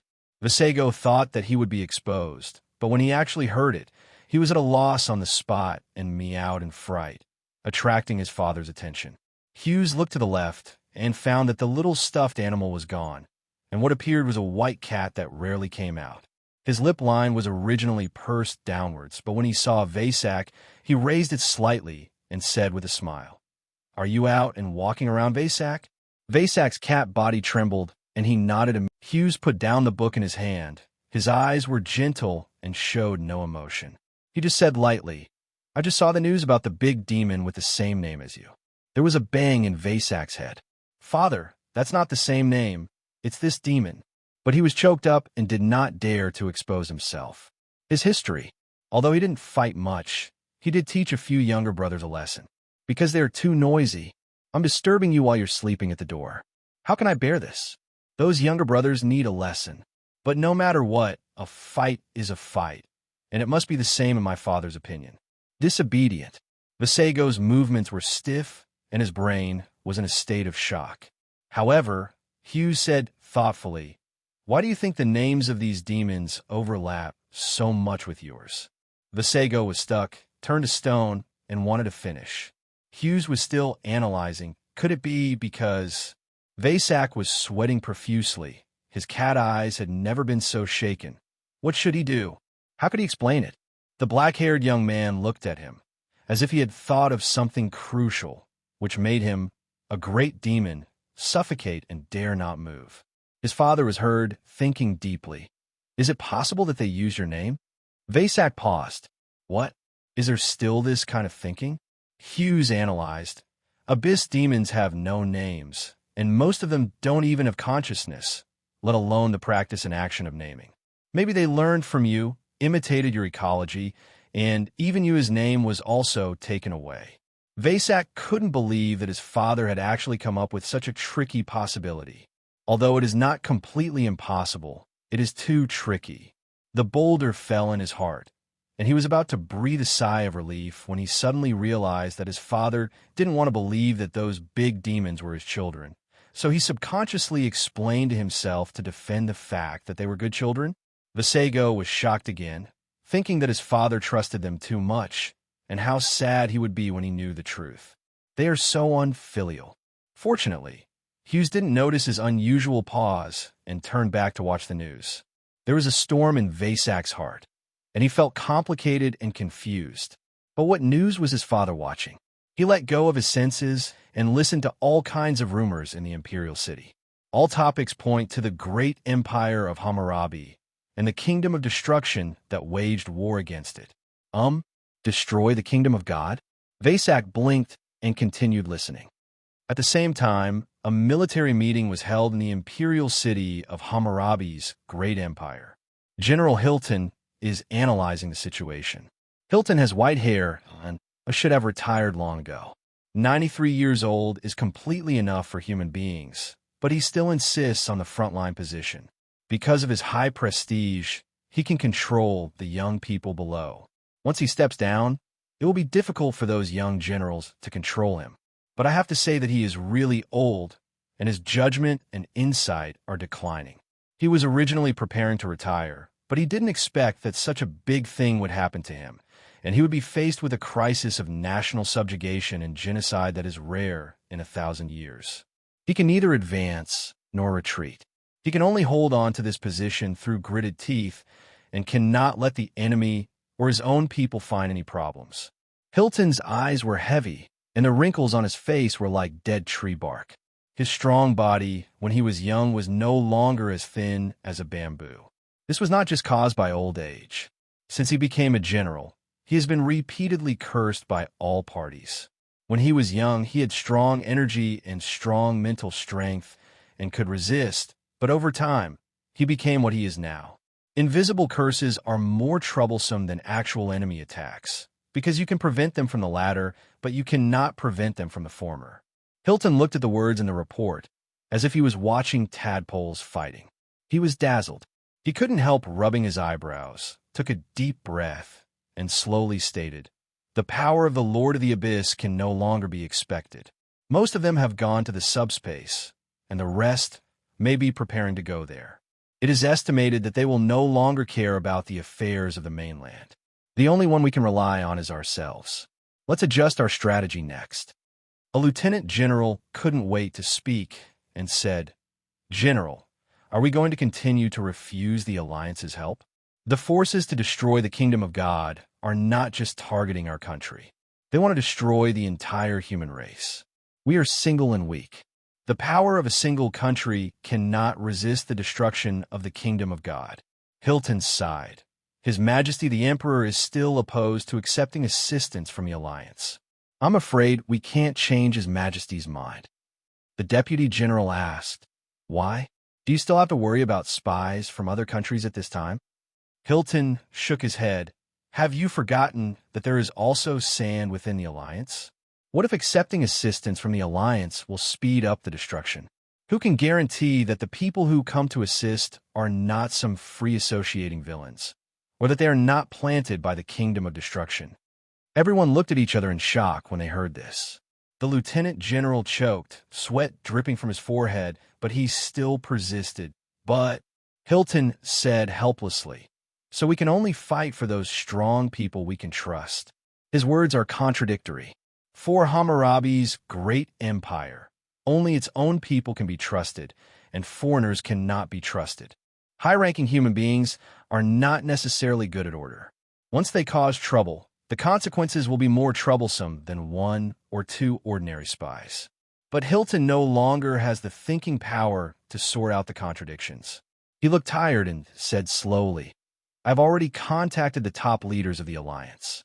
There is no problem with using high-level combat power. They are willing to help with major issues involving human crisis. Our problem mainly lies in backup, especially for Curse's backup." Everyone agrees with this, because they all know that the strongest thing about the gang of demons and snake gods who destroyed the kingdom of God is not their force, but their perverted curse that goes on day and night. In a simple battle, they have the force and means to fight to the death against the kingdom of destruction and its followers, but curses are hard to guard against, especially God's curse. They can use force to conquer from the lower level down, but the curse is the mental crushing of the lower level by the higher level. Since ancient times, human beings have had very few means to resist and eliminate curses. Many people are kings of a country, but are cursed to death by God. In order to deal with the curse, humans have even created a profession, that is, the curse remover. The basic numerical requirements for this profession are beyond ordinary people, and the mental strength value must be at least 95 to reach its threshold. Even if you search all over the world, there will only be a dozen or so curse-eliminating masters with names. The Empire has already secured 10 of them, but the number is still not enough. Facing the continuous curse attacks of the Kingdom of Destruction, they are really exhausted physically and mentally. The divine power of the goddess of harmony will protect all creatures in the building, but the protection is limited to the physical body, not the spirit. Hilton felt it was too tricky, rubbed his temples, and said, "It would be great if the Lord of the Abyss, Buyer, could answer the call. He has the means to fight the curse, and one of his potions has a miraculous effect on the curse." Yes, the other generals at the round table all nodded. As we all know, there are two major potion masters on the mainland. One is the Abyss Lord Buyer, and the other is a certain whereabouts. The mysterious master of uncertainty. His level of mystery is comparable to that of Grandmaster Matros, and he is also a figure that is almost impossible to find. Hui Yuqin reminds you that after the Lord of the Abyss awakens, will be updated as soon as possible. Please remember to come. Read the latest chapter. Full chapter. At this moment, a female voice as clear and sweet as a silver bell sounded. "Oh, are you looking for me?" Before he finished speaking, everyone's expressions suddenly changed, and they became alert on the spot, staring at the silver-haired humanoid that suddenly appeared. Hilton didn't dare to move and turned his head stiffly. Buyer didn't give him time to react. He walked onto the high platform and scrupulously glanced at the crowd and said, "You are the one who summoned me?" Everyone couldn't help but breathe. Could it be that Abyss Lord Buyer was angry because of their summons? Hilton immediately stepped forward and said respectfully, "Yes, the great Lord of the Abyss, Buyer, humanity needs your help. Stop talking nonsense, and let's talk about the deal directly." Buyer glanced at Hilton, his chin slightly raised, showing his arrogance and dominance. "You can give me what you want, but in exchange, you have to do these." He suddenly said a request that made everyone in the audience stare. After listening, Hilton looked a little strange and asked, "Are you sure these are the requirements? Why, you can't do it." Buyer glared at Hilton, his tone unquestionable. Hilton trembled all over and nodded. "I will definitely do it, although I don't know what the Abyss Lord Buyer is thinking. As long as the supply of magic potions is guaranteed, they will have a glimmer of hope against the kingdom of destruction. But the price is too expensive. It's just taking advantage of the fire." Almost at the same time, in the refining room, when Eliog suddenly asked him to open the red coffin, Celios was stunned for a moment, and then nodded obediently. Okay. He was as docile as a little lamb, and didn't even ask why Eliog did this, or who was in the red coffin. The little black bird hiding behind Eliog was startled. It turns out that there is such a simple and innocent demon in their family. He is simply the younger brother among younger brothers. What a good younger brother. The little black bird was a little excited, as if he had forgotten that he was the younger brother compared to Serios, and he should be considered the second to last brother. Serios had no doubts, and it was obvious that this was not the first time he had encountered such a situation. His compatriots often suddenly asked him for help. Well, he was his father's good child, so how could he not help? Serios walked to the red coffin. His eyes drooped, and his long bangs covered his light-colored pupils. He was different from his other compatriots.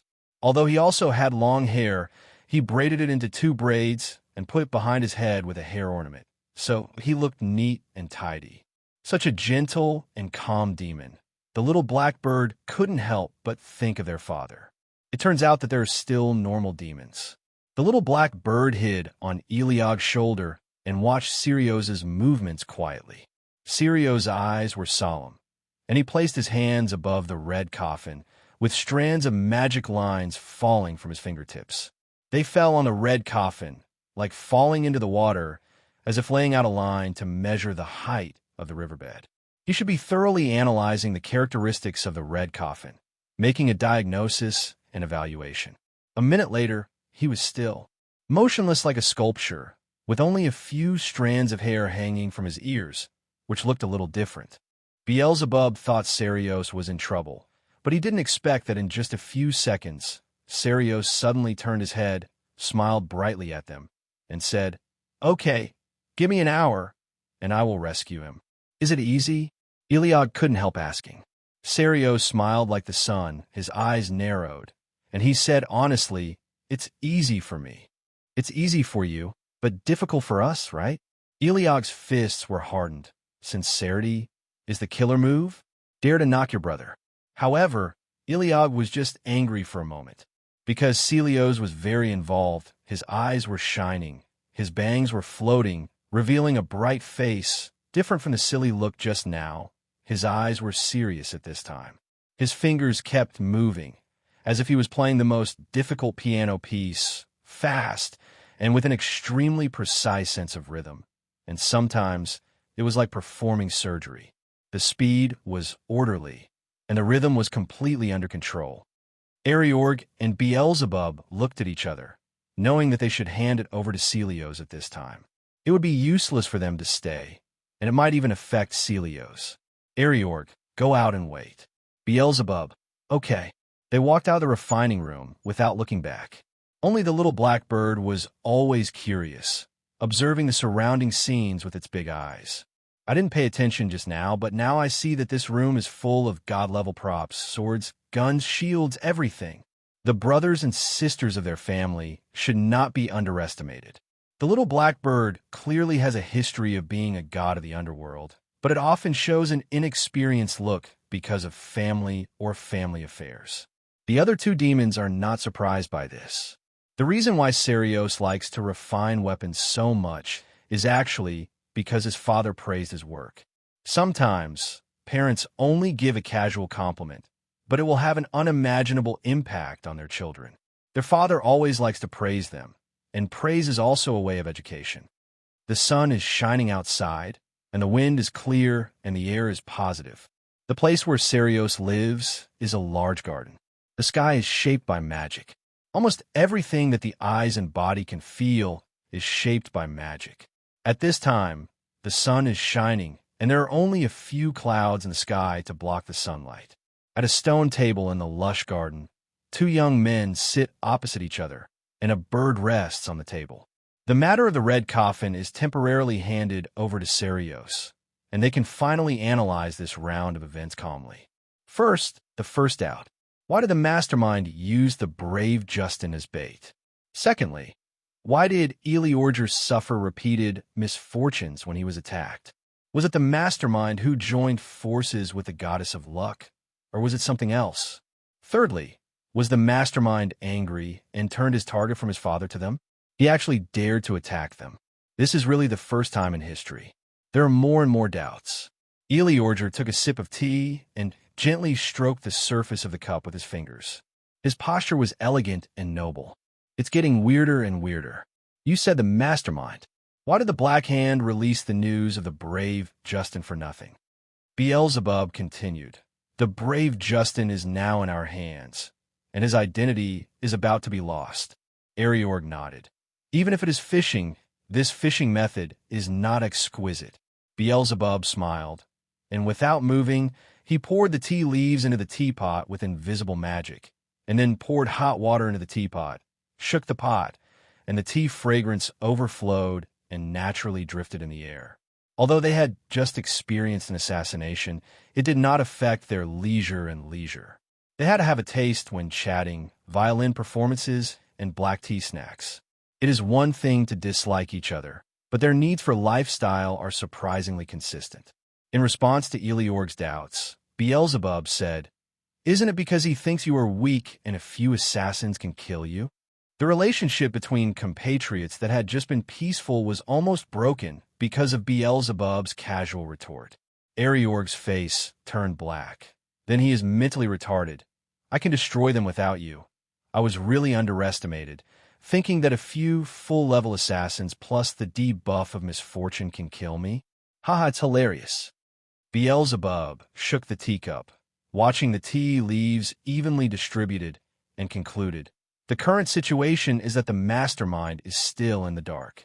He used some things to lure us to destroy the kingdom of God, but he himself was hiding and observing the situation.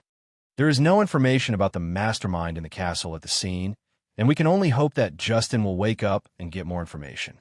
Ariorg. Speaking of which, Federigi's gang of monsters has nothing to do with the mastermind. Beelzebub. Most of them have nothing to do with it, but maybe one or two of them are in collusion? Ariorg likes to scheme, but hates being schemed. To be honest, his patience is limited. If he hadn't considered his father's feelings, his approach would never be so gentle. By the way, you have suffered a series of misfortunes, which can be confirmed to be caused by the power of luck. Beelzebub took a sip of tea, and his behavior was very elegant. Oh, but it doesn't seem like the goddess of luck took action directly. Ariorg analyzed. If it was him who took action directly, it would be more unfortunate. Beelzebub casually said, I also think that you should at least be cursed. Ariorg was angry and glared at Beelzebub. You wish I would be cursed too, right? I didn't say that. The little black bird on the table was in a big trouble. Can these two self-proclaimed reliable adult demons stop quarreling?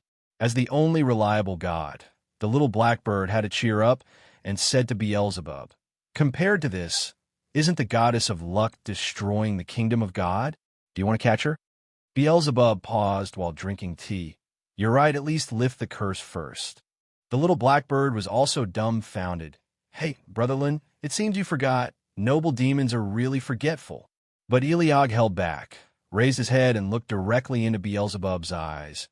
Wait, see the situation clearly first. Don't rush. Beelzebub just stretched out his hand to open the void, turned his head, and looked at Eliog with doubt in his eyes. Ariog added, Besides, you don't like the kingdom of destruction, do you? It's just an instinctive disgust. Beelzebub has no impression of the kingdom of destruction, and today is his first time there. Ariog, they are reviving the god of destruction. Do you have the confidence to fight against the god of destruction? How could I not have it? Beelzebub's tone was slightly arrogant. Eliog knew that Beelzebub could fight, but the question was not whether he could win. Don't worry about them for now. Our focus is on the brave Justin. The opponent of the destroying kingdom is human beings, and it is up to humans to solve this problem. This matter itself is aimed at humans. Beelzebub, I'll go over and kill Luck first. His curse is annoying. The little black bird thought for a moment, looked at Beelzebub, and suddenly said, Compared to this, have you noticed? Before he finished speaking, he was glared at by Eliog. Eliog said coldly, I suggest you don't go to destroy the kingdom of God. I know you have the strength, but now the goddess of luck has already stood on the side of destroying the kingdom of God. Once you go over, you will suffer misfortune. Be careful not to forget to use magic while fighting. Beelzebub felt that Eliog was a little strange, as if he didn't want him to come into contact with the kingdom of destruction. It was true that he had never come into contact with the kingdom of destruction before today, but with his strength, could Federico stop him in a real fight? Could the influence of misfortune be so strong as to affect the original victory or defeat? Beelzebub was about to ask the reason. Just then, a voice sounded outside. That the coffin is open. Celios suddenly appeared, not knowing what they were arguing about, and a hint of curiosity flashed in his eyes. The two demons turned around at the same time and asked in unison, Where is it? The little blackbird also jumped up. Wow, it's only been half an hour. Is this the strength of our new compatriots? As expected of our Abyss family. A few seconds later, they returned to the refining room. In front of them was an open red coffin and a stone bed that exuded an ominous aura. Eliog was a little surprised, his eyes fixed on the stone bed. Celios walked to the stone bed and lowered his eyes and said, The coffin is open, but you see. Lying on the slate bed is a body wrapped in layers of black cloth. The curse around the body is so strong that it almost turns into reality. If you get closer, an extremely shrill scream will sound in your ears, which will make your skin crawl. One place. They have a lot of experience, but they have never seen such a strong and rich curse. If most people would have died long ago, it is estimated that only the brave Justin could survive. Justin's body was wrapped in black cloth, and he looked like he couldn't move. It's hard to imagine what happened to him during the time he was missing. If he had been locked up in a red coffin for thousands of years after his disappearance, then he would have had too much willpower not to die. What kind of desire for survival does it take to cling to a slim chance of survival? Should I say that he really deserves to be a brave man? Eliog had seen a lot of human beings, and when faced with Justin's situation, he was in awe and admired him. Celios looked at Eliog. What should I do? Beelzebub came closer and held out his hand, palm down. The magic power brewing in the palm of his hand glowed with red light, as if scanning Justin's condition and analyzed. Let alone feeding him potions, he can't even open his mouth. The answer is yes, but the risk is extremely high, and Justin may die as soon as it's torn off. Among the many perverted curses, one was to make him live and suffer forever. Eliog thought for a while and tried to break the curse himself. However, it turned out that it was not his area of expertise, so he gave up and said, "Let's show it to Bayer. But do you have any impression of this curse?" The two demons and one god were silent. Curses are traceable and usually carry the power of the cursor. If it is a curse from God, it will be even more obvious because God's curse will contain divinity. Divinity is the only identifier of God, and it can be recognized at a glance. And the curse on Justin, he is cursed by the gods. He is cursed by more than one god. The little black bird landed next to Justin, sniffed it carefully, and said in shock, "There is even my curse in it." When the little black bird was active, the other two demons didn't notice. Celios was looking at the little black bird blankly, as if thinking about where the bird came from. Is the mastermind so good at hiding? Beelzebub was a little irritable, and his mood reflected the reality. The magic power caused the fire of the abyss, which was about to burn down the refining room. Celios said nervously, "Brother Beelzebub, don't be angry. This is my home." Beelzebub didn't seem to hear, maybe because he was hungry and his magic power was a little out of control. Eliog couldn't stand it and said to Celios, "Be tougher. If Beelzebub is unhappy, you can scold him and beat him." Celios said timidly, "I." The little blackbird couldn't hold back and said, "Can you stop gossiping? The brave Justin is going to die." The three demons immediately looked at the stone bed. Only then did they realize that the curse on Justin looked like it was about to explode, like a whale about to explode after death. The little blackbird shouted, "Send first aid quickly." After a while, Bayer had just finished his work in the Empire and was about to go home to claim credit from his father. Unexpectedly, he was kidnapped midway. Bayer was confused and cursed. "What are you doing?" Elio pulled him to the weapon refining room. Bayer took a closer look, his face full of surprise. "What is this?" Beelzebub glanced at him. "It's not something. This is the brave Justin." Bayer's eyes widened, looking left and right, dumbfounded by the diversity and complexity of the curse. How many curses has he received?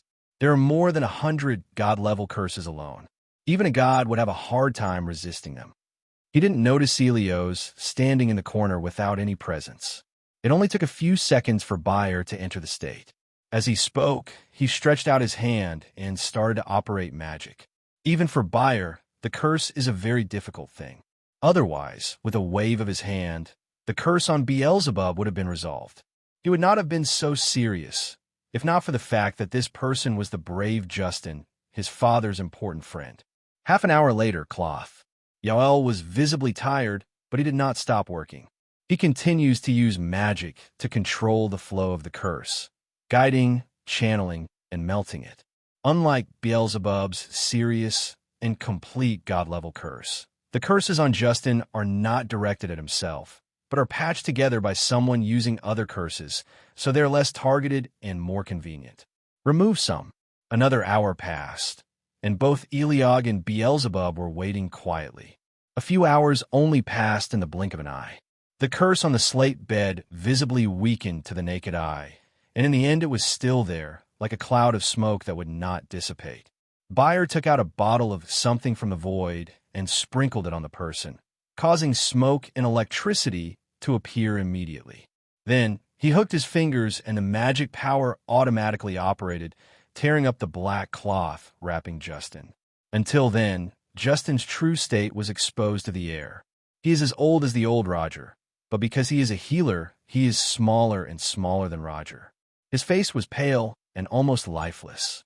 Bayer approached, and poured the resurrection potion into Justin's mouth without saying a word. Eliog and Beelzebub looked at each other again. As long as the brave Justin is resurrected, they should be able to know the truth. I saw that after Bayer poured several resurrection potions in a row, Justin finally made some movement. His fingers moved slightly. Move, move. The little blackbird cheered from behind. Celios looked surprised. However, it was just a movement. Justin soon stopped moving, and his breath became weaker and weaker, as if he was going to die in the next second. When being entangled by the curse, he seemed to be holding his breath. No matter what, he could not die so cowardly, and he survived until now despite the tenacious resistance.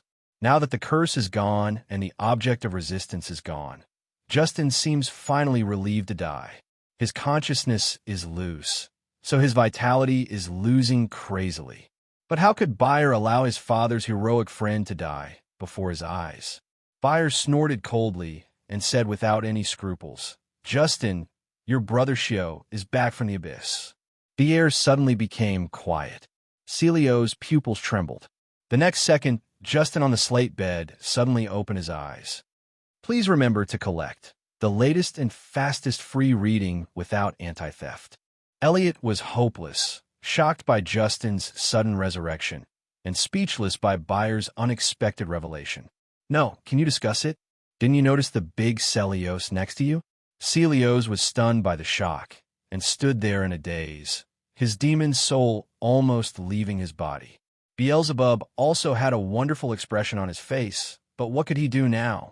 Can you give Celios amnesia? But at least the brave Justin faked his corpse, right? Their thoughts were changing, but Bayer continued to operate. Justin opened his eyes and fixed his gaze on Bayer. He must be very confused. Where's this place? Who are these people, and why did they say what they said? He hasn't been resurrected immediately, but his consciousness is back at least. Once consciousness comes back, everything will be easier. The desire to survive is the greatest vitality. Bayer's magic power is working. His silver hair is golden, and his eyes are shining, reflecting the most mysterious magic patterns, showing irresistible domineering. He who wants to live must never die. The so-called magic power should be the most domineering force, crushing all obstacles and crushing all rules. Justin's eyes were blank, but gradually they became clearer. The rejuvenation potion in his body was taking effect, and the effect was so good that he not only returned to his youth, but almost returned to his infancy. His whole body emitted light, bursting with vitality, and quickly returned to normal. If Bayer hadn't been controlling it, Justin would have returned to his infancy. Eliog and Beelzebub watched at the same time, looking surprised. Although they had seen Bayer save his life many times, this was the first time they had seen him rescued in this situation. I can only say that he is worthy of being his father's child, the Lord of the Abyss, Baal. When will this problem with the loudspeaker be corrected? Let him go out one day, and all the compatriots will know about it. Eliog also had a heart attack. Fortunately, Justin seems to have successfully renewed his life. At the same time, Celios next to him lowered his face, his bangs covering his eyes. His face was dark, and his expression could not be seen. Bayer said, "It's almost done now. The eyes can already move." He looked at Eliog and Beelzebub proudly. He thought they would be ecstatic, but he didn't expect them to have complicated faces and cast their eyes to a corner. What corner? What are you doing there? Bayer was confused, turned around, and saw that the scene changed drastically. Ah, Celios, why are you here? Haha, look at this stupid sister. She actually just discovered that there's a younger brother over there. Eliog resigned himself to his fate and should focus on the immediate tasks first. Bayer, how is he? Eliog approached the stone bed and saw that Justin had returned to his appearance in his 20s, fully dressed in the clothes of a healer. Can this resurrection potion even bring clothes back to life? But if you think about it carefully, it should be influenced by Bayer's power and has nothing to do with the potion. Bayer quietly turned his gaze away from Celios, pretending not to notice or know. Ah, you mean Justin the Brave, right? He looked back at the table. He summed up. He has been cursed for about 2,000 to 3,000 years. His body functions are basically destroyed, but his soul is still intact. He is a brave man in the profession of healer. I guess he has lived and died for several thousand years, and he has broken through the curse.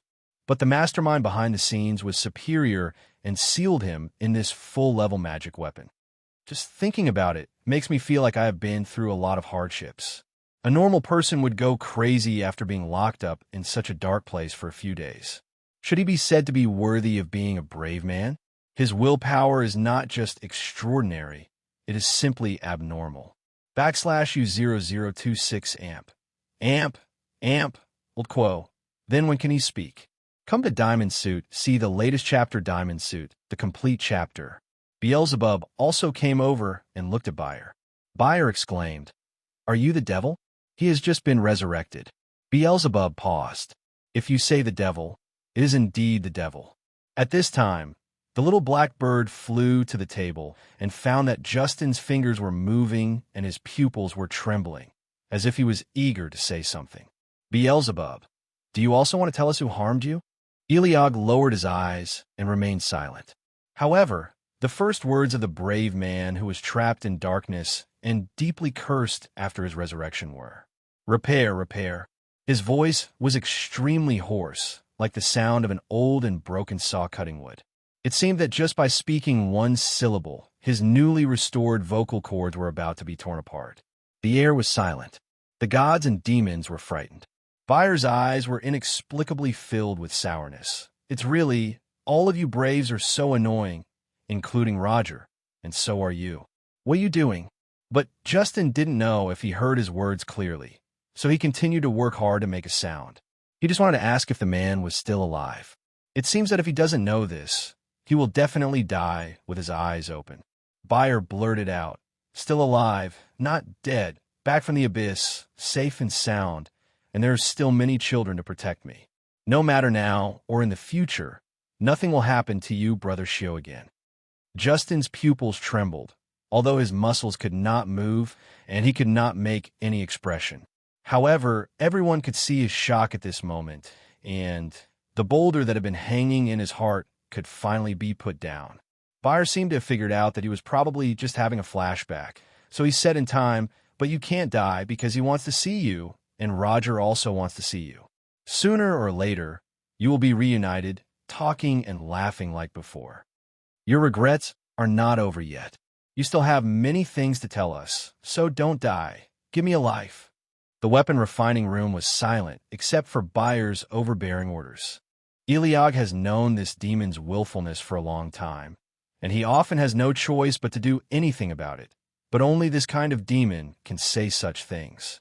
"Are you being scheming and losing sincerity?" Eliog's eyes darkened. Buyer's words really had an effect, and Justin's eyes, which were almost darkening, remained clear. But seeing how reluctant he was, he probably wouldn't be able to say anything for a while. Beelzebub doesn't force it anymore. Anyway, with them here, Justin should be able to hold on to a slim chance of survival. No matter what happens, the mastermind behind the scenes will never take action. What needs to be known will always be known. Buyer nodded and said, "Keep it up for now. You should be able to speak soon."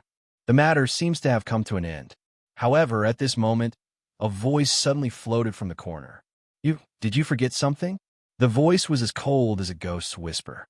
The three demons and one god suddenly felt something bad, and their hair stood on end, but they did not dare to turn around and look at the corner. As we all know, Celios has a docile temperament, and is usually more sheep than a sheep. He is submissive and never resists. But this presupposes that you have not angered him. Now, they have obviously angered Celios, and they're still in Celios territory. /U0026 amp. Old quo. Father is back. Right? Come. Read the latest chapter. Complete chapter. Celios looked gloomy, and his magic power directly dominated the entire field. His power is very dangerous. It is deconstruction and reconstruction. Although it ranks 19th in his domain, no magic can underestimate him. The weapon refining room is full of full-level magic weapons. At this time, they were activated by Celios' magic power and were floating in the void, revealing their terrifying murderous intent. Eliog and Beelzebub opened their eyes wide, thinking frantically about countermeasures. But Bayer broke into a cold sweat, turned around, and walked towards Celios with a big smile. "Ah, isn't this our 19th brother? It turns out you are here, too. Eliog is going to curse the devil. Idiot Bayer, please say something nice." In the next second, swords suddenly appeared, pointing at their throats in a circular shape. The sword is sharp and murderous. Celiog walked out of the corner, exuding an ominous aura. He raised his face, his bangs parted slightly, revealing a terrifying pupil, and black tentacles sprouted from under his robe. Countless eyes turned and stared directly at them. Bayer's expression was stiff, and he couldn't hold himself any longer. "Where is father? Tell me," Celios ordered coldly. As soon as he finished speaking, hundreds of swords glowed with light. When Bayer was in a hurry, it was an accident. In Oedipal Empire, Eliog and Beelzebub were speechless and choked on the spot. The other side, half an hour ago, Hughes went to the Magicians' Association for something. Milad immediately went out to receive the news and said eagerly, "Mr. Aegeus, just tell us what books you need. Why do you come here in person?" Hughes said politely, "It's nearby. It doesn't take any effort." Since the information that he was a student of Matros came out, the magicians looked at him with a bit of awe and curiosity, especially when they later heard that Mr. Aegeus's mental power value was as high as 97, which was simply astonishing. They generally believe that although Mr. Aegeus appears to be only over 30 levels on the surface, his true strength is definitely more than this. This idea kept them at a certain distance from Hughes. Except for the guys with very familiar personalities, few people dared to come forward and talk to him. Coupled with the presence of Instructor Milad, they were even more afraid to approach easily. However, they also discovered that Mr. Aegeus really loves cats now. He brought out 4 cats at once last time. Unexpectedly, he brought a new one today, but they didn't see Mr. Aegeus anywhere. Adoption. Wait, is this a cat? Are you a little fat? Someone just thought that, and the next second he was glared at by the cat. For a moment, he thought he was dead. You must not offend Mr. Aegeus's cat. 10 minutes later, Hughes borrowed many magic books. Seeing that he couldn't take it back alone, Milad arranged for a free trainee magician to help deliver it.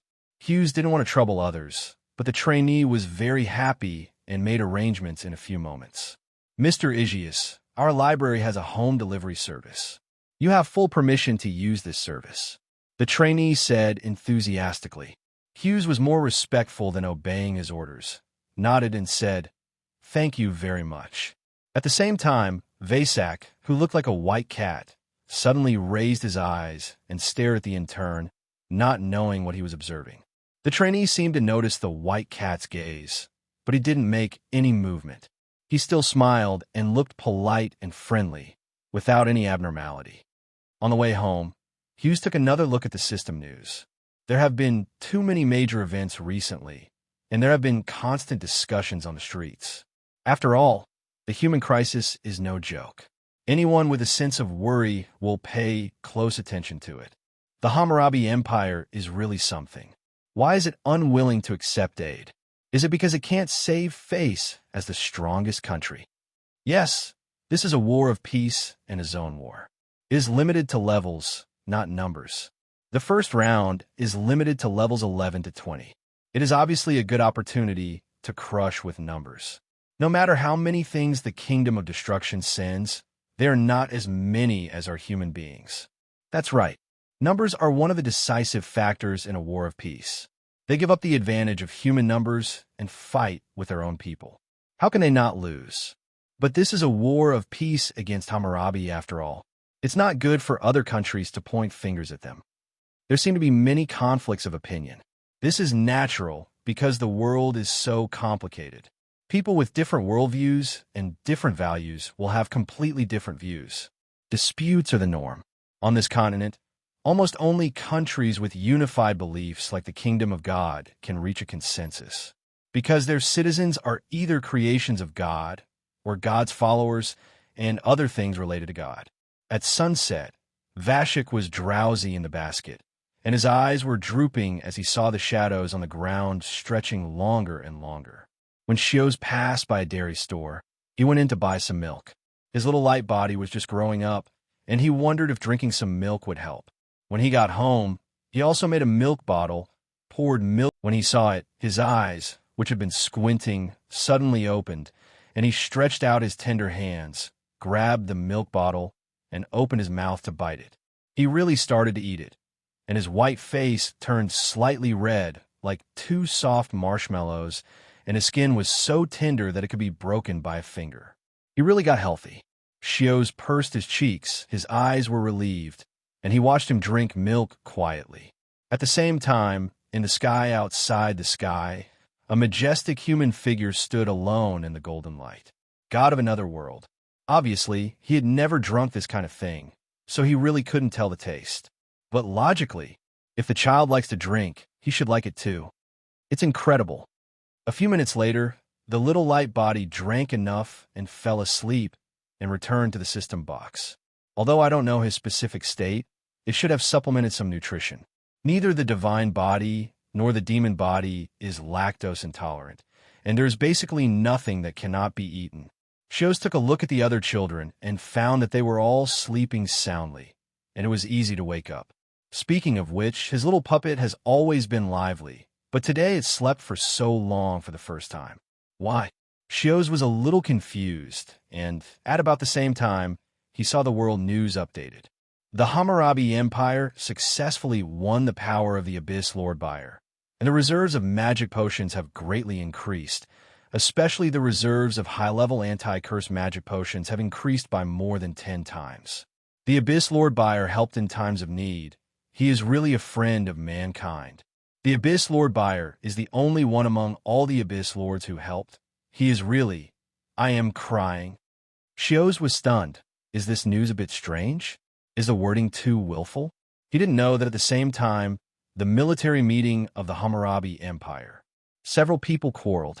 This is not news at all. Who wrote it? The old staff angrily found the organization. However, what he got in return was a collective, helpless look. The old staff felt something was wrong and frowned and asked, "What's the situation?" The team leader replied helplessly, "It was the Abyss Lord Buyer who wanted the world to make it public as one of the conditions for him to assist us." The old staff was dumbfounded and completely confused. What is the purpose of the Abyss Lord Buyer? What conspiracy does he have? On the other side, Shios continued to watch the news for more than 10 minutes. He still felt that something was wrong, but this was the news of the Empire after all. Maybe it was true. It seems that the Abyss Lord Buyer still abides by the contract. He nodded secretly, and his impression changed. In a place he didn't notice, a cat that had never appeared before appeared in the corner of the bookshelf. It was obviously a short-legged cat with short blue and white fur. Its name on the blue planet was Munchkin Cat. It hid behind the bookshelf and looked at the black-haired young man timidly, with tears in its light green eyes. He should want to go over, but he was timid and didn't dare to approach. His brothers and sisters were so bad that they hid the information about his father. His father, the father he missed for a long time, seemed to have really come back. But after so long, did his father still recognize him? He was so useless, small and weak, the weakest among his compatriots. His presence was so low. Would his father have forgotten him? Even if he appeared again, his father might not recognize him. The cute little cat just took a step forward, then shrank back his claws, shrinking timidly, full of trepidation. He was a timid child, often laughed at by his brothers and sisters because he had no courage. Even though thousands of years had passed, his character had not changed at all. His father would definitely not like him. His father had so many children. How could he like him? As Serios thought about it, his eyes were filled with tears, and he almost sobbed. But suddenly, the young man who was concentrating on reading raised his eyes and called out to the darkness. "Serios." The little cute cat's hair stood on end. "Are you back?" He raised his head. His big cat eyes reflected the young man's figure, and then he couldn't bear it anymore and rushed forward. "Meow, meow, meow. Good boy, are you okay?" Hughes picked up the little short-legged cat. At this time, the 3 demons and one god who were sealed in the space looked at each other. Beelzebub turned his eyes. "Buyer, I blame you," Buyer said indifferently. "Isn't it just that there is one more child? Celios misses his father so much, so it's okay for him to see him." Eliog, "Oh, this is how the devil's bottom line falls." The little black bird said weakly, "Well, we're locked up. Don't you think a way out?" Serios's domain is completely closed. There is no way to break through. In fact, just forcing a breakthrough will be enough, but that will definitely hurt Serios. Most of their fights were petty fights, and they rarely fought with their compatriots seriously, let alone causing serious injuries. After all, they are compatriots, and it is impossible to really fight to the death, unless it involves issues of principle. And their problem in principle is nothing else but their attitude towards their father. Beelzebub, "I originally wanted to settle the score with Lady Luck, but now it seems I have to wait." Buyer looked at him in surprise when he heard this. "Have you finally paid attention to your curse?" Beelzebub paused. He always looked down on trivial matters, and he didn't have much awareness of this. After being told about it one after another, he appeared not to care, but in fact he felt a little reflective in his heart. Who wants to be cursed? I just burned a few sets of his clothes back then. Eliog turned his eyes and said nothing. Buyer was furious first. You burned his clothes. He seemed to feel the same way, and his cheeks bulged with anger. Beelzebub said calmly, "What's the matter?" Buyer punched the air. "That's why I say you are unreliable. You are the best in terms of unreliability." The three demons looked at each other, but they also knew it was meaningless. Let's wait for Justin to recover first. On the other hand, it seems to be someone's dream. The past is shattered, bizarre scenes flash by, countless faces overlap and disperse, and the timeline seems to be disrupted. Consciousness is chaotic like paste, and will is swaying like fire. Amidst the confusion, a fragment of memory lit up. It was a quiet summer day. The empty and cold chirping of cicadas kept ringing in my ears. My nose was filled with the natural smell of flowers, grass, and soil, and the temperature that made people sweat. Why is it so hot? It seems that they went to a location close to the tropics, where the heat was unbearable and irritating. There are also a lot of low-level but very difficult mobs along the way. It's easy to hit them. Irritable. Justin has a gentle personality, but he was also irritable in that excessively hot environment, and even spoke out of turn. In fact, after just one day, their team had quarreled many times over the direction of travel. Almost everyone had a route that they thought was more appropriate, and they all said that the route they had chosen was the most correct one. But the result was one round after another of ghosts beating the wall, and it was impossible to get out of the ominous tropical forest. At that time, they had only traveled through time for about a month and didn't know each other well. His impression of Brother Shio was a gentle netizen online, but after getting to know him, he thought he was a very gentle friend in real life. After many times of beating the wall and the rising temperature, they all felt a bit angry in their hearts. They had quarreled for several rounds, and each one was more irritable than the other. Yes, except Brother Shio. That person is very emotionally stable, no matter what the circumstances, as if nothing is a big deal and everything will fall into place naturally. He once thought that this was a disguise, a fake. It was impossible for people to be so emotionally stable, and that person was even the weakest among them. How could he be calm and have no emotions at all? It was so fake and didn't fit with his idea of people at the time. As a person who grew up under long-term domestic violence, he has long been accustomed to his parents' various emotional outbursts, and he became the victim of their out-of-control emotions. Perhaps it was precisely because of this that he paid special attention to that person. On the surface, he got along peacefully, but somewhere in his heart, he secretly hoped that the person would lose control of his emotions. This is something you shouldn't have. At least people who know him will think that he is honest, gentle, and easy to talk to. They may even think that he is weak and can be bullied, but they will not think that he has such thoughts. At that time, after fighting against each other 10 times, conflicts broke out between them, and they both insisted on their own opinions and felt that they were right. After a big quarrel, 4 of the 7 members left the team at noon. He also found it boring and thought that there was no need for this team to go on and they might as well just survive on their own. In the end, it seemed that only 2 people were left in the original camp. He randomly found a lakeside and had already planned how to survive alone in another world. But as he thought about it, he couldn't let go of the friendship with his hometown deep down in his heart. They came together and managed to get along with each other and reorganize the team. Are they going to be disbanded because of a little conflict? He looked at the lake. His mood was like boiling water. He was so absorbed in thinking that he almost forgot his situation. It wasn't until a voice suddenly sounded in his ears that he finally woke up and looked at himself in shock. /U0026 amp.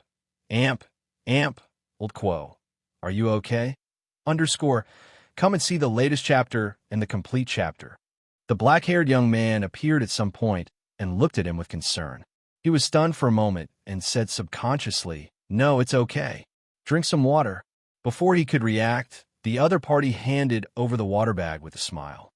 He was so focused and closed in his own world that he forgot about being thirsty.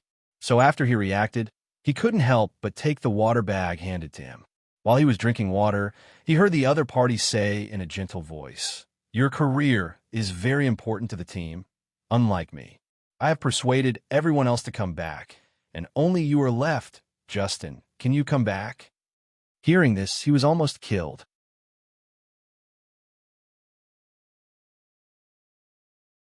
He choked on the water and took the last sip roughly. Did you persuade them all to come back?" The black-haired young man nodded. "Maybe it's because I'm older. They all gave me face. Now you're the only one left. Can you come back?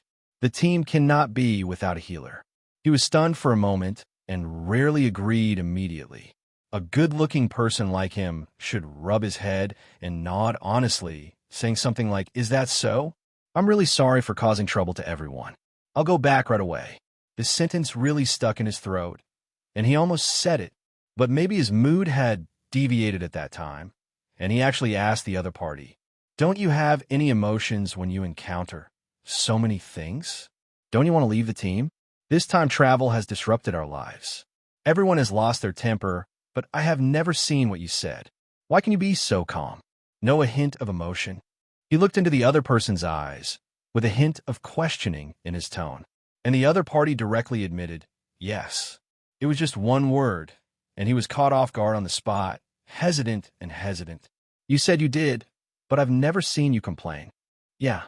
The dappled sunlight hit the black-haired young man's face, making him somewhat unreal. The young man lowered his eyes, as if deep in thought, and said after a few seconds, "I will complain, but I can't complain in front of you. I have no talent or ability. I just want to try not to cause you any trouble. How can I possibly do the opposite? I'm sorry to bother you." He was shocked when he heard it, and he couldn't react. "I'm not that calm. In fact, I've always been afraid that you might abandon me one day. After all, I really don't know anything." Perhaps in order to lighten the atmosphere, the black-haired young man laughed and admitted honestly, "I was worried that you wouldn't listen to me. After all, I am the one with the least say in the team. However, also sincerely hope that you will come back." Yeah. The more he listened, the more dizzy he became. And the other party then said this sentence. "7 of us came. Of course, 7 of us must go back. I hope no one will be left behind. If there is any difficulty, we, as a few fellow villagers, can overcome it by working together, right? Because we are brave, right?" After saying that, the black-haired young man seemed to think that this sentence was a bit off base, so he had to laugh to break the embarrassment, but his reddish face clearly revealed his mood. It seemed that he himself felt embarrassed to say it, but those words really touched him at that time. It wasn't just out of emotion, it was because he discovered that the other party was never fake. What he thought was calm was actually the surface the other party was trying to hold up. He had secretly hoped to see the other person's emotions, but the fact was that the other person had always been emotional, nervous, uneasy, and hesitant, but they had always been suppressed under the disguised surface. Strength and fragility exist at the same time. Fragility forms strength, and strength covers fragility. The other party is just such a living person. Just like him, they're all living people. After realizing this, an emotion suddenly surged into his heart, as if he finally got through something, and his heart finally felt the heat and cold outside. What did he answer then? Justin allowed the memory fragments to reorganize in his mind, and spelled out the smile they exchanged after the chat, as well as their walk and chat when they returned to the team together. It is difficult to say how much space that brief period of adventure occupied in his life. The most impressive thing among them was not even the life and death tests, but the T-chat after the life and death tests. He learned a lot about them, and they learned a lot about him. If they were in the original world, they would never have the opportunity to be so close to each other. In this sense, this time travel was a good thing. It allowed him to get something he had never had before and experience a tenderness he had never imagined. Later, they learned to enjoy the hardships. Although they often encountered difficulties, they could always find a way to solve them, until that person suddenly fell behind. It's like someone suddenly broke a mirror, and the mirror suddenly fell into pieces, making it difficult to put it back together again. Justin's pupils trembled, and he couldn't help but smile bitterly. You said you hoped I wouldn't fall behind, but you did. Without any warning, I didn't even have a chance to catch you. I could only watch you fall, and then the abyss closed, completely blocking you, never to be seen again. Justin's sea of memories kept surging. He remembered too many past events, and some of the blood that had cooled back then was revived in his heart. A lot of things happened later. He couldn't see clearly, and his eyes were dazzled until the white light flashed, and the scene in front of him seemed to be no longer illusory, but fell into reality. What comes into view is a white ceiling, which is too white to be dazzling. Why? Are you finally willing to wake up? Before he realized it, a woman with silver hair and blue eyes appeared in his field of vision. Brave Justin, are you conscious? Can you still remember the past? Another young man approached with a cold and solemn face. I think he's awake. Another young man also approached, his eyebrows slightly furrowed, showing his natural arrogance. There was also a small blackbird that landed on him, its big eyes looking left and right. For a bird, it was obviously too smart. He wondered who they were, and subconsciously asked, "Who are you?" Bayer curled his lips and smiled, raised his eyebrows, and said confidently, "Since you asked so sincerely, I will tell you with mercy." Justin was inexplicably nervous by his formation. Bayer then declared, "Haha, I am the child of your brother Shio, the Abyss Lord Bayer. They are my brothers and the Abyss Lords. By the way, all the Abyss Lords now are the children of their father. 24-3, plus a few gods, well, that's it."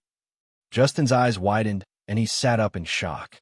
Please remember to collect the latest and fastest free reading without anti-theft.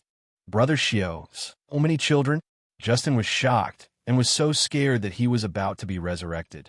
2, more than 20, and they are all Abyss Lords. What happened to Brother Shio in the Abyss over the years? Justin's mind exploded, and a lot of terrifying assumptions jumped out. No, it can't be. No, how is this possible? I can't believe it. Justin's face was as if the world had collapsed, and he was so shocked for the first time in his life. The two demons next door had already looked at the ceiling, with a sense of powerlessness of "I don't care." Bayer tilted his head, looked at Justin, and asked, "What's the problem?" "This." Justin choked and was almost speechless. He thought, if you say it's okay, it seems that it's okay. After all, he disappeared for thousands of years. It doesn't seem strange to have more than 20 children in such a long time. But it's not right. Brother Shio doesn't look like that kind of person. Justin couldn't believe it, and even suspected that he had heard it wrong or was dreaming. So he pinched himself, and then it hurt so much. Is it true? Eliog couldn't stand it anymore. Pushed away Bayer, walked to the front, and explained, "Listen to his nonsense. Have you forgotten that your father is a creator? We are all creatures created by your father." Justin was stunned, and then suddenly realized, I remember, I saw it before, so that's it. He was so shocked that he repeated it subconsciously, and the aftermath of shock was obviously still there. "You should have seen our eldest brother or second brother. Forget it. Let's not talk about this." Eliab went straight to the point and asked, "Brave Justin, we rescued you for only one thing. Who set up the trap to harm you? Why are you locked up in such a place?" "Who? Justin's face changed when he heard this, and he lowered his head, with scattered memories flashing in his eyes. Beelzebub also said, "Who is the mastermind behind the trap to kill the brave? You should know the truth. Who harmed me?"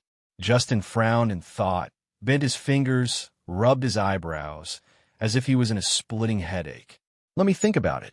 The three demons and one god waited quietly for him to speak. Justin recalled for half an hour before he slowly spoke. He said with a gloomy face, "My memory is very confused. It has been eroded by the curse, so I can't remember many things. It sounds like the clues that were finally found are about to break." Elioj frowned. This mastermind behind the scenes is outrageous enough. Can he even tamper with memory? But Justin continued, "However, I can repair my spirit and memory, so it's not a big problem to remember." Elioj was surprised. "Really?" "Of course," Bayer nodded and said. "He is a healing master after all. It would be funny if he can't even heal himself." Justin's mouth twitched slightly. Now he remembered what the name Lord of the Abyss Bayer meant. Thinking back to the era of the gods, the war between gods continued until the collapse of the Kingdom of Destruction. After the collapse of the Kingdom of Destruction, a few hundred years later, the Abyss was in chaos. Demons were born, and the continent entered the Demon Era.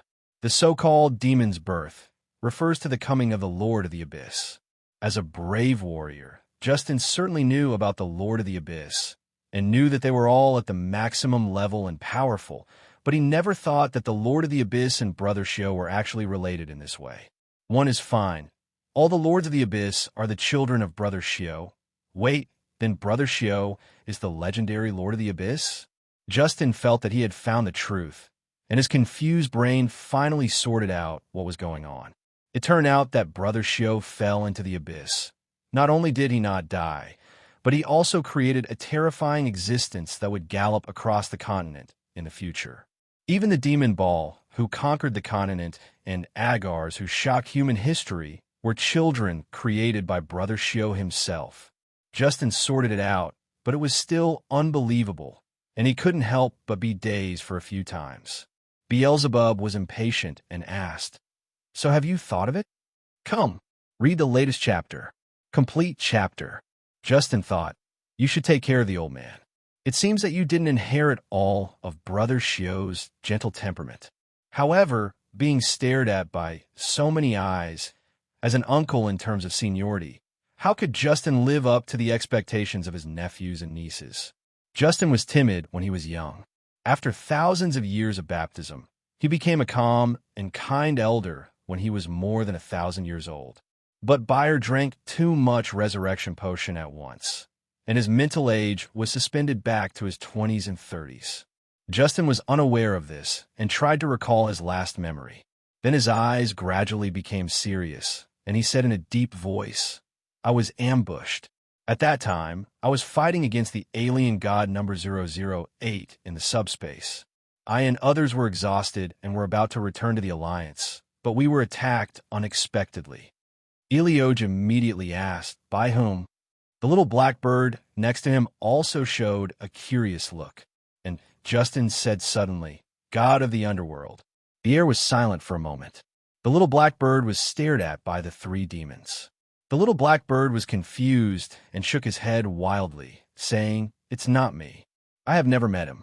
How could I sneak attack him?" Justin looked at him, unbelievable, as if he had seen a ghost, and said with a strange expression, "Are you the god of the underworld?" The little blackbird nodded. "I am, but you are mistaken. Why would I attack you? For no reason. Besides, as the god of the underworld, do I need to attack you to kill people?" Justin looked wonderful, and after a moment of silence, he said, "I recognize that it was the power of the god of the underworld. But the one who can use the power of the god of the underworld is not necessarily the god of the underworld himself." Bayer paused. Does it mean that the mastermind deliberately used the power of the underworld to disguise himself? How can this mastermind be so clever? Elliot tasted it and said, "This mastermind has probably collected a lot of power from gods, and usually uses these powers to disguise himself." Beelzebub glanced at Elliot. "So, you were attacked and suffered misfortune at that time. And it was the mastermind who used the power of the goddess of luck to do it. Elliot, no wonder that power is weaker than the original body. Thinking carefully, isn't there a patched curse of the gods on the red coffin? Since the mastermind can collect the curse of the gods, it is estimated that he can also collect the power of the gods. Think about the antique shop in the kingdom of Shalene and the contradictory doctrine of the Church of Dawn. This mastermind behind the scenes is amazing. How long has he been planning? How many things have he done in these long thousands of years? After thousands of years of planning, what does this mastermind behind the scenes want to achieve, and what does he want to get? The author Hui Yutian reminds you that after the Lord of the Abyss awakens, we'll update the latest chapters on as soon as possible. Remember to read the latest chapters and complete chapters. As a deep-minded demon, Eliorger has also planned some things in these thousands of years, but even he would not have the patience to plan for thousands of years. How strong is this obsession? This kind of ruthlessness that will not give up until the goal is achieved is quite terrifying no matter what it is. Eliorger was in a complicated mood. This guy is really not simple. Justin didn't know what they were talking about, but when he heard that the Hades himself denied this matter, it was probably something disguised at the time. Eliog raised his eyes and continued to ask, "Do you have any other information?" Beelzebub followed. "Didn't you hear anything when you were in the red coffin?" Justin was urged again and again after just taking a break. He thought, "Can you respect your elders? I was cursed for thousands of years before I recovered from serious illness." But facing the request of his nephews and nieces, how could Justin say no? It must be possible. Uncle's face cannot be lost. Justin recalled with a headache. "When I was in the red coffin, I felt that I was placed in a very quiet place. There was almost no movement around. Every few hundred years, I would hear some footsteps and voices." Eliog, voices? What did they say? Justin nodded, cold sweat on his forehead. It seems like someone is talking to himself. Beelzebub was surprised. Talking to himself? Justin nodded. Yes, like a madman, split personality? No, should I say split godhead? What the hell? Byer's eyes widened, and he was already unable to understand.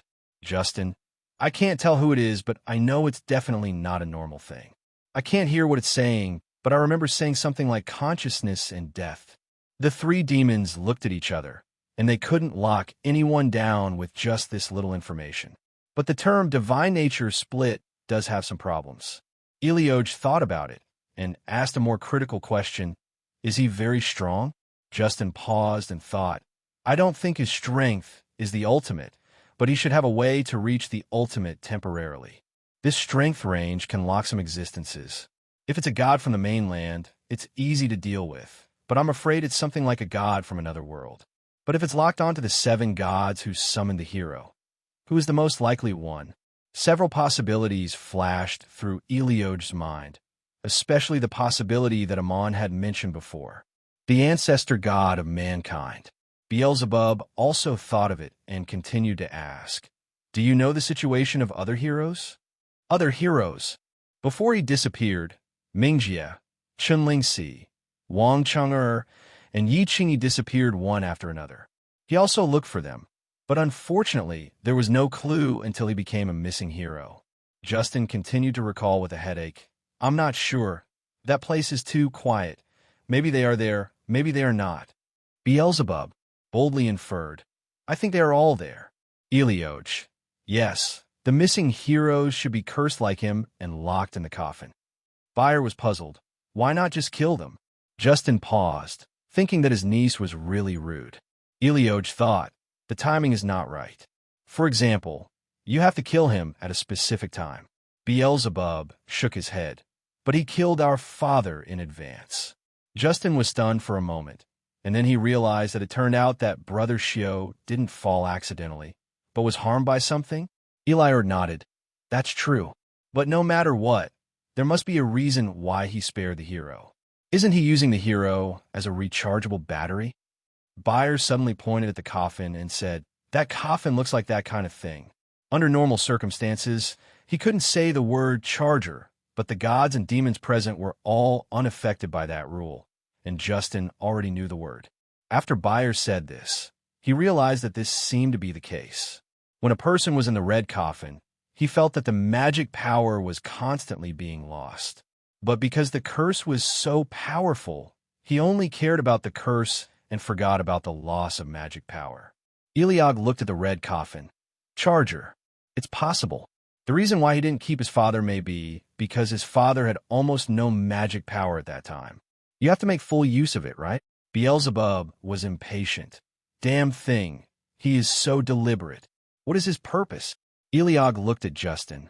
Don't you have anyone to suspect? Justin thought for a while. To say that there is suspicion, that's too much. Both the living and the dead are suspicious. But unlike my previous world, there are always clues in criminal investigation. This world is too magical. As long as the power is enough, not only evidence can be eliminated, events can be tampered with, and sometimes even one's own memory cannot be trusted. Eliog, just give a few examples. If I have to say doubtful, the goddess of harmony and the human ancestor god are more suspicious. Justin paused and added, by the way, there is also the god of war. Later, his full name was called the god of war and plague. He is also possible.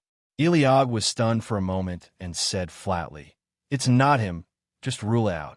Beelzebub glanced at Eliog subtly. Justin was a little confused. Really? The god of war and plague is the opposite of the goddess of harmony. Like light and darkness, they are twin concepts. I doubt that the god of war is not because there are any clues or evidence, but because he is more likely. Do these things. Eliog seemed to want to refute, but he paused inexplicably. A dark light flashed in his eyes, and he changed the subject and said, no matter who guesses, it seems that we have lost the clue now. Justin pondered, no, just wait for a few days. I want to sort out my memory again. There are still many things I have forgotten. Good.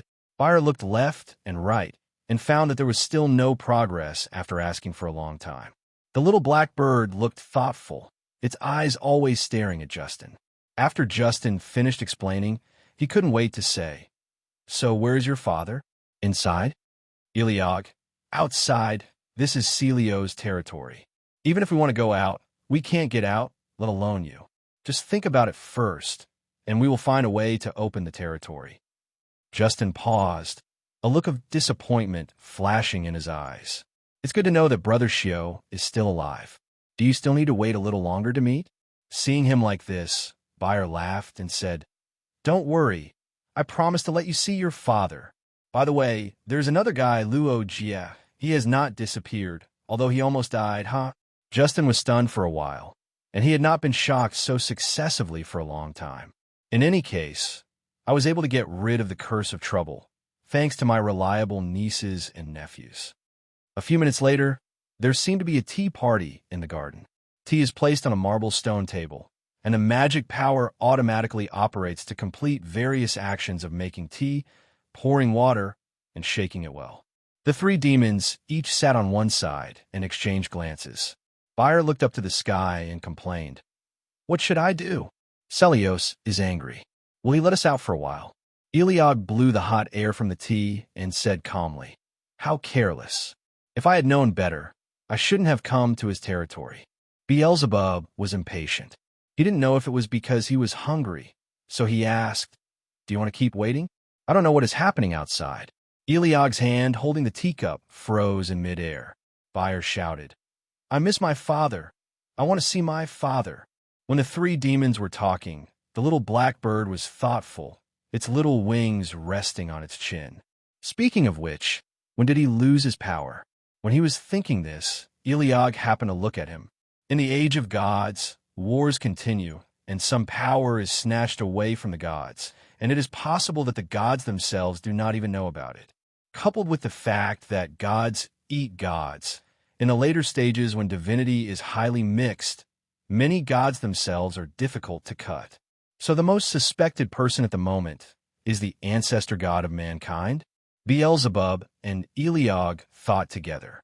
In Beelzebub's expectation, the mastermind behind the scenes should be relatively weak or have been weaker for a long time. And the ancestor god of mankind, which is weak for a long time in the early days. At that time, the gods were suppressing him, thinking that he was not worthy of being a god at all. He was a lowly ape who evolved into a human, and then evolved from a human into a lowly god. Exist. Among the ancestor gods of many races, the ancestor gods of humans are also the most suppressed. It is said that the gods at that time generally felt that human nature was the furthest away from divinity, and that it was the least likely and least appropriate for human nature to be elevated to divinity. It's not speciesism, it's personism. The higher ones look down on the lower ones, and God looks down on people, just like people look down on ants. When people face all things, they always have to emphasize that they are the primates and spirits of all things. Nowadays, there's only God outside of people. God looks down upon humans just as humans look down upon animals. In this context, it is not just the ancestor gods of mankind. It should be said that all beings who have climbed up from lower levels are not welcomed by those born gods. Beelzebub paused, but why did he become more and more locked into it the more he thought about it? Can it be true? At the same time, something big happened in Oedipus' empire.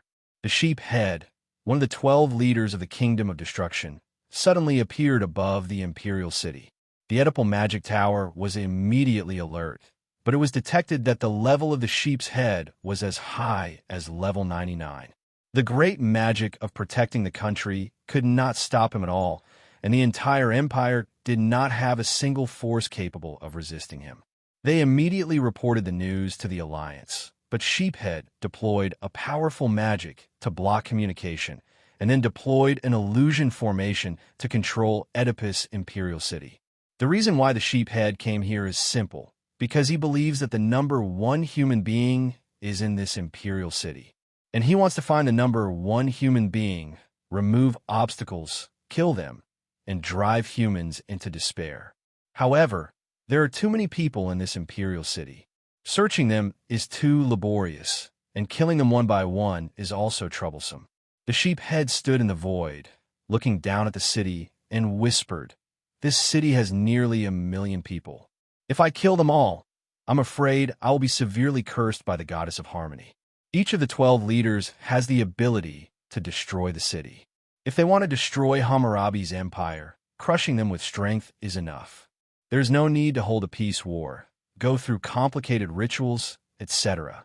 To take such a detour is nothing more than concern for the goddess of harmony. Curse of the goddess of harmony, one of the most troublesome of the divine curses.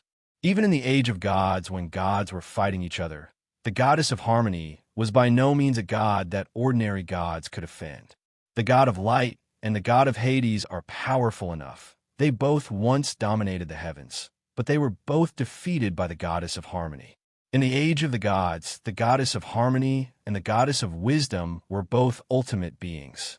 After an extremely fierce divine war, their divinity declined, and they later became weaker. Being the ultimate existence means that their curse will not be the ordinary curse of gods, but a terrifying curse that shocks the origin and establishes rules. Even though the power of the goddess of harmony is no longer what it once was, her power still makes gods and demons fearful. In order to successfully achieve your goal, it is better not to touch the taboos. Anyway, watch human beings heading towards despair step by step. It's also a lot of fun, isn't it? The Sheephead chuckled, as if he was brewing a very dangerous idea. Humans rank first. I want to see who they are. At this time, the magic tower of Oedipus's great empire was in chaos, and people were panicked. Many magicians tried to escape, but were imprisoned in the city by the rules and became restless. Malad and other old magicians sensed the scene and then took control of the situation. At the same time, Levin learned the news early in the morning and immediately rushed to the Prime Minister's house, only to find that the Prime Minister was missing. Where is Norwich? He didn't get the news in advance and ran away. Levin was looking for someone everywhere, but the housekeeper told him the Prime Minister left the day before yesterday because there were government affairs to deal with in the south. I'm sorry for not informing His Majesty. Levin was dumbfounded. How did he leave at just the right time? The invasion of the Sheephead outside happened suddenly. He couldn't have expected it. The butler said calmly, "It's a coincidence, Your Majesty." Levin choked. He would believe anyone else, but he didn't believe the Prime Minister. He always had a pair of eyes that could see through everything. There was nothing in this world that he couldn't predict. "And housekeeper, aren't you worried? Why does it seem like nothing is wrong? Those things outside can destroy the country if they are not happy." Lie, when blurted out, "But there is no need to leave me behind. The country is in crisis, the guards are difficult to defeat, and the big family wants to run away. It is impossible to fight the enemy with all their strength. What can he do? What power does he have in his hands? The opponent is a monster of level 99 or higher." The Prime Minister had told him before that if you encounter that kind of monster, if you mean nothing to him and have no strength to back you up, then death is inevitable, depending on the other person's mood. Not to mention you, 99% of human beings will end up in the same fate. Neither people nor countries are worth mentioning in the face of great strength. Levin thought quickly and only thought of one person. "Maintain order in the city. I'll go find reinforcements." Levin turned his head and ran faster than a rabbit. The butler stayed where he was, his expression unchanged. After a few minutes, he revealed a face exactly like the Prime Minister's and raised his eyes to the sky, wondering what he was thinking. A few dozen minutes ago, Hughes woke up early. Something good happened today. When he woke up, his skill proficiency increased and his level also increased by 1 level. It seemed that even dreaming could increase his experience value. In the boring leveling and learning, he worked steadily and made progress step by step. It can be said that all the hard work has come to an end and things are gradually going smoothly. However, when he got up as usual, he found that all the children at home were sleeping soundly, and only Celios was active. Celios is a very well-behaved and sensible child. He got up earlier than Hughes and worked hard with his small body, helping to put things away, pack clothes, and even make a table of breakfast. As soon as Hughes came out of the dormitory, he saw hot milk and golden bread on the table, as well as a pair of beautiful blue eyes staring at him with watery eyes. The cute little cat raised its head and said obediently, "Meow, meow." "Good morning." Hughes seldom ate anymore, but when he saw the children's filial piety on the table, how could he refuse? When the children grow up, they will cook breakfast for their father. Eat. How could you not eat it? Hughes immediately took his seat and found that it was quite delicious. His child really knew how to make breakfast. The kitten stared blankly at the smiling young man in black, wagging its tail from time to time. His cute and well-behaved look made people's hearts melt. He thought, it's great that his father hasn't changed, but his dear father was hidden by his brothers and sisters. His brothers and sisters are bad, so they deserve to be locked up and can't see their father. But he also knew that his brothers and sisters were not so patient and would run out soon. So what should he do? He was so weak that he couldn't beat them if they were not in the domain, and he didn't dare to fight. He would cry if his brothers and sisters scolded him. So how could he dare to fight? Sirius knew that he was stupid and couldn't think of any way. The only thing he could think of was to complain to his eldest brother, who would teach them one by one. His brothers and sisters were bad, and he was good, and his eldest brother would understand. He made up his mind in his heart, but he was caught by the cat's claws behind him. He looked up tremblingly, and he really met his third brother's deep green eyes that looked down at him. Vashik grabbed Sirius's cheek with his claws. The size difference between the big fat white cat and the small Mankakane cat was too obvious. The shadow of the big cat completely covered the small cat. On the small cat, the big cat was like a snow-white mountain, pressing him so hard that he could hardly breathe. Sirius trembled, tears in his eyes, and said tremblingly, "Third brother." Vashik snorted coldly, then pinched the face of the 19th brother, and said, "Little guy, you also ran here." Sirius nodded, "Yes." Vashik pinched his face, and his tone was surprisingly soft, saying, "You dare to challenge them now. You have really improved." Vashik rarely acted like a brother, but his tone now was quite realistic. Thinking back to the time when his father gave him the task of educating his brothers and sisters, he knew that he was not that kind of material, so he slept through it, and the task fell on Samkina. But as the eldest brother in the big family, he is not completely unaware of the responsibility. He just knows that he is not the right person for the job, and Samkina is more suitable than him. However, his shirking of responsibility seems to have caused a certain burden to Samkina. Thinking of this, Vashik's eyes darkened, and his mood was a bit complicated. Serios nodded blankly, thinking that the third brother would beat him, but he didn't. The third brother is good, and the other brothers and sisters are bad. Vashik lowered his eyes and thought, forget it. Let's count how many guys know now. He ranked third. Samkina ranked fourth. Malbus ranked fifth. Amon ranked seventh. Bayer ranked 10th. Eliog ranked 15th. Serios ranked 19th. Moragos ranked 21st. Inbos ranked 22nd. And finally Beelzebub, who was outside the theory. Already, 10 compatriots know. Vashik didn't know until he counted. He was shocked when he counted. It's only been a short time. How could the information leak so quickly? Who leaked it? 10 of the 24 compatriots knew about it. And Samkina is still looking for Lelikin, which means Lelikin will come soon. If this continues, will their family really be reunited? Vashik has always been calm, but he has to feel a sense of crisis at this time. Especially his eldest brother may know at any time. The picture will be too beautiful to imagine. He should not have lied to his father at the beginning, but told the truth. He was worried, and in Xiaoxi's opinion, it was his own cat who was depressed. What's wrong? Xiaoxi looked at the fat white cat holding the little Mankikang with a brotherly love and felt a little relieved. Counting, it seems that half of the children have been found. If he continues to level up, he will soon be able to go to the subspace to see if he can find Ball. But is Vashik worried? Why does he seem to be depressed? While Xiaoxi was thinking, the white cat put down the little Mankikang, walked over softly, and leaned against him with a bit of despair. What happened? Xiaoxi was confused and thought to himself that he had to make his child happy. So he gently stroked the white cat's fur and stroked his cheeks from both sides with both hands, kneaded and pressed, and then gently kneaded his ears with his fingers. The white cat purred comfortably, and his eyes narrowed. There was no melancholy just now, but instead it was relaxed and lazy. He tilted his head, and his cheek was against his father's palm, as if he wanted to touch it again. Xiaoxi smiled and scratched the cat's chin. The cat stretched its neck comfortably again, so he continued to knead its back, and the cat snored comfortably again, and his stomach turned up. Xiaoxi suddenly said, "Tell Dad, is there anything bothering you?" The white cat was so relaxed by the stroking that he forgot everything and almost spoke human words. Fortunately, he stopped in time and just meowed vaguely. "You said nothing happened?" Zhu Si blinked, as if he was a little doubtful.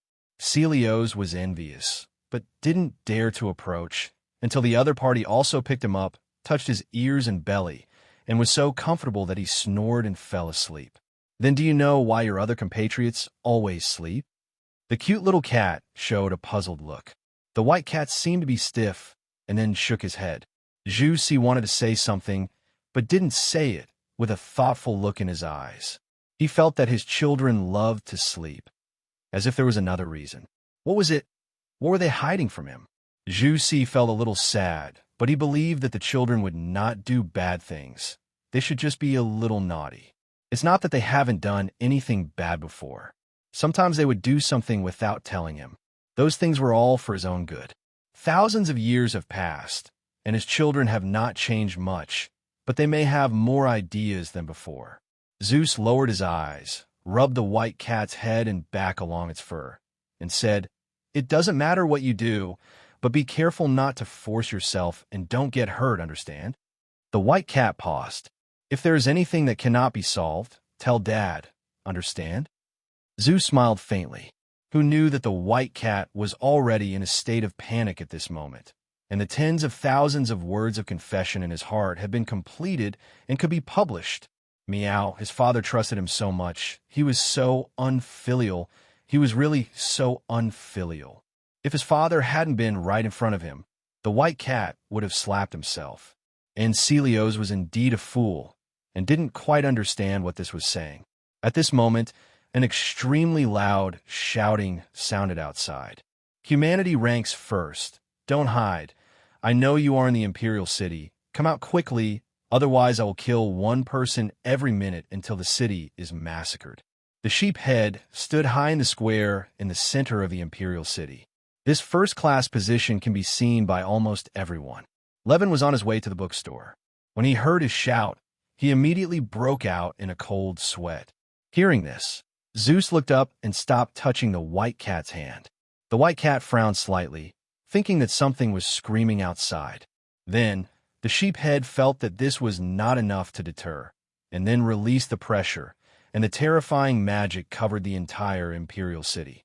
Just as Zeus was about to get up, the ground suddenly shook under the pressure of the magic, causing him to lose his balance, and his body swayed. The white cat looked at it, and his pupils shook. Dare to scare your father, die. Please remember to collect. Website the latest and fastest free reading without anti-theft. The sheep head was arrogant, using his unpredictable magic power to shoot at the imperial city wantonly. But suddenly he paused, and a chill spread from the soles of his feet to the top of his head, chilling his flesh and bone. He was so frightened that he didn't have time to identify the source of the chill. He was so frightened that he trembled crazily. He subconsciously used the strongest defense method. The golden light flashed around him to form an indestructible defensive shield that even the true God could not easily destroy. "Who is it?" he shouted. However, the next second, the void in front of him suddenly opened, and a hand strangled his throat, snapping his vertebrae directly. Ah! The sheep's head's eyes widened, and it was too late to call for help. His eyes almost popped out of his sockets because he recognized the magic power. How? How could it be Vasak, the Lord of the Abyss? Why is he here? The sheep's head cried out for help in his heart, and then his whole body burned with black fire and disappeared in a matter of seconds. A sudden crisis was suddenly resolved. Even a magic tower couldn't detect what was going on. Many magicians looked up and saw only ashes scattered, and there was nothing in the place of the sheep's head. What happened? Is he gone? Idiot, how could he leave? He is here to kill people. Among all the magicians, only a few magicians saw the death of the sheep head. Great magician Malad was stunned. Although he didn't know who did it, he was sure that the person who did it was definitely at full level. Behind Malad, a trainee magician was hidden in the shadows. His head was lowered, but his eyes were raised, revealing a pair of slightly red eyes that no one noticed him, probably because his presence was too low. He wore an ordinary slim-fitting robe and long straw blonde hair that could be seen everywhere. It was tied up with a piece of plain cloth and braided into a thick braid. The ends of the hair were just scattered around him. Waist. When it comes to being particular, he does have some particular points about him, such as his waist. He tied his robe with a belt, drilled several holes in the belt, and tied some things with several lengths of rope. They were colorful bags made of various fabrics, and I didn't know what was inside. In order to enhance the magic effect, magicians usually carry some magic materials with them like him, which can be used to activate magic more conveniently or add some magic effects when necessary. He didn't know if it was true or not. In short, he had 6 or 7 fabric bags with him, all of different colors. He didn't know what the distinction was based on. If one pays attention to him, one might also see his bag glowing like fireflies. It's like there is some kind of energy body hidden inside. If you look closely, they seem to be alive, trembling slightly, as if they want to run away. However, when he lowered his eyes for a moment, they immediately returned to calm, and nothing was abnormal. He looked into the distance in silence, his eyes dark and unclear, as if danger was brewing. The magicians present were shocked, but perhaps they were used to it. After confirming that there was no crisis, they did not dwell too much on the matter. Only Malad lowered his head and murmured, "Isn't the sheep head killed by the one ranked first? It's indeed possible people rank it. First, live a good life in seclusion. You, a sheephead who doesn't know anything, come to challenge others. If someone is unhappy and kills you, how can you still refuse to accept it?" But Milad felt that it didn't seem to be the first person in the ranking. Why? He didn't know what to say, and suddenly thought of the sword Saint Family's destruction overnight. I always feel that this series of things are all related, and I overlooked a very important thing. At the same time, Levin ran halfway, turned his head and stared blankly at the sky, and a sentence escaped from his throat. Huh? It's over so soon? I didn't even run to the door. A strange feeling emerged in his heart, and he once again felt the importance of strength. Of course, he guessed who this was related to. Wasn't it Mr. Aegeus? But Mr. Aegeus is probably too strong. Isn't that sheep-headed leader some kind of 12? Shouldn't it take several rounds to resolve? Why did he die in the blink of an eye? Is this the intensity of being ranked number 1? How terrifying! He didn't know yet that in level-crushing battles, the outcome was usually decided in a matter of seconds, and it couldn't even be called a battle. The battle should be a contest between those with a small level difference in strength. And Vasak has been lazy since he was a child. He is so lazy that he will never use 2 fingers to solve a problem with 1 finger. What can be solved once can never be left to the next time. Sheephead was so unlucky that he directly encountered Vasak, who was ranked 3rd. What tricks can he expect to play? At this time, Hughes had just stood up and was about to turn on the system news to see what was going on. Unexpectedly, the outside broadcast was so fast, and it was announced that the threat was lifted in less than a minute. Is everything okay? So soon? He was shocked and opened the system news to take a look. The sheephead, one of the 12 leaders of the Kingdom of Destruction, was killed in the Oedipus Empire. The person suspected of taking action was the number 1 human being. What? Humans are actually ranked 1st. Hughes was shocked. He had vaguely heard about this person. He said that he suddenly became the number 1 in the air, which shocked the entire continent. High-level officials from countless countries were looking for him. You never expected that such a powerful person would be in this city, most likely a stranger you pass by. There is an inexplicable sense of security. As soon as Hughes stood up and sat down, and then put his arm on the table, he was attacked by the furry one. The white cat seemed sleepy and wanted to rub his father's hand and bask in the morning sun. Hughes smiled and said softly, "Go to sleep, it's okay outside." The little short-footed cat next to him looked at his 3rd brother with admiration, and his eyes almost twinkled with stars. He thought to himself, 3rd brother, so strong. I want to be a cat like 3rd brother. The white cat's closed eyes suddenly opened. He patted the kitten's face with a paw and said through the voice, "It's funny, if Bodhi's takes action, he will not be wiped out in ashes, but will be turned into sheep's head soup." The kitten nodded. Brother Booties, he knew that he was a very terrifying brother. To use a human word to describe it, he was cruel and ruthless.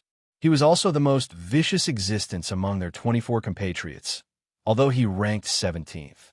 But the threat level ranks among the top. Every time he met Brother Booties, he did not dare to raise his head, for fear that Brother Booties would eat him. The big white cat looked at him and thought, "Speaking of which, when are you going to let them out?" The kitten paused, his eyes downcast, as if he felt that he had gone too far and was afraid that his brothers and sisters would come out and beat him. The latest chapter of Hui Yutian's work, after the Lord of the Abyss Awakens, was first updated on the entire network, and the domain name came from, read the latest chapter, full chapter. The big white cat seemed to have read through his thoughts and nodded his forehead with its paws. "You can do whatever you want, but you can't just call me Big Brother, you know?" The little cat purred and nodded heavily. "I won't call you Big Brother casually. I know that Big Brother is busy and is making a fortune in the subspace." The big white cat raised his eyebrows, thinking something in his mind. "I still remember the time when they first emerged from the abyss. Although the age of gods had come to an end, the mainland was still not a livable place. Giant beasts and natural disasters were everywhere, as well as the rampaging kingdoms of gods left behind after the gods died. As for their eldest brother, he was looking for his father while fighting giant beasts. He fought until there was nothing left to fight and actually conquered the continent by himself, causing the era to change and become the Demon Era. The Demon Era lasted for a long time. During this period, the elder brother fought against the giant beasts and the surrounding races until they had no choice but to surrender and surrender, including the elves, goblins, and several major systems. The Dragon Clan was pushing the mainland horizontally. That's it. It was only when there was nothing left to fight that the eldest brother broke out of the subspace and conquered it while looking for his father. In a sense, their eldest brother is really the same, but he is too majestic and fierce, and he will teach them without mercy. Vasak thought to himself that the elder brother could hide it as long as he could, and they should be able to get everything done before the elder brother found out. Watching the big white cat meditating, the little cat asked curiously, "Where did Brother Impose go?"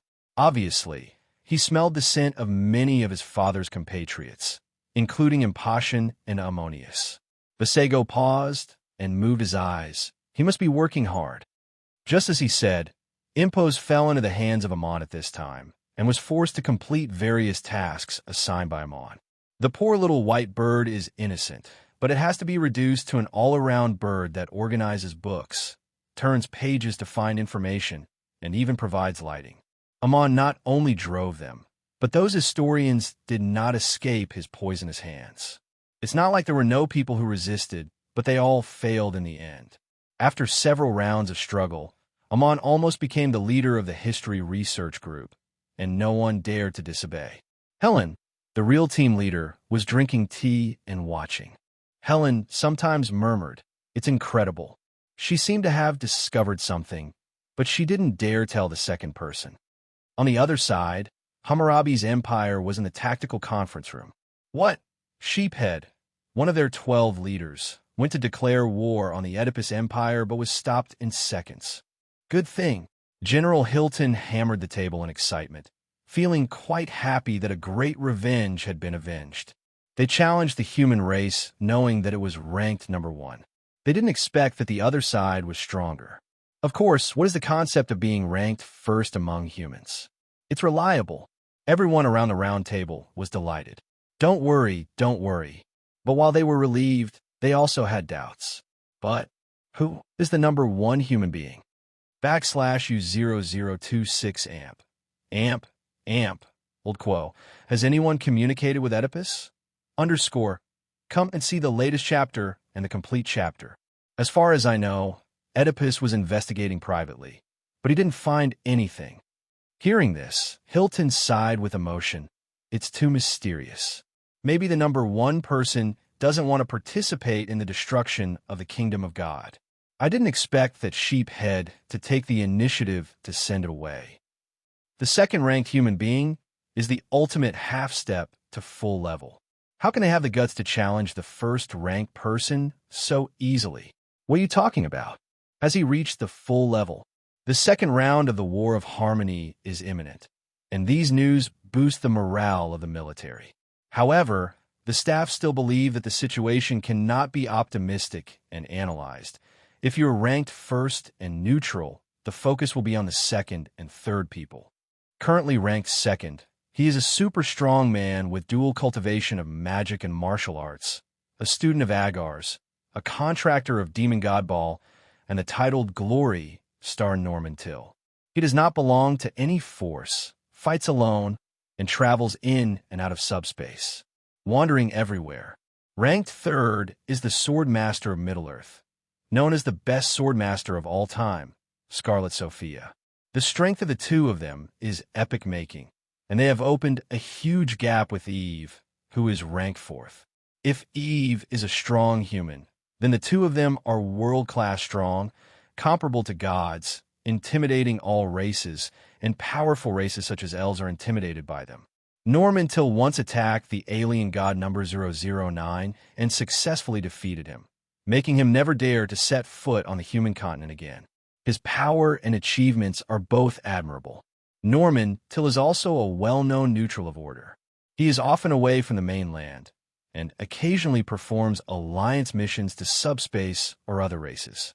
He has a calm and humble personality, is cautious when dealing with enemies, and never neglects any enemy. He is considered to be a natural-born, a warrior. He has been favored by the god of war since he was a child and grew up. His martial arts fortune is prosperous, and he is always successful. Although he encounters many major crises in his life, he can successfully overcome them in the end. His story with Agar's, the Lord of the Abyss, is often recited by wandering bards. The truth of the specific story is unknown. The most widely circulated version is that when he was 24 years old, he went on an adventure to the Elven territory, encountered 99 and 81 obstacles on the way, and finally succeeded in reaching a mysterious place. There, he met Agars and became a student. However, what he met was not the Agars in his timeline, but the Agars from thousands of years ago. That mysterious realm allows one to transcend time and space and see past existences. At that time, Agars had not revealed the true identity of the Abyss Lord, and was still in the form of a white-haired old man. It is said that Norman Till recognized the old man's identity the first time he met him, although he had never seen the Abyss Lord Agars before. Agars took a fancy to his magical talent and accepted him as a student. But some people say that Norman Till tried his best to get Agars to accept him as a student, and that he succeeded after enduring countless tests from Agars. It was not a simple relationship. A more consistent theory is that Norman Till practiced in that place for a full 100 days and inherited Agar's magic system. Therefore, after coming out of that place, Norman Till suddenly rose to level 90, stepping into the realm of gods, which shocked the whole world. Some wandering poets prefer to think that Norman Till made a deal with Agars, but some wandering poets believe that the relationship between the two parties was purely student. It seems that Norman Till has not responded directly in this regard. As for his relationship with the Demon Lord Ball, that's even more exciting. It is said that when he was 28 years old, he fought against the evil Zerg in the subspace and met the then Demon God Ball by chance.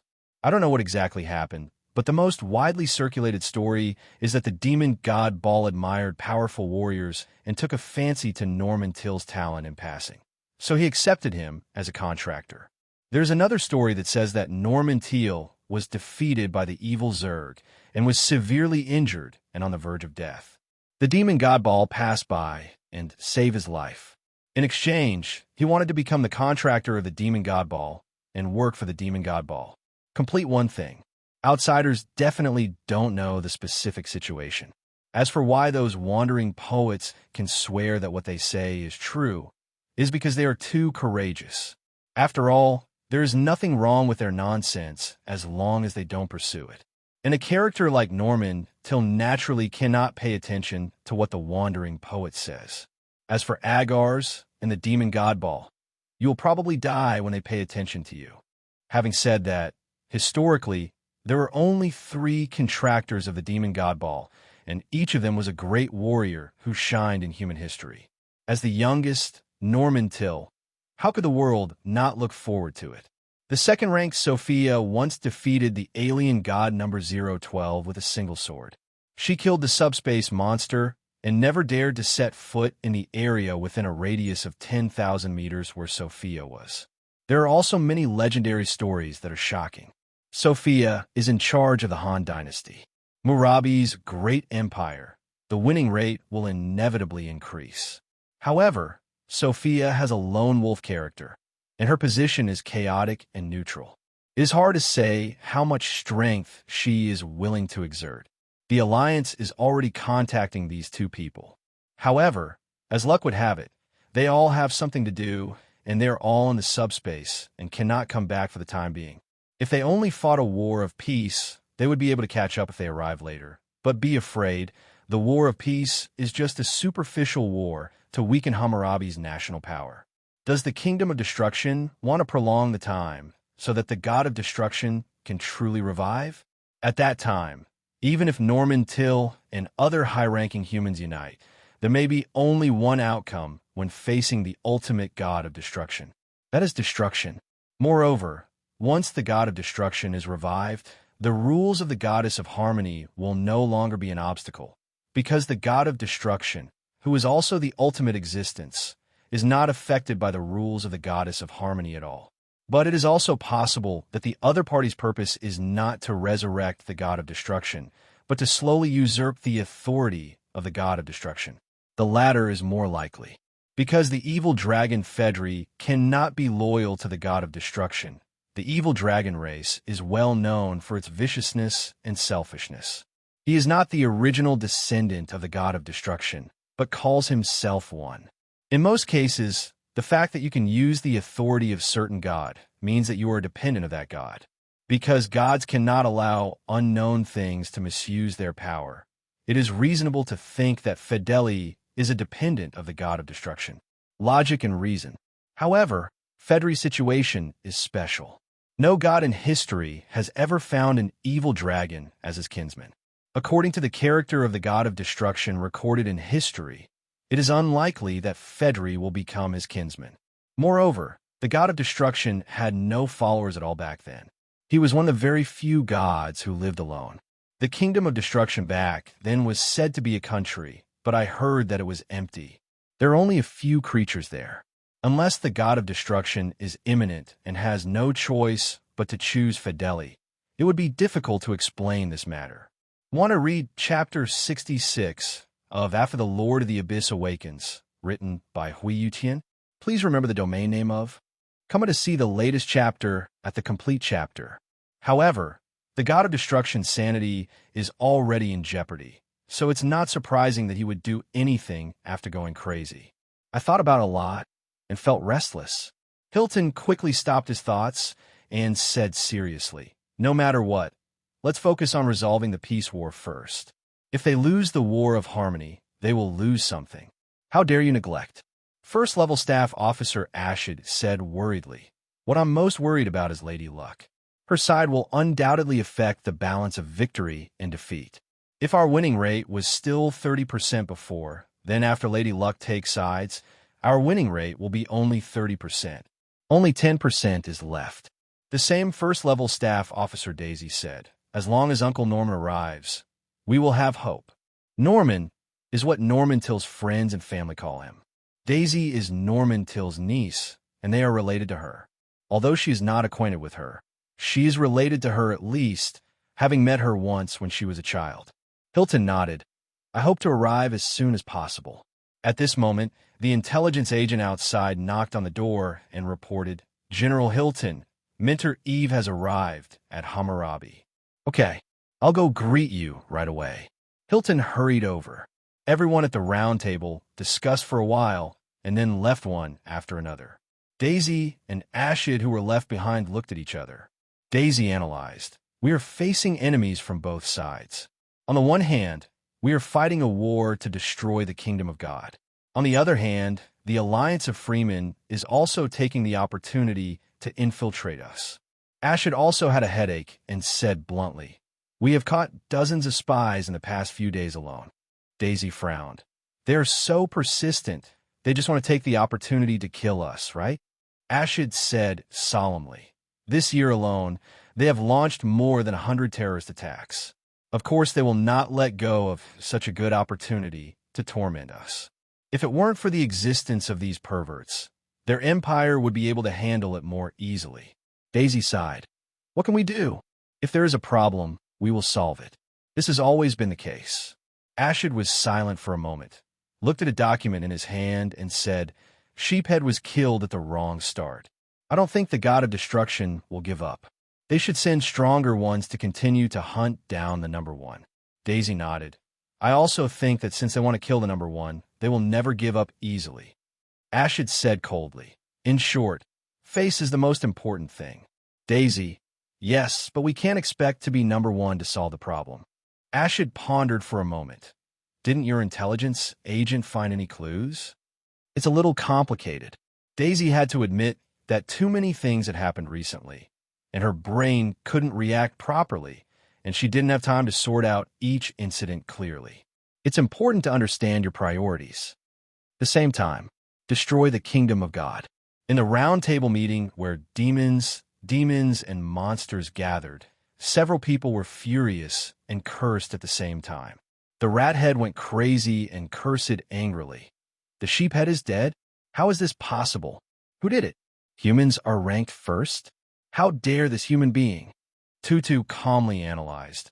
According to the investigation, his life energy disappeared in almost a second, and he was crushed and killed instantly by the magic power. The pig head said manically, "Damn it, it's so abominable. I must kill that person." The snakehead thought, "I think he must be a strong person above the full level, which is difficult to deal with." The pig head slapped the table on the spot and said to the snakehead, "But the sheephead is also at full level. he is just pretending to be level 99. There's also a gap between full levels, like you and me. The dragon head looked coldly at the pig head. Zhutu immediately choked up, sweating on his back, and dared not speak. The dragon head is the most powerful among them after the dog head. Just releasing a little bit of magic power scares him so much that he can't move. Zhuto's voice became smaller and asked, "What should we do? That person will definitely hinder us." The dragon head snorted, as if the pig head was farting. "What should I do? Of course I will kill him." As soon as he finished speaking, everyone was excited. The rabbit head immediately raised his hand. "I'll go." The smuggler immediately took the credit. "I'll go. I will kill him." Tiger head punched the air several times, released an extremely powerful breath, and said loudly, "I'm going." They recommend themselves like taking turns naming dishes. However, the leader cursed, "Send them off one by one. Of course, if you want to go, you must go all of them. Attack them with all your strength. Kill them." As soon as these words came out, everyone's expressions suddenly changed. But humans are rank number 1, and if they're asked to kill them all, is it too much of a favor to that person? The snakehead stopped talking. Dragonhead was the leader when Doghead was away. He scanned the whole place and said majestically, "We were negligent before and underestimated the mere evolution of apes." The monkey next to him was scolded for no reason, and his eyes showed a bit of anger. "What happened to you, the evolved ape species?" But he dare not speak. The leader sneered. "We attack together. No one can resist." Yes, everyone agreed. Why do they call themselves animals? In fact, it is because they are not the descendants of the god of destruction at all and cannot use the power of the god of destruction. They turned out to be the descendants of the beast god. They did all kinds of evil outside and were eliminated and killed by the beast god. It was Fedeli who saved them and gave them strength. They are full of animal nature with all the habits of wild beasts, and their desire to win is higher than that of humans. Most of them are also bloodthirsty and warlike, and they tend to get red-eyed when they hear the word kill. The dragon head smiled lowly, his eyes darkened. "Let's go together to bring destruction to the number 1 human being. We, the 10 of us, will descend into the world, and we will kill the one who wins." Kill.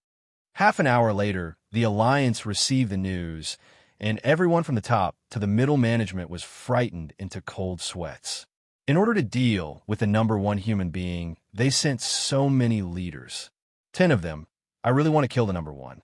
It's too late. They're already going to the Oedipus Empire." Half an hour ago, in the bookstore, the white cat fell asleep, lying on Hughes's lap, burying his face in the cotton coat, purring softly. The temperature is slightly lower, and the cat's body is warm, just perfect for warming up. Hughes opened a notebook, and every page in it was written by his own hand. The magic circle coming down. After these days of hard work, his magic proficiency has reached 31%. If he works harder to reach 100%, his system should be able to be updated and restarted. Keep up the good work. Hughes raced against time to practice skills and level up, and suddenly the achievement point was reached again. Congratulations on getting 1,000 achievement points. What, 1,000? Hughes was shocked. People are sitting at home, and the achievement point comes from the sky. Is this a system failure? Or did I actually do something to achieve this achievement? Hughes couldn't feel at ease, and the figure of Bar appeared in his mind, and he muttered to himself, "Isn't it the achievement point that Bar gave me?" When he was still on the mainland, Bar often gave him achievement points, because the achievements of the creation could be synchronized with the creator. Maybe it's true. Hughes estimated the level, and with more practice, he would be able to go to the subspace. Not a big problem. The little short-footed cat raised its eyes, as if knowing that he was missing Ball, and meowed.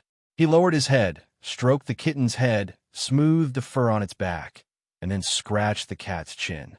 After just a few or 2 strokes, the kitten couldn't help but turn its belly. "I like my father to touch meow."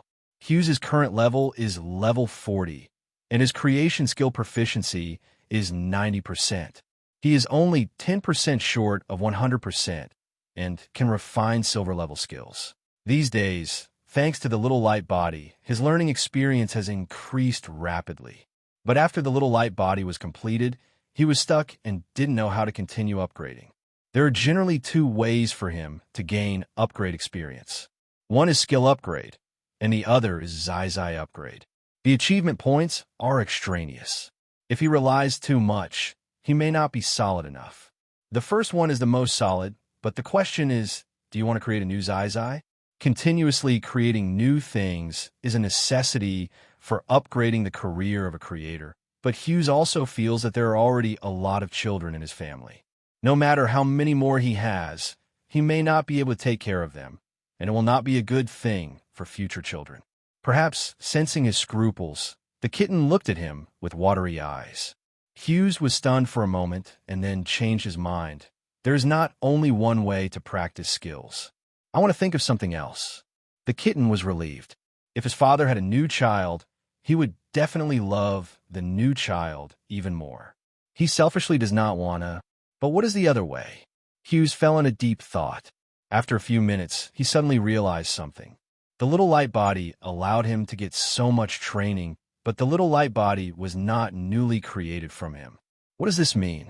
Does it mean that repairing can gain higher experience points than directly creating things? Why? Because repair is equal to reconstruction, which is also a kind of creation. To give an example, fandom can be considered a kind of creation. Reconstruction must follow the original material form and strive to reproduce it perfectly. If the original material form is very bad, it will definitely be more difficult for you to repair it. For example, if creation starts from zero and creates something out of nothing, then repair and reconstruction will start from negative points. The more severe the original damage, the more severe the negative points. He did it for. Reading the original information of the little light body almost exhausted my mental energy and gave me a headache for a long time. At that time, the small light body was about to be eliminated as an idea, so he could only hurry up and complete it. So Hughes thought about it and grasped a key point and said to himself, why don't I take the initiative to find some damaged things to restore? Challenge difficulties and make better progress, right? Hughes did what he said and turned to glance at the table. It was probably several decades old, damaged, and dull in color. He put his hand on the table and used his skills and magic power at the same time. The table was covered with magic power and emitted a snow-white light. After a while, it looked brand new. When the kitten saw it, it was even happier than him, and it scratched its paws curiously. Hughes looked at the values and found that the experience had increased a bit, but not much. He repaired the table every day, and he didn't know that it would take years and months to complete the repair. Sure enough, it still needs to be difficult. Hughes was thoughtful, and then said something that even shocked him. Does God have to be restored? He didn't feel anything when he was thinking, but once he said it out loud, he was shocked and frightened by his own thoughts. Who is he? An ordinary human warrior dared to say something like repairing gods. But in fact, he really did it, and the little light body was the proof, although it might be a miracle that could not be replicated. Zeus looked strange, a little confused, even though the facts were in front of him. Repairing is equal to rebuilding. I have to rebuild gods so that I can upgrade a little faster.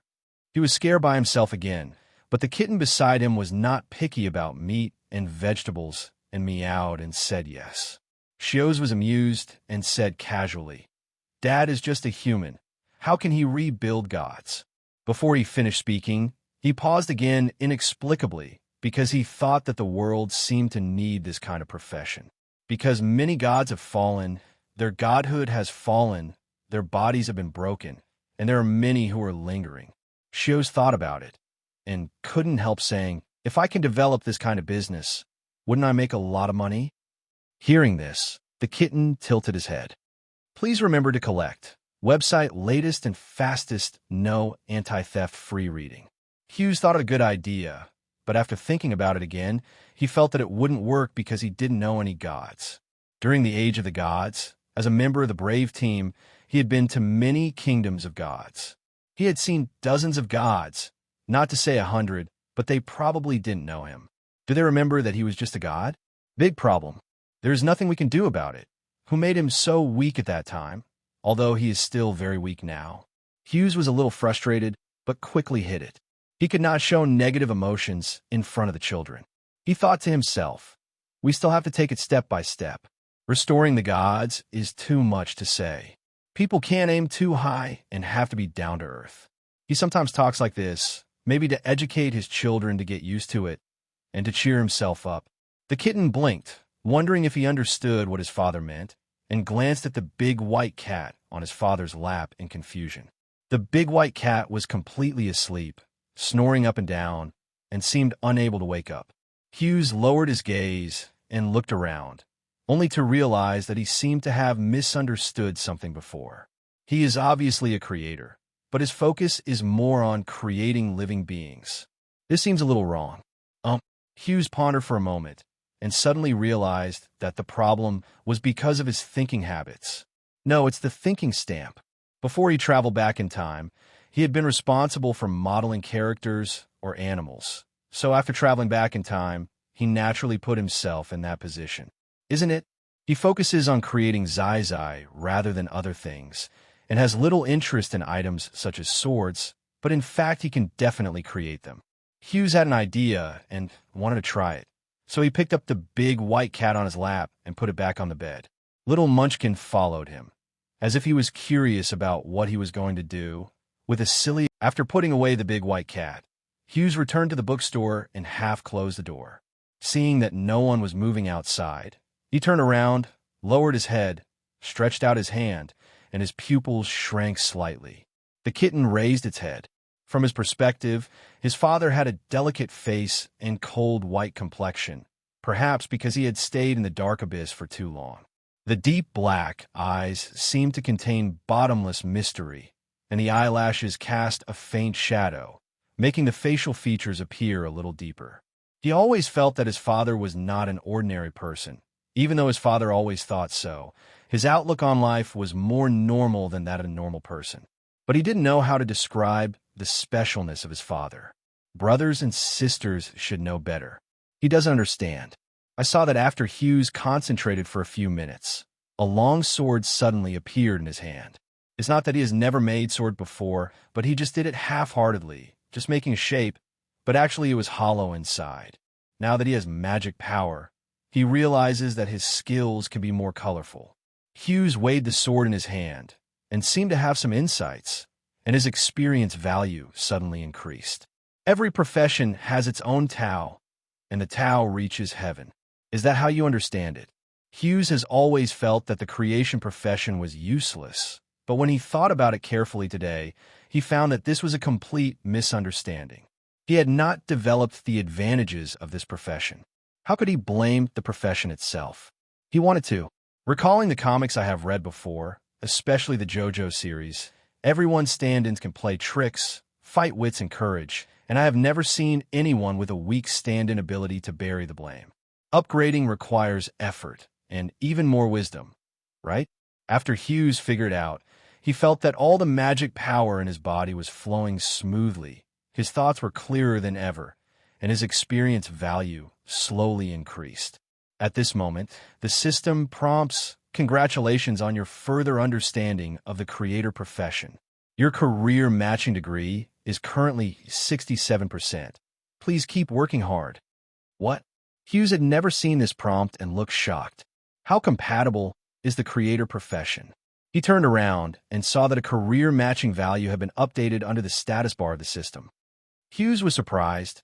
Would other brave men also have this value? The more you understand a profession, the better you will match it, so it makes sense to have this logo. He asked, what will happen if the match is 100%? Come to hashtag see the latest chapter hashtag full chapter. There is no reply from the system. Like most game systems, there is no dialogue and question and answer function. Hughes was confused, thinking that a 100% match should mean thoroughly understanding his profession, being the top in the industry. I can't figure it out. Maybe it is.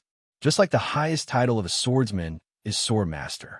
The highest title of the creator is creator. He can't afford this title. But thinking is always a good thing. Take your time and every piece of thinking must be supported by action. Hughes smiled, retracted his sword, and looked at the time again. It was already past 2 o'clock in the afternoon. He lowered his head again and found that the kitten was looking at him. "What's wrong?" "Meow." The kitten seemed to want to say something, but hesitated and lowered his head. Meanwhile, within the realm, the patience of the three demons gradually ran out. "No, no, no, I want to go out. I want my father." Bayer was so angry that his hair was flying. Eliog couldn't stand it and stopped him. "Bayer, don't be impulsive. Celios doesn't dare to lock us up for too long. Just wait." Bayer slammed the table angrily. "He has locked us up for almost a day. Damn it, he locked us up so that he could have father all to himself." Beelzebub took a sip of tea gracefully and said calmly, "It is impossible to monopolize. There is Vasak outside, and there are Amon and Impos far away." Bayer became even more angry. Vashik must have rebelled. He must know that we were imprisoned by Celios. But he didn't teach Celios to let us out. He has an impulsive temper, which is completely the opposite of his calm, rational, elegant, and intellectual sixth sister Walliver. To be honest, Eliod was also a little worried, because he could predict that destroying the kingdom of God would probably rank first against humans. It would not be good to wait any longer. Moreover, the mastermind behind the scenes is watching in the dark. Visago is unreliable. Celios is a fool. Amon has a good mind, but is making up history, and Persia is probably turned into a beast by Amon. Taking a closer look, it seems that all the members are unreliable. Eliog couldn't sit still anymore, and spoke to the sky to Celios. "19th brother, you've had enough. It's our fault to hide it from you. But now is obviously not the time to lose temper." His voice didn't sound loud and could not travel far, but the sound waves were sent outside without any weakness. However, there was no response. Beelzebub frowned. "It seems that you are really disobedient." "Eliog, little sheep also have tempers. Maybe they usually have deep grudges against us. Don't look at Serios. He is indeed a bit white and black, although he himself is not aware of it." Bayer rolled up his sleeves and said, "No matter what, break the realm." His magic power boiled, but Eliog still objected. "Just wait a little longer." Bayer said, dissatisfied, "Eliog, why are you hindering me? Are you still siding with Celios now?" Eliog said seriously, "It's not that he takes sides, it's that my father doesn't want to see his conflict. He really deserves to be in charge of war, and he is also very good at balancing. In a family, the most sensible and sensible child may be the least favored." Bayer stared at Eliog, standing up and sitting down again, as if his anger tank was being recharged. At this time, the little blackbird suddenly shouted, "Ah, I remembered." The three demons looked at him at the same time. Beelzebub stared and said first, "What did you remember?" The little blackbird said straightly, "I remember who took away my power." "What?" The three demons were shocked at the same time. Eliog asked, "Who is it?" The little blackbird said confidently, "It's the goddess of harmony. She defeated me when she was the ultimate existence and took away part of my power." The air suddenly became quiet. Bayer was about to faint. "How could it be him?" Eliog frowned. "His concept does not support him to do this." The little blackbird said seriously, "But he has ambitions. Isn't hoping for world peace the greatest ambition?" Beelzebub paused. "Is he the only one who has taken away your power?" The little blackbird nodded. "Yes, it's just him. This time it's even more confusing." Bayer was dizzy. What the hell, the goddess of harmony, right? The ancestor god of mankind, right? Just find them all and give them a good beating. Little blackbird. "That's right, but by chance they all disappeared, especially the ancestor god of mankind. He was wiped out long ago. How can I find this?" Bayer gritted his teeth. Eliog said, "The goddess of harmony has a way of knowing where he is, and the goddess of wisdom should know his situation." Beelzebub nodded. "The goddess of wisdom knows a lot of things." "Sure enough, Eliog, you shouldn't leave the goddess of wisdom alone, but use means to make her tell everything." Eliog was silent for a moment, and actually admitted, "Maybe it's because my father is back." Unknowingly, He just wanted to be a good boy in his father's eyes. Beelzebub was stunned for a moment, then changed the subject and said, "Perhaps we all underestimate our father and feel that he cannot accept our truth. Should I be more honest with my father?" Eliog's tone was a little complicated. "But is there no point in worrying about this?" Big. The little blackbird's bird brain was not entangled at all and said directly, "Why are you thinking so much? Go out and get the wisdom first. Aren't all abyss monarchs lawless?" Eliog lowered his eyes and glanced at the little blackbird, wondering if the stupidest guy is the most true. The father recognized him alone among all the children, perhaps because he was the least real. He has been deceiving his father since he was a child. Thinking about it, Eliog's eyes darkened, and the hands under his sleeves suddenly had ominous dark lines, like a group of poisonous snakes crawling up his body, emerging from under his skin. It was extremely weird, like the most vicious curse.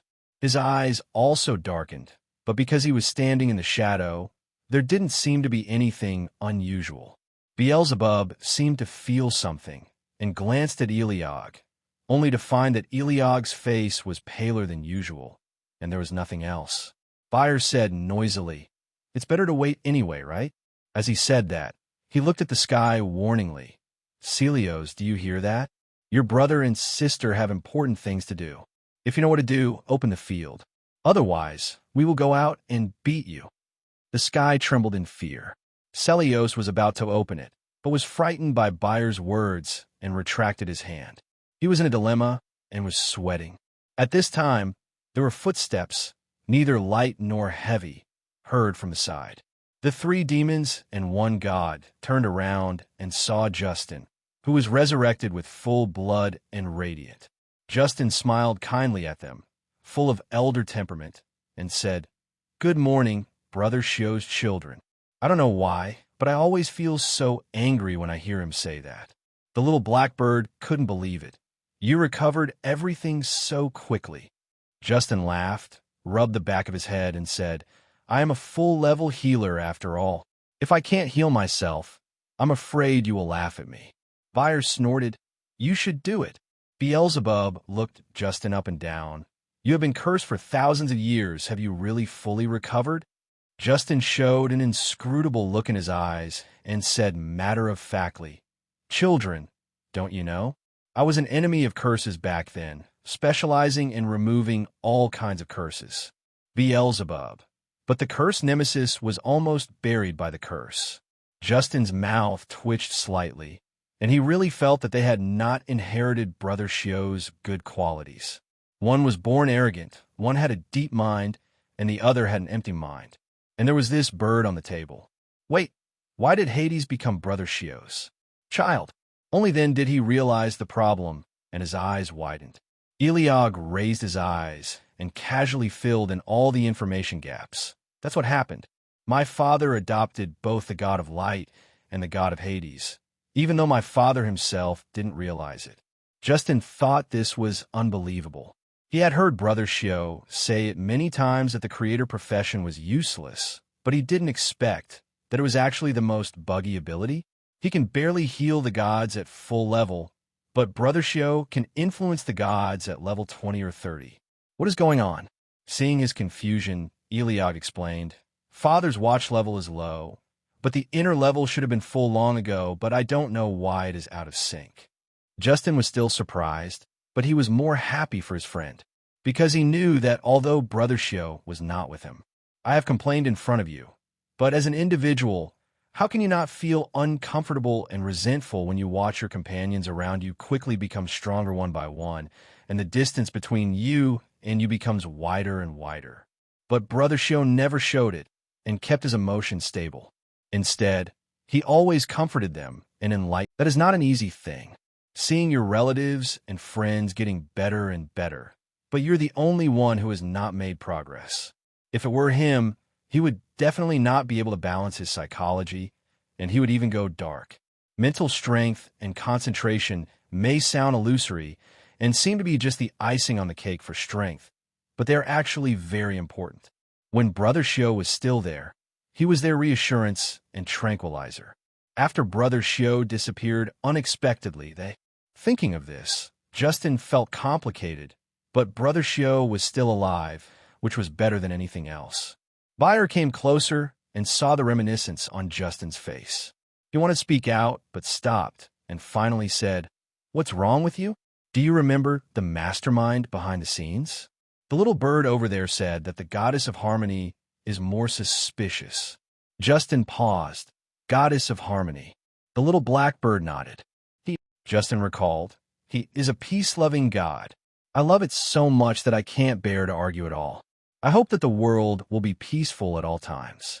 There's a kind of persistence that is more terrifying than obsessive-compulsive disorder. It perfectly fits the concept of harmony. Brother Shio and I, as well as other brave men, have met him many times. He is nothing special to Brother Shio, nor to us. He just encourages us, supports us, and helps us a lot. If he is the mastermind. Justin paused and said gloomily, I may not be able to accept it. The same goes for Beelzebub. Don't you have any doubts about him? Justin was silent, with some memories flashing in his eyes. I had no doubt before. He acted openly and above board, and never made any small moves. He often said that we should be like brave men and become role models for mankind. Eliog caught the important word. Example to mankind?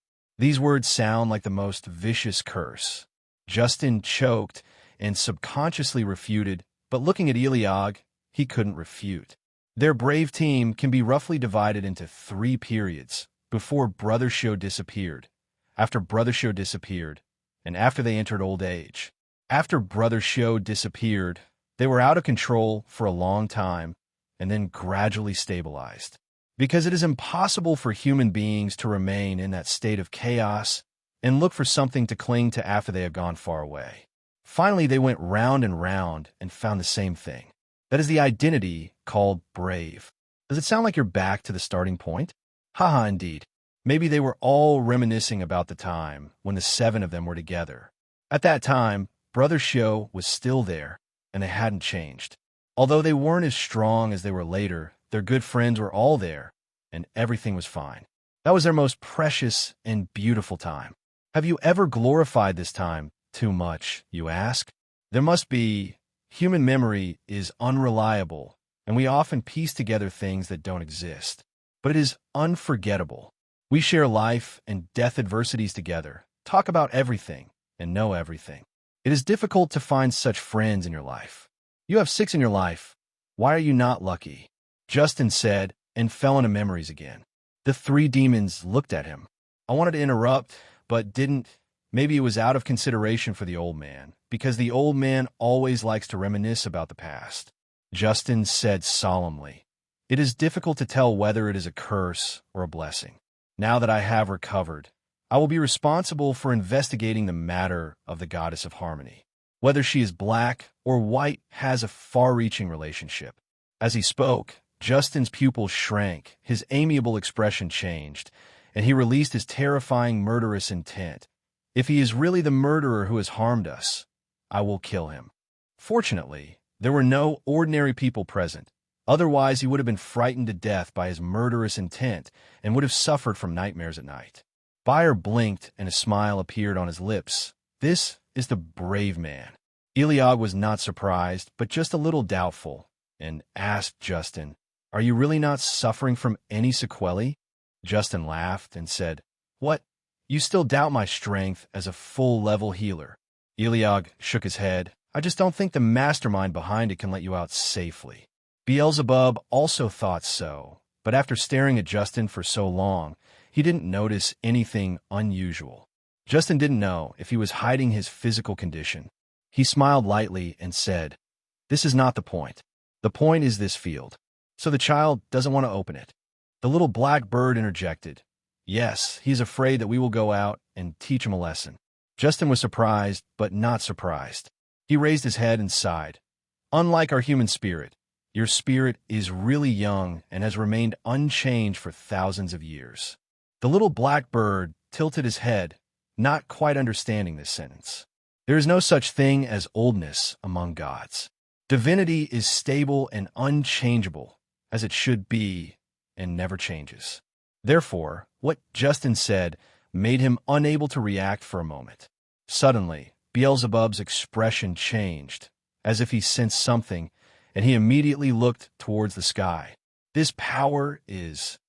At the same time, the high altitude outside suddenly seemed to be hollowed out, and a huge hollow depression appeared. Then, the surrounding dense clouds rotated faster and faster, forming a huge spiral vortex. Witnessing this situation, the people below were horrified and had an ominous premonition in their hearts. And sure enough, a huge disk suddenly appeared in the center of the whirlpool. It is the destruction of the kingdom of God. They are really coming to kill us. What should we do? We'll be fine. With the rules of the goddess of harmony, they shouldn't dare to kill them, right? One wave after another. Levin was almost numb, staring at the sky in shock. It happened that the prime minister ran away at this time. But what can be done? Must resist. It should just be a leader, right? Just when he wanted to be optimistic, the space trembled and 10 cracks appeared. What? Before he could react, different animal-like humanoid shapes emerged from the 10 cracks. There are rat heads, rabbit heads, tiger heads, pig heads, frog heads, insect heads, monkey heads, snake heads, fly heads, and a dragon head. They stand staggered in the sky, each with terrifying magic power and shocking power. Their murderous intent has almost turned into reality, showing an unparalleled sense of existence. Although Levin didn't understand, he could intuitively feel that they were definitely at full level. They're the formidable enemies outside mankind that are difficult to deal with. Hundreds of thousands of people in the city felt the same way, and they all realized that a disaster was coming. Hui Yuqian reminds you that after the Lord of the Abyss awakens, will be updated as soon as possible.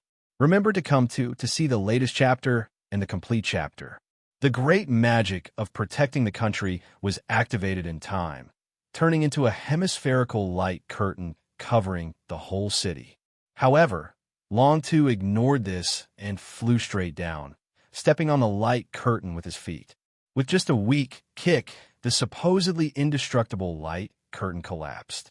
At the same time, the magic tower was in a commotion. The magicians were frightened and frightened. The first layer of magic is broken like this. What should I do? The country protecting magic can no longer stop them. This is going to destroy the country. It's so abominable. No one is bullying our country, right? I'll go up and challenge those beasts now. The young men of the Knights couldn't keep their composure. Who could stand the continuous harassment of these guys? There is murderous intent everywhere. How can human beings be without blood? The dragon head looked with disdain and said indifferently, "Come out. Humans are ranked first. The sheep head is too weak, and you will kill it. We are different." This voice carried a terrifying intimidation and sounded in everyone's hearts, including Hugh's. The dragon head walked on the light screen, crushing a piece of magic to protect the country with every step. He looked majestic and stood with his hands behind his back, feeling extremely oppressive. Are you scared? Haha, that's okay. Isn't it just a massacre? The rules of the goddess of harmony are nothing. Every word that Long Tu said was chilling to the heart. By the way, everyone, we are here just to kill the number one human being. If you know his identity, you are welcome to report it to us, so that we will spare your life. People's hearts suddenly changed. The imperial military is extremely worried. It sounds like the other party is only targeting the number one human being. They seem to be just implicated. But the number one ranking of human beings is the highest level of human force. No matter what country they are in, they should receive the highest level of protection and support. How can they cut it off? If one person is cut off in one day, what will happen in the end? It will be the destruction of all mankind. An ordinary person in the square took the lead and cursed the dragon in the sky. Evil dragon, you want us to betray our fellow humans? Absolutely impossible. Get out of Oedipus. Longto's eyes suddenly turned cold. One person was passionate and 100 people followed him, and a bunch of people followed him and yelled curses. Go away. Why should I hand over the number one ranking? Do you want us to become a joke in history? Bah, no matter how hard it is, there is only one life left. We, the people of the Oedipal Empire, would rather die than be disgraced. The knights who had just driven out of the square were even more excited after hearing this. It is our duty to resist foreign enemies. Everyone, please go back to the building. We will kill them. The heads in the sky were so angry that they started to smoke. The pig head dived on the spot and smashed through a layer of country-protecting magic with one punch, causing great fluctuations in the space. A group of evolved apes dare to be so rampant. They really regard the mainland as your territory, right? If the gods had not come to an end and the abyss had not moved away, how could the mainland have been your turn to make the decision? I asked you to hand over the number 1 ranking quickly. Otherwise, your life will be worse than death. The monkey head was lying innocently, and his face turned green with anger. What the hell happened to you, monkey? The Imperial Warship's attack system has been activated, but it is continuously tickled by Jutu's magical defense. Not as good as anything. At the same time, a giant magic array suddenly appeared behind Long Tu. The terrifying composite fire magic was taking shape, distorting the space, burning everything, and the sky was filled with red light for a while. The author Hui Yutian reminds you that the most complete after the Lord of the Abyss Awakens is available, the domain name. Come to see the latest chapter at Complete Chapter. Anyone who doesn't understand magic will know when they see this scene that as long as this magic is defeated, their imperial city will disappear from the mainland map in an instant. Seeing the impending despair, some people persisted while others were frightened. The dragon head was laughing wildly. He liked this situation so much. He was desperate, and desperate. There is nothing more beautiful than despair.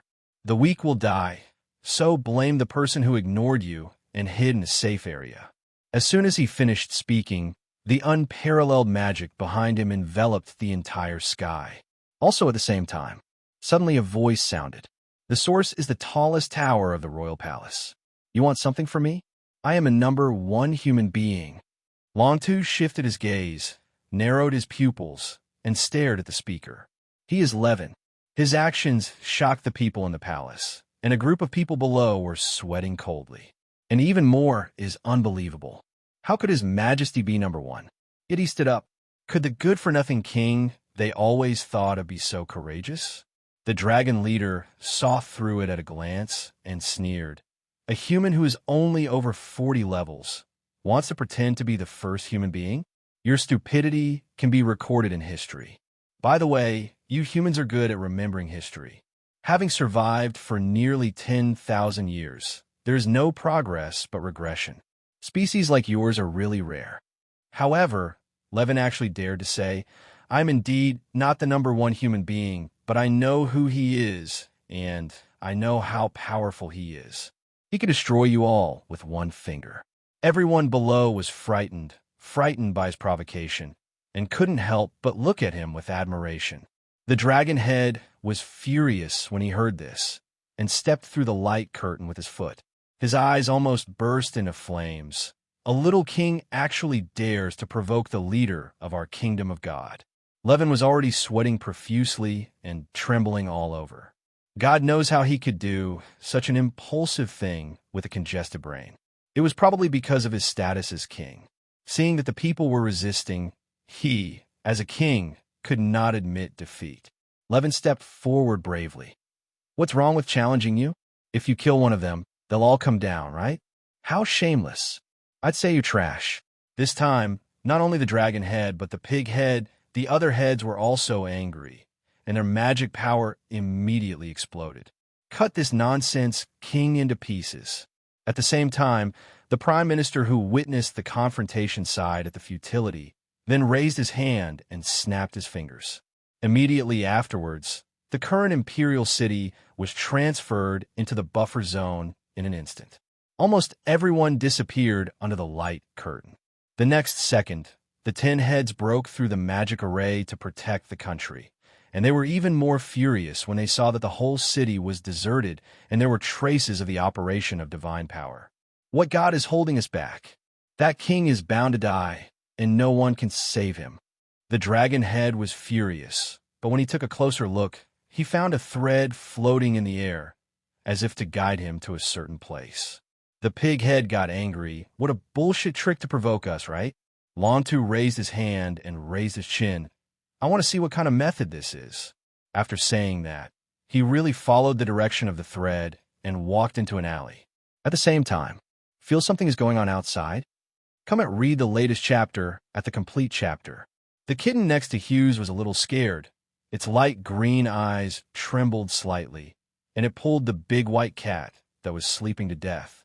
Third brother, wake up, they're coming to kill you.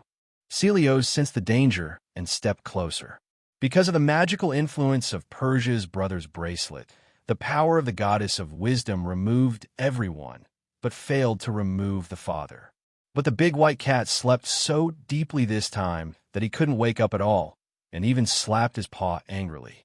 Celios then became even more frightened. He felt that there were 10 magic powers outside, but he only had one demon. What if he couldn't defeat it and couldn't protect his father? He raised his head and saw that the black-haired young man seemed to have noticed something was wrong and was about to go out to see what was going on. Meow! He couldn't help shouting. Hughes turned to look at him and said with a smile, "Something may have happened outside. I'll go take a look. You wait for me here."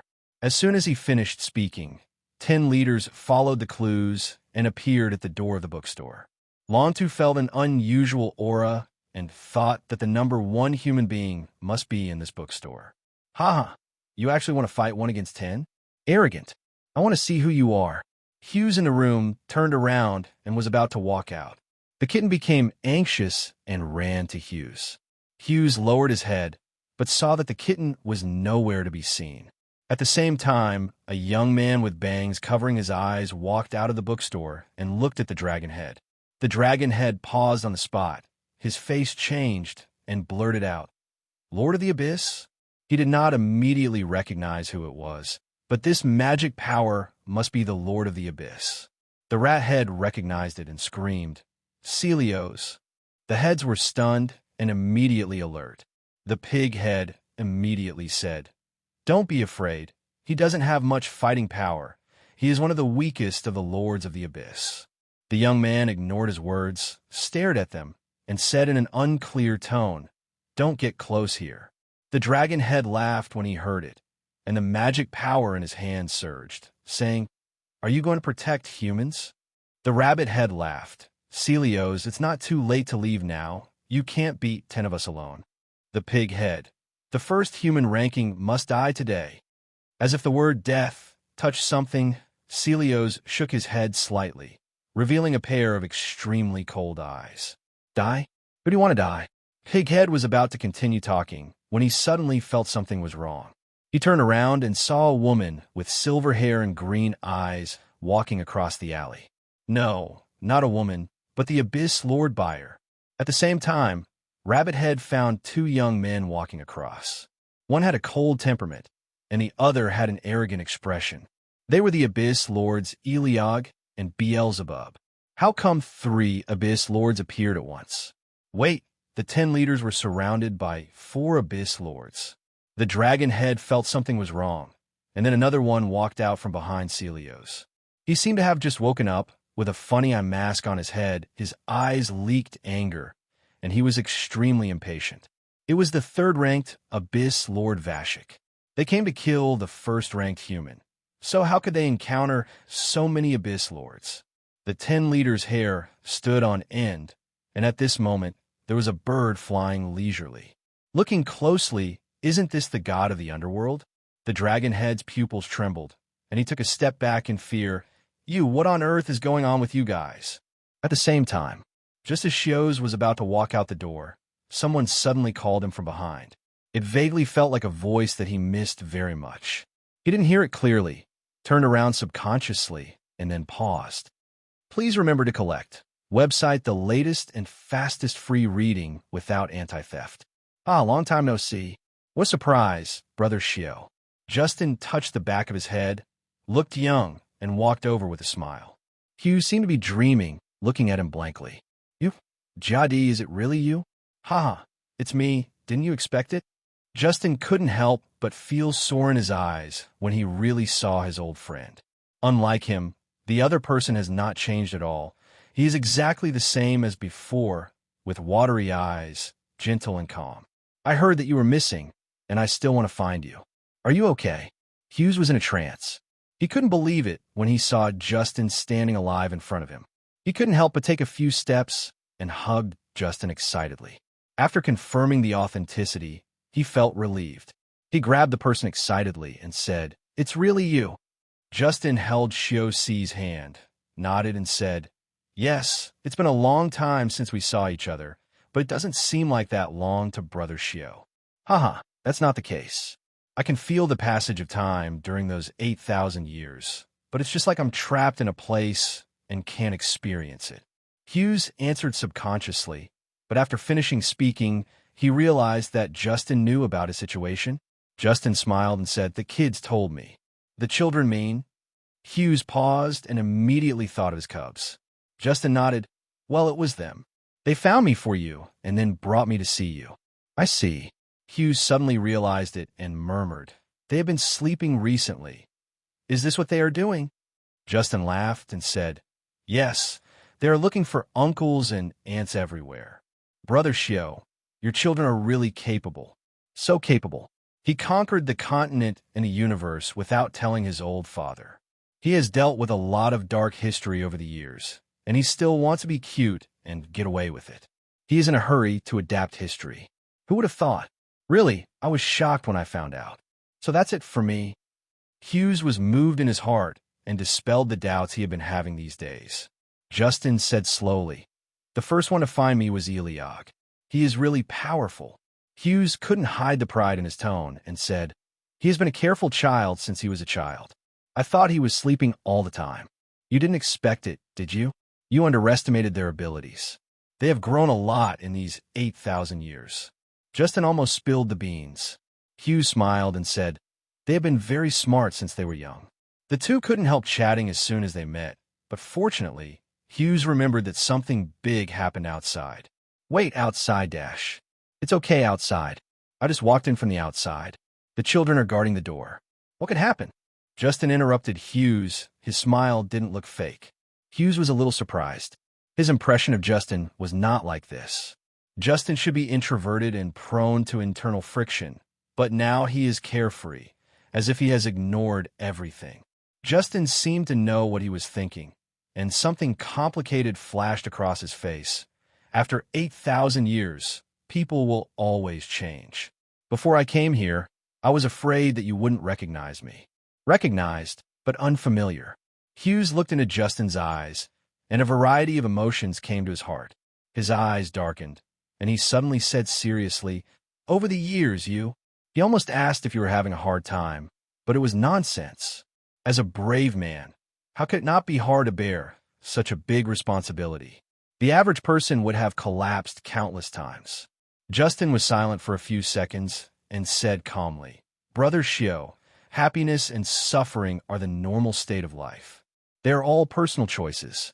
I don't think it is identity kidnapping or moral kidnapping, even if many people do design us this way." Hughes paused and said, "Kidnapping." Justin lowered his eyes and said earnestly, "People can't escape a social identity. You shared a story before, right? I still remember it. It was about a person who hated modern life and wanted to go to a place where there was no one and no one. In a place that has not been contaminated by any human beings, it finally goes to the wild and then encounters various accidents and is finally devoured by wild beasts. I still remember that you said that the core of the story is that after human beings encountered the crisis of modernity, they tried to resist the crisis of modernity and finally feel helpless and move toward the process of helpless self-destruction. Justin recalled, "I once had this period where I reached the full level, all skills were upgraded to the highest level, and all proficiency levels reached 100%. I almost reached the end of my career." Hughes listened quietly. This was no different from what he had seen in history. Justin continued, "At that time, people from other worlds admired and worshipped me as a brave man. But suddenly one day, I was tired of being a brave man, so I thought, why not go to the subspace to find a place of peace? After searching, I liked the protagonist of that story. He almost fell into nothingness and was almost swallowed by the alien god number 010. Hughes heard the danger in it. Justin lowered his eyes and said, "I almost died, but at the last moment, I remembered the story you once told. Didn't you also say it after you told it? It would be a pity for people to die like that. They have to find something to do with. Spiritual support, no matter what it is, abstract or concrete, conceptual or real and tangible." It has seemed to have been said. Hughes remembered that after they finished fighting monsters, they would get together to chat and share some stories they had read. The story Justin told was about a certain movie he had seen before, but his memory was vague, and he didn't know if the original movie was like that. Back then, when they traveled through a different world and faced a strange culture, as well as various incredible worldviews and values, they needed something to stabilize their spiritual world and remember who they were and where they came from. So he proposed, "Why don't you share some of your own stories, or the stories you have read? We seem to be bored when we are idle. There are no mobile phones in this world. Why don't we find some topics to talk about?" He always put forward various suggestions and tried to activate the team atmosphere, because in that era of strife, they needed spiritual support and relief more than in peaceful times. That suggestion was unanimously agreed upon. Later, they actually decided to share stories at the end of the battle, and it gradually became a habit, even a ritual. They always talked about everything around the campfire, sometimes laughing, sometimes making trouble. The stories they shared were either true or false, and they often had conflicts, such as different views on the story, which unconsciously escalated to more abstract conflicts. In real life, he watches a lot of movies and anime, so the content he shares is mostly about these, as well as some things about his work, interesting things about his company friends, etc. He didn't expect that Justin could still remember the specific content after so long. Regarding the impact he had on his friends, Hughes was happy that the other party took his affairs to heart, but he also felt a little complicated because this didn't mean that after his suspected death, his friends were hit hard. Seeing his heavy expression, Justin put his hand on his shoulder and smiled calmly. "Don't worry about it, Brother Shio. The matter is over. Aren't you, and I still alive?" I thought back then, Hughes was usually the one who comforted them, but unexpectedly he was being comforted now. Hughes had an indescribable feeling, whether he was moved or melancholy. Justin said seriously, "Every damn person or God will die, and we have our own way of living." In fact, I didn't take the status of a hero seriously anymore, but Roger was very worried about it. He always cares about other people's opinions.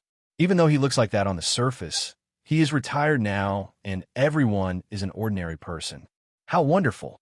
After he finished speaking, he smiled again, his eyes showing the indifference and calmness that had been refined over the years. That's it. The stone hanging in Hughes's heart slowly dropped, and he was sincerely happy for his friend's return. "It's great to have you back. Did you miss me? I want to die." At this time, several rounds have been played outside. They fought from the present world to the buffer zone, and then to the subspace, until the rules of space were broken and obliterated. The beast heads were eliminated one after another. The 10 heads were ultimately defeated, and they retreated miserably under the siege. Most of them were wiped out, and only one dragon head was left, which fled back to the kingdom of destruction in embarrassment. The large star field in the subspace is in a mess, with broken satellites and planetary debris everywhere. They haven't revealed the truth for a long time, so it's a good time to warm up and activate their muscles. Too weak. If you look closely, aren't they the descendants of the beast god plus the power of the evil dragon god? When will the descendants dare to declare war on us? Visego was extremely impatient and threw a head away. Bayer echoed. "The third brother's right. They are too arrogant. They also said they came to kill my father. Wow, how brave they are." In the shadow of the stars, Celios watched his brothers and sisters clean up the scene. He admired and envied him in his heart. He wanted to join, but didn't dare. As he watched the 10 heads being beaten violently and left, he suddenly realized that he might be the next one. Celios trembled, turned around, and tried to escape, but it was too late. He was stared at by 3 eyes. Beelzebub sneered. "Celios, you did this to us, and you still want to run away?" Celios turned pale with fright and hurriedly wanted to explain, but was choked. I'm not. Before he could speak, he was suddenly tapped on the shoulder. Looking to the left, Bayer popped up with a smile and said, "Ah, brother, do you know you were wrong?" Celios was shocked and almost fell to his knees on the spot. "In my father's memory, this is the best way to apologize. But damn, this is the sky, no floor." Eliog looked over from the corner of his eye and said speechlessly, "Forget it. Don't scare him. At least he released us in time and didn't call him brother." Celios almost cried. He looked at Eliog pitifully and said with tears in his eyes, "Wow, Brother 15, you are so kind." Vasak glanced at them. "Don't bother me if you have nothing to do. Go back. For demons and one God remain."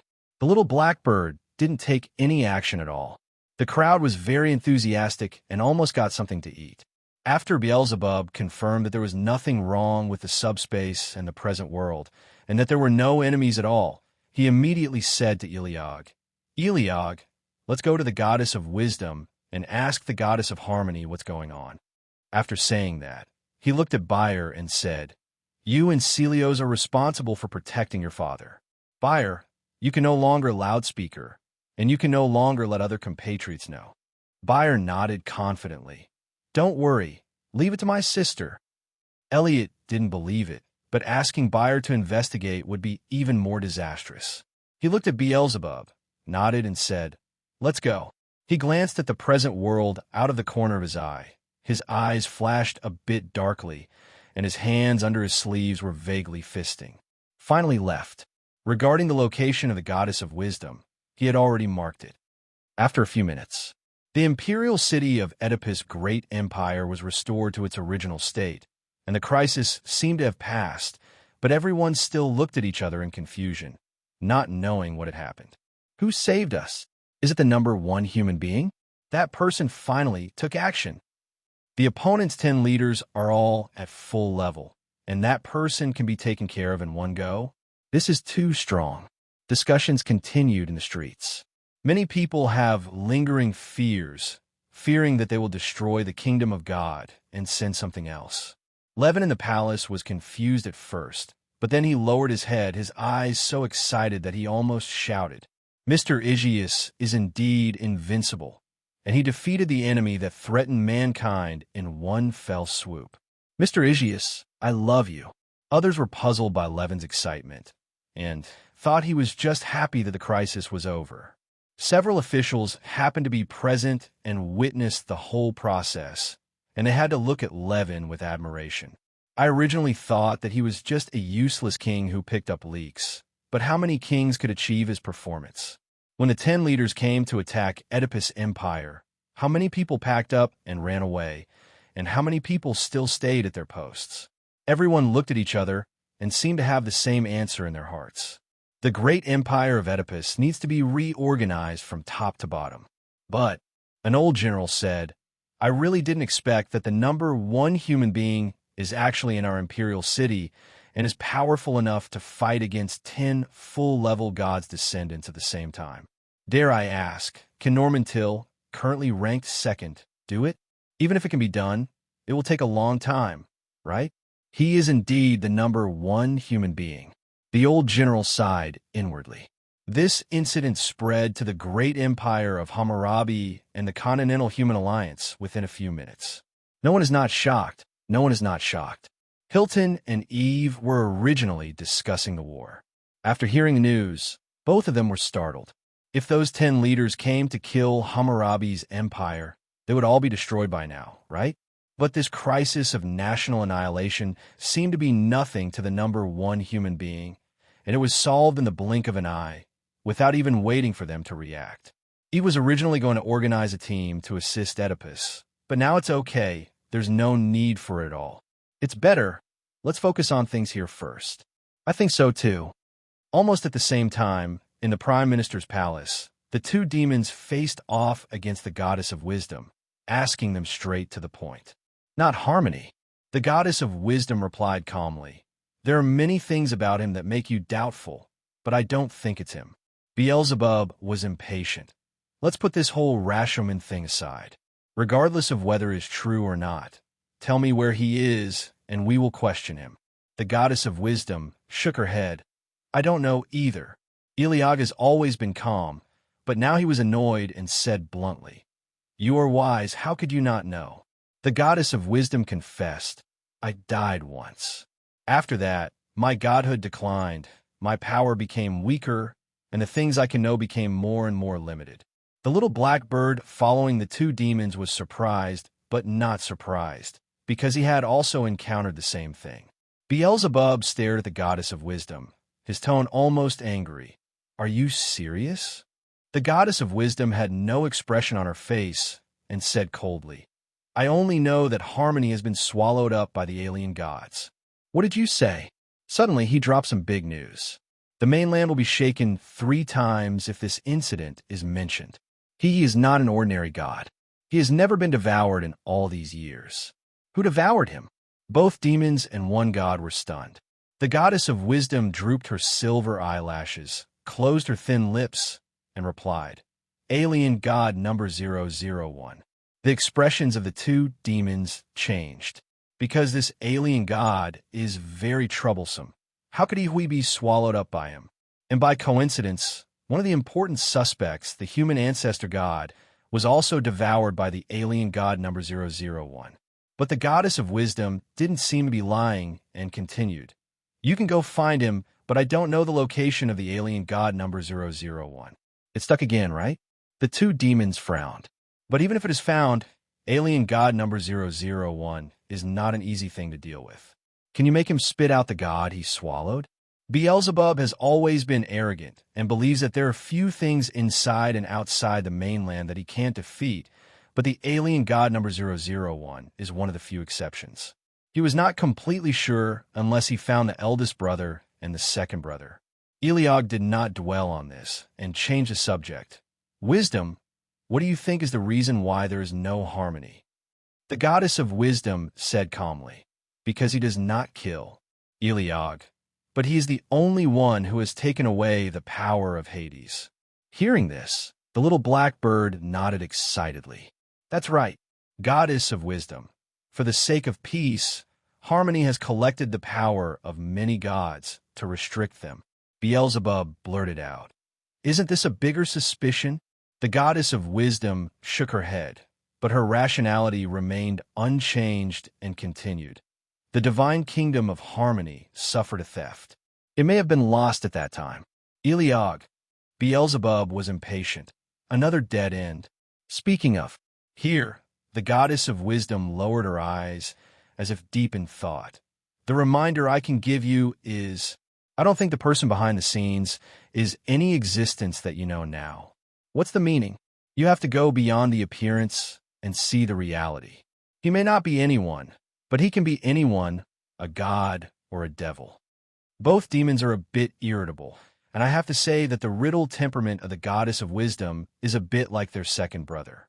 The difference is that their second brother is often in a daze, looking as if he is wise and foolish, which is natural. The goddess of wisdom seemed to ponder for a moment, and then said, "To tell you the truth, after you left, I tried to use my power." "What?" "I vaguely know some information." The goddess of wisdom eloquently said, "He may be a consciousness, it may be a thought. Yes, but not like shapeless water, it could be in any shape." The two demons had never thought of this hypothesis. It seemed like it popped up from a blind spot in their thinking. It made them feel that reasoning was meaningless and catching it was the truth. "Yeah." The goddess of wisdom suddenly paused, lowered her eyes, and said, "I said too much. You haven't helped me solve the problem of destroying the kingdom of God and preventing the resurgence of the god of destruction. There is no reason for me to tell you too much." Eliog's eyes turned cold when he heard this. "You use information to make a deal with us. Are you not afraid of death? Death is just a matter of sleep. Are you afraid of sleeping?" The goddess of wisdom spoke calmly from beginning to end, and there was no trace of any disturbance. "What an impeccable guy. If you don't care about anything, you can't handle it." It was impossible to extract a confession through torture, and any means would probably be meaningless to him. Eliog suddenly said coldly, "You care about this country very much, and you actually came to save it. What if I wiped out this country? Can you destroy the things that the people you cherish value? The goddess of wisdom seemed to have seen through Eliog and repeated, Can you? The past history can be whitewashed. How can we whitewash what is happening now? The person you cherish. A centrifuge has no use for me. Eliog was a little angry. Beelzebub stared at him, feeling more and more that something was wrong with Eliog. Eliog shouldn't be so impatient. What is he anxious about? The goddess of wisdom is not targeted. She is just overly rational and indifferent. She has never been friendly to anyone, gods or demons. However, he also explained, it's not that I'm cynical, it's that I think that everything should be considered more. Eliog stared at him, lowered his eyes, and didn't know what he was thinking. After a few seconds, he said, It is humankind's business to prevent the god of destruction from resurrecting. I will look at the situation. Goddess of wisdom, really? Beelzebub was silent, paying attention to Eliog's condition from the corner of his eye. Eliog continued, We will find harmony in the ancestor god of mankind. As for your one-sided words, we will make our own judgment. The goddess of wisdom nodded. Excuse me. After walking out of the prime minister's palace, it was sunset, the earth was golden, and the shadows of the buildings were stretched infinitely. Beelzebub suddenly stopped and stared at Eliog's back. That's almost enough. What are you hiding? Do you think I didn't notice it? Eliog paused and turned slowly. He looked sideways at Beelzebub. Beelzebub went into detail. Suspicious point 1. You have repeatedly stopped me from destroying the kingdom of God. Suspicious point 2. Your reaction to certain things is wrong. Eliog was silent, his eyes stained with twilight, just like the setting sun reflected on the blue lake surface. Beelzebub is not Agar's, and he speaks directly. You think I have something to do with the god of destruction, don't you? There seem to be ripples on the calm lake surface. Eliog's eyes changed slightly. It is said that after the death of the gods, their consciousness will sink into the abyss. Beelzebub abruptly reveals, You think we are the consciousness of dead gods? There was silence.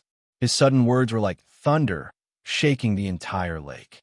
Eliog's pupils trembled and his fists clenched under his sleeves, but he seemed to acquiesce to this matter. Beelzebub narrowed his eyes slightly and said arrogantly, You are not worried about this kind of thing, are you? Eliog stared at him and actually admitted, So what? Don't you think the time when you first awakened to consciousness was similar to the time when the god of destruction died? Beelzebub didn't care at all. So what if it is? So what if it's not? Will it affect anything? I don't understand why you are suppressing this matter. Eliog seemed to be angry, and the shadow behind him suddenly expanded, and magic covered the entire area. Don't you care? What does it mean? Beelzebub really didn't understand, and his brows were full of indifference.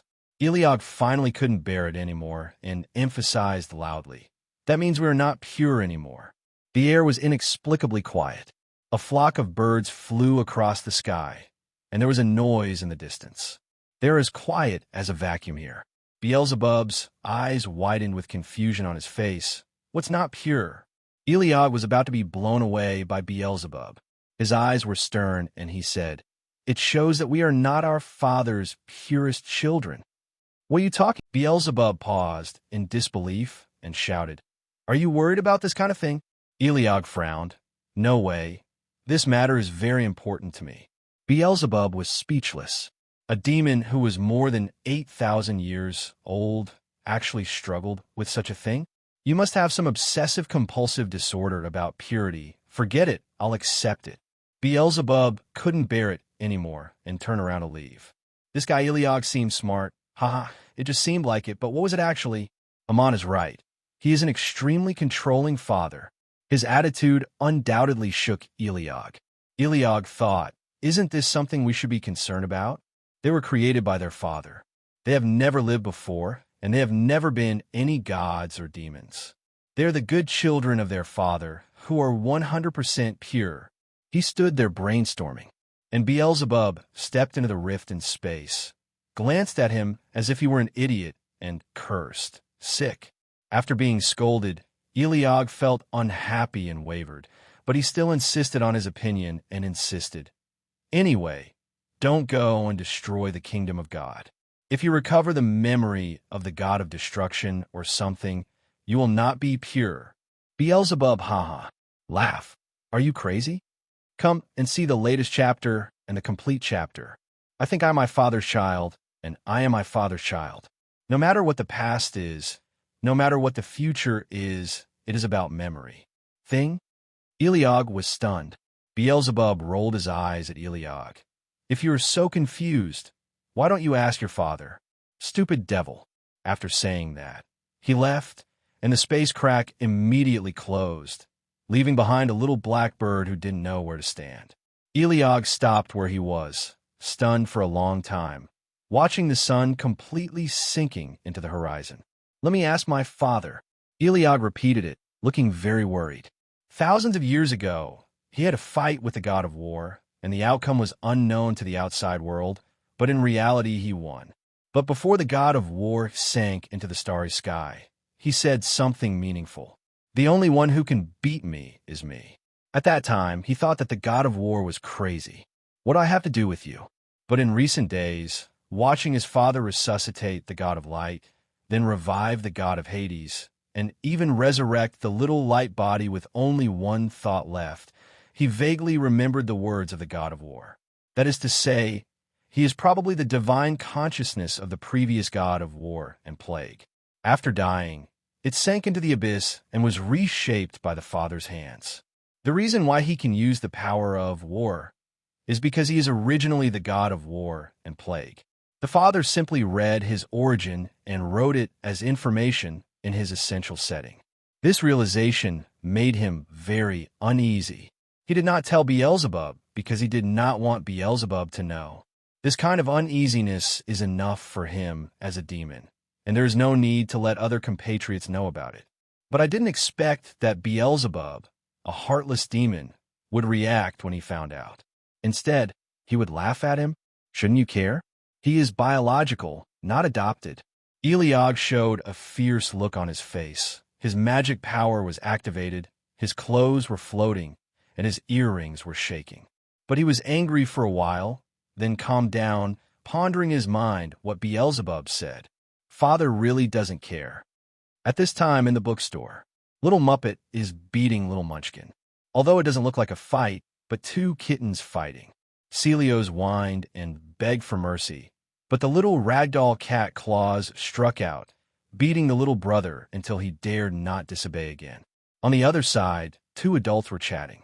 They had been apart for too long, and they chatted nonstop for almost 2 hours.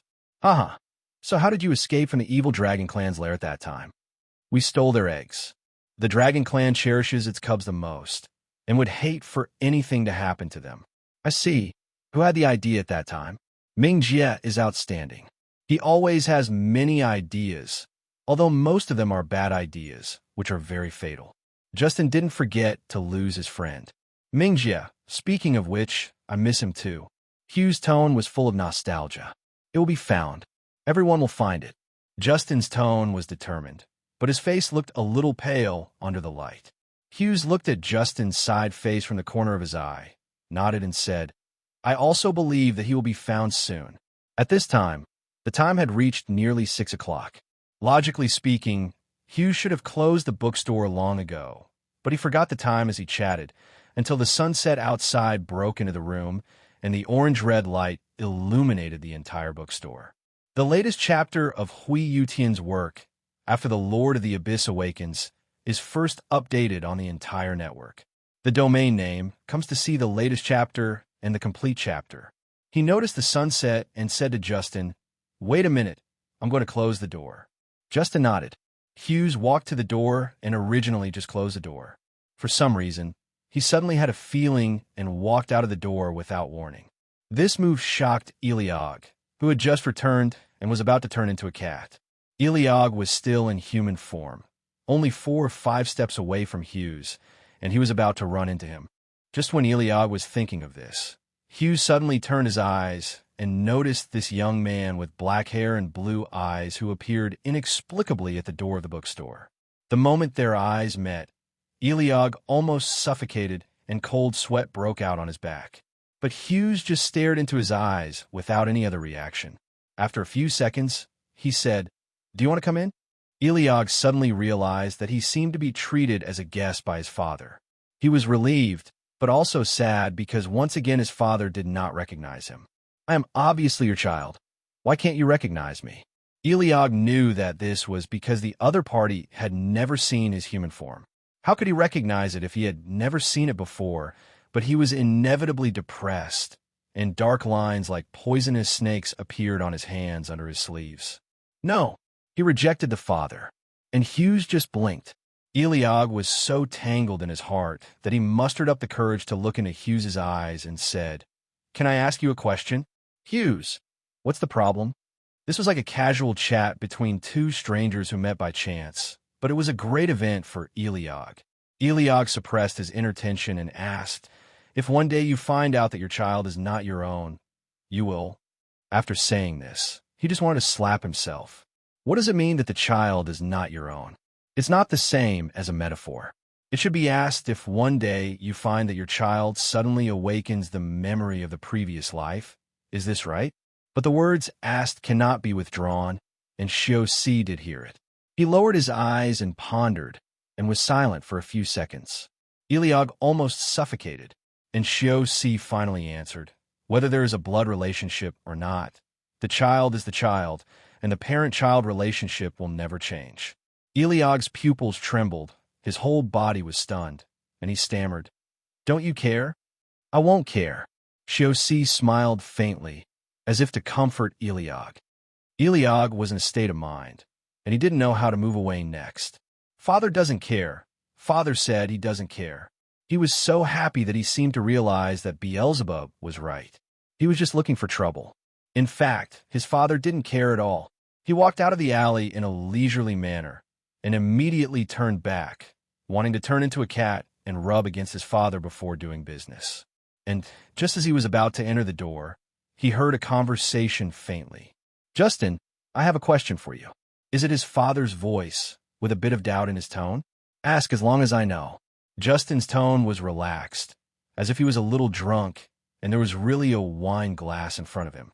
Ariorg was curious about what his father wanted to ask, so he put his cat head on the door and looked up. I saw that the black-haired young man suddenly said, "Can a demon of more than 30 levels also transform into a human form?" Justin paused. Ariorg's pupils were even more shocked. Father recognized him. Please remember to collect. Website, address, the latest and fastest free reading without anti-theft. Hello, everyone. As we wrap up this video, I want to share a quick note. I have a Patreon account. If you'd like to support me and enjoy on-demand audiobooks, you can become a Patreon member. Alternatively, you can check out my Google Drive link, which has 500-plus novel audiobooks available through my Ko-fi or Patreon shop. I appreciate your support.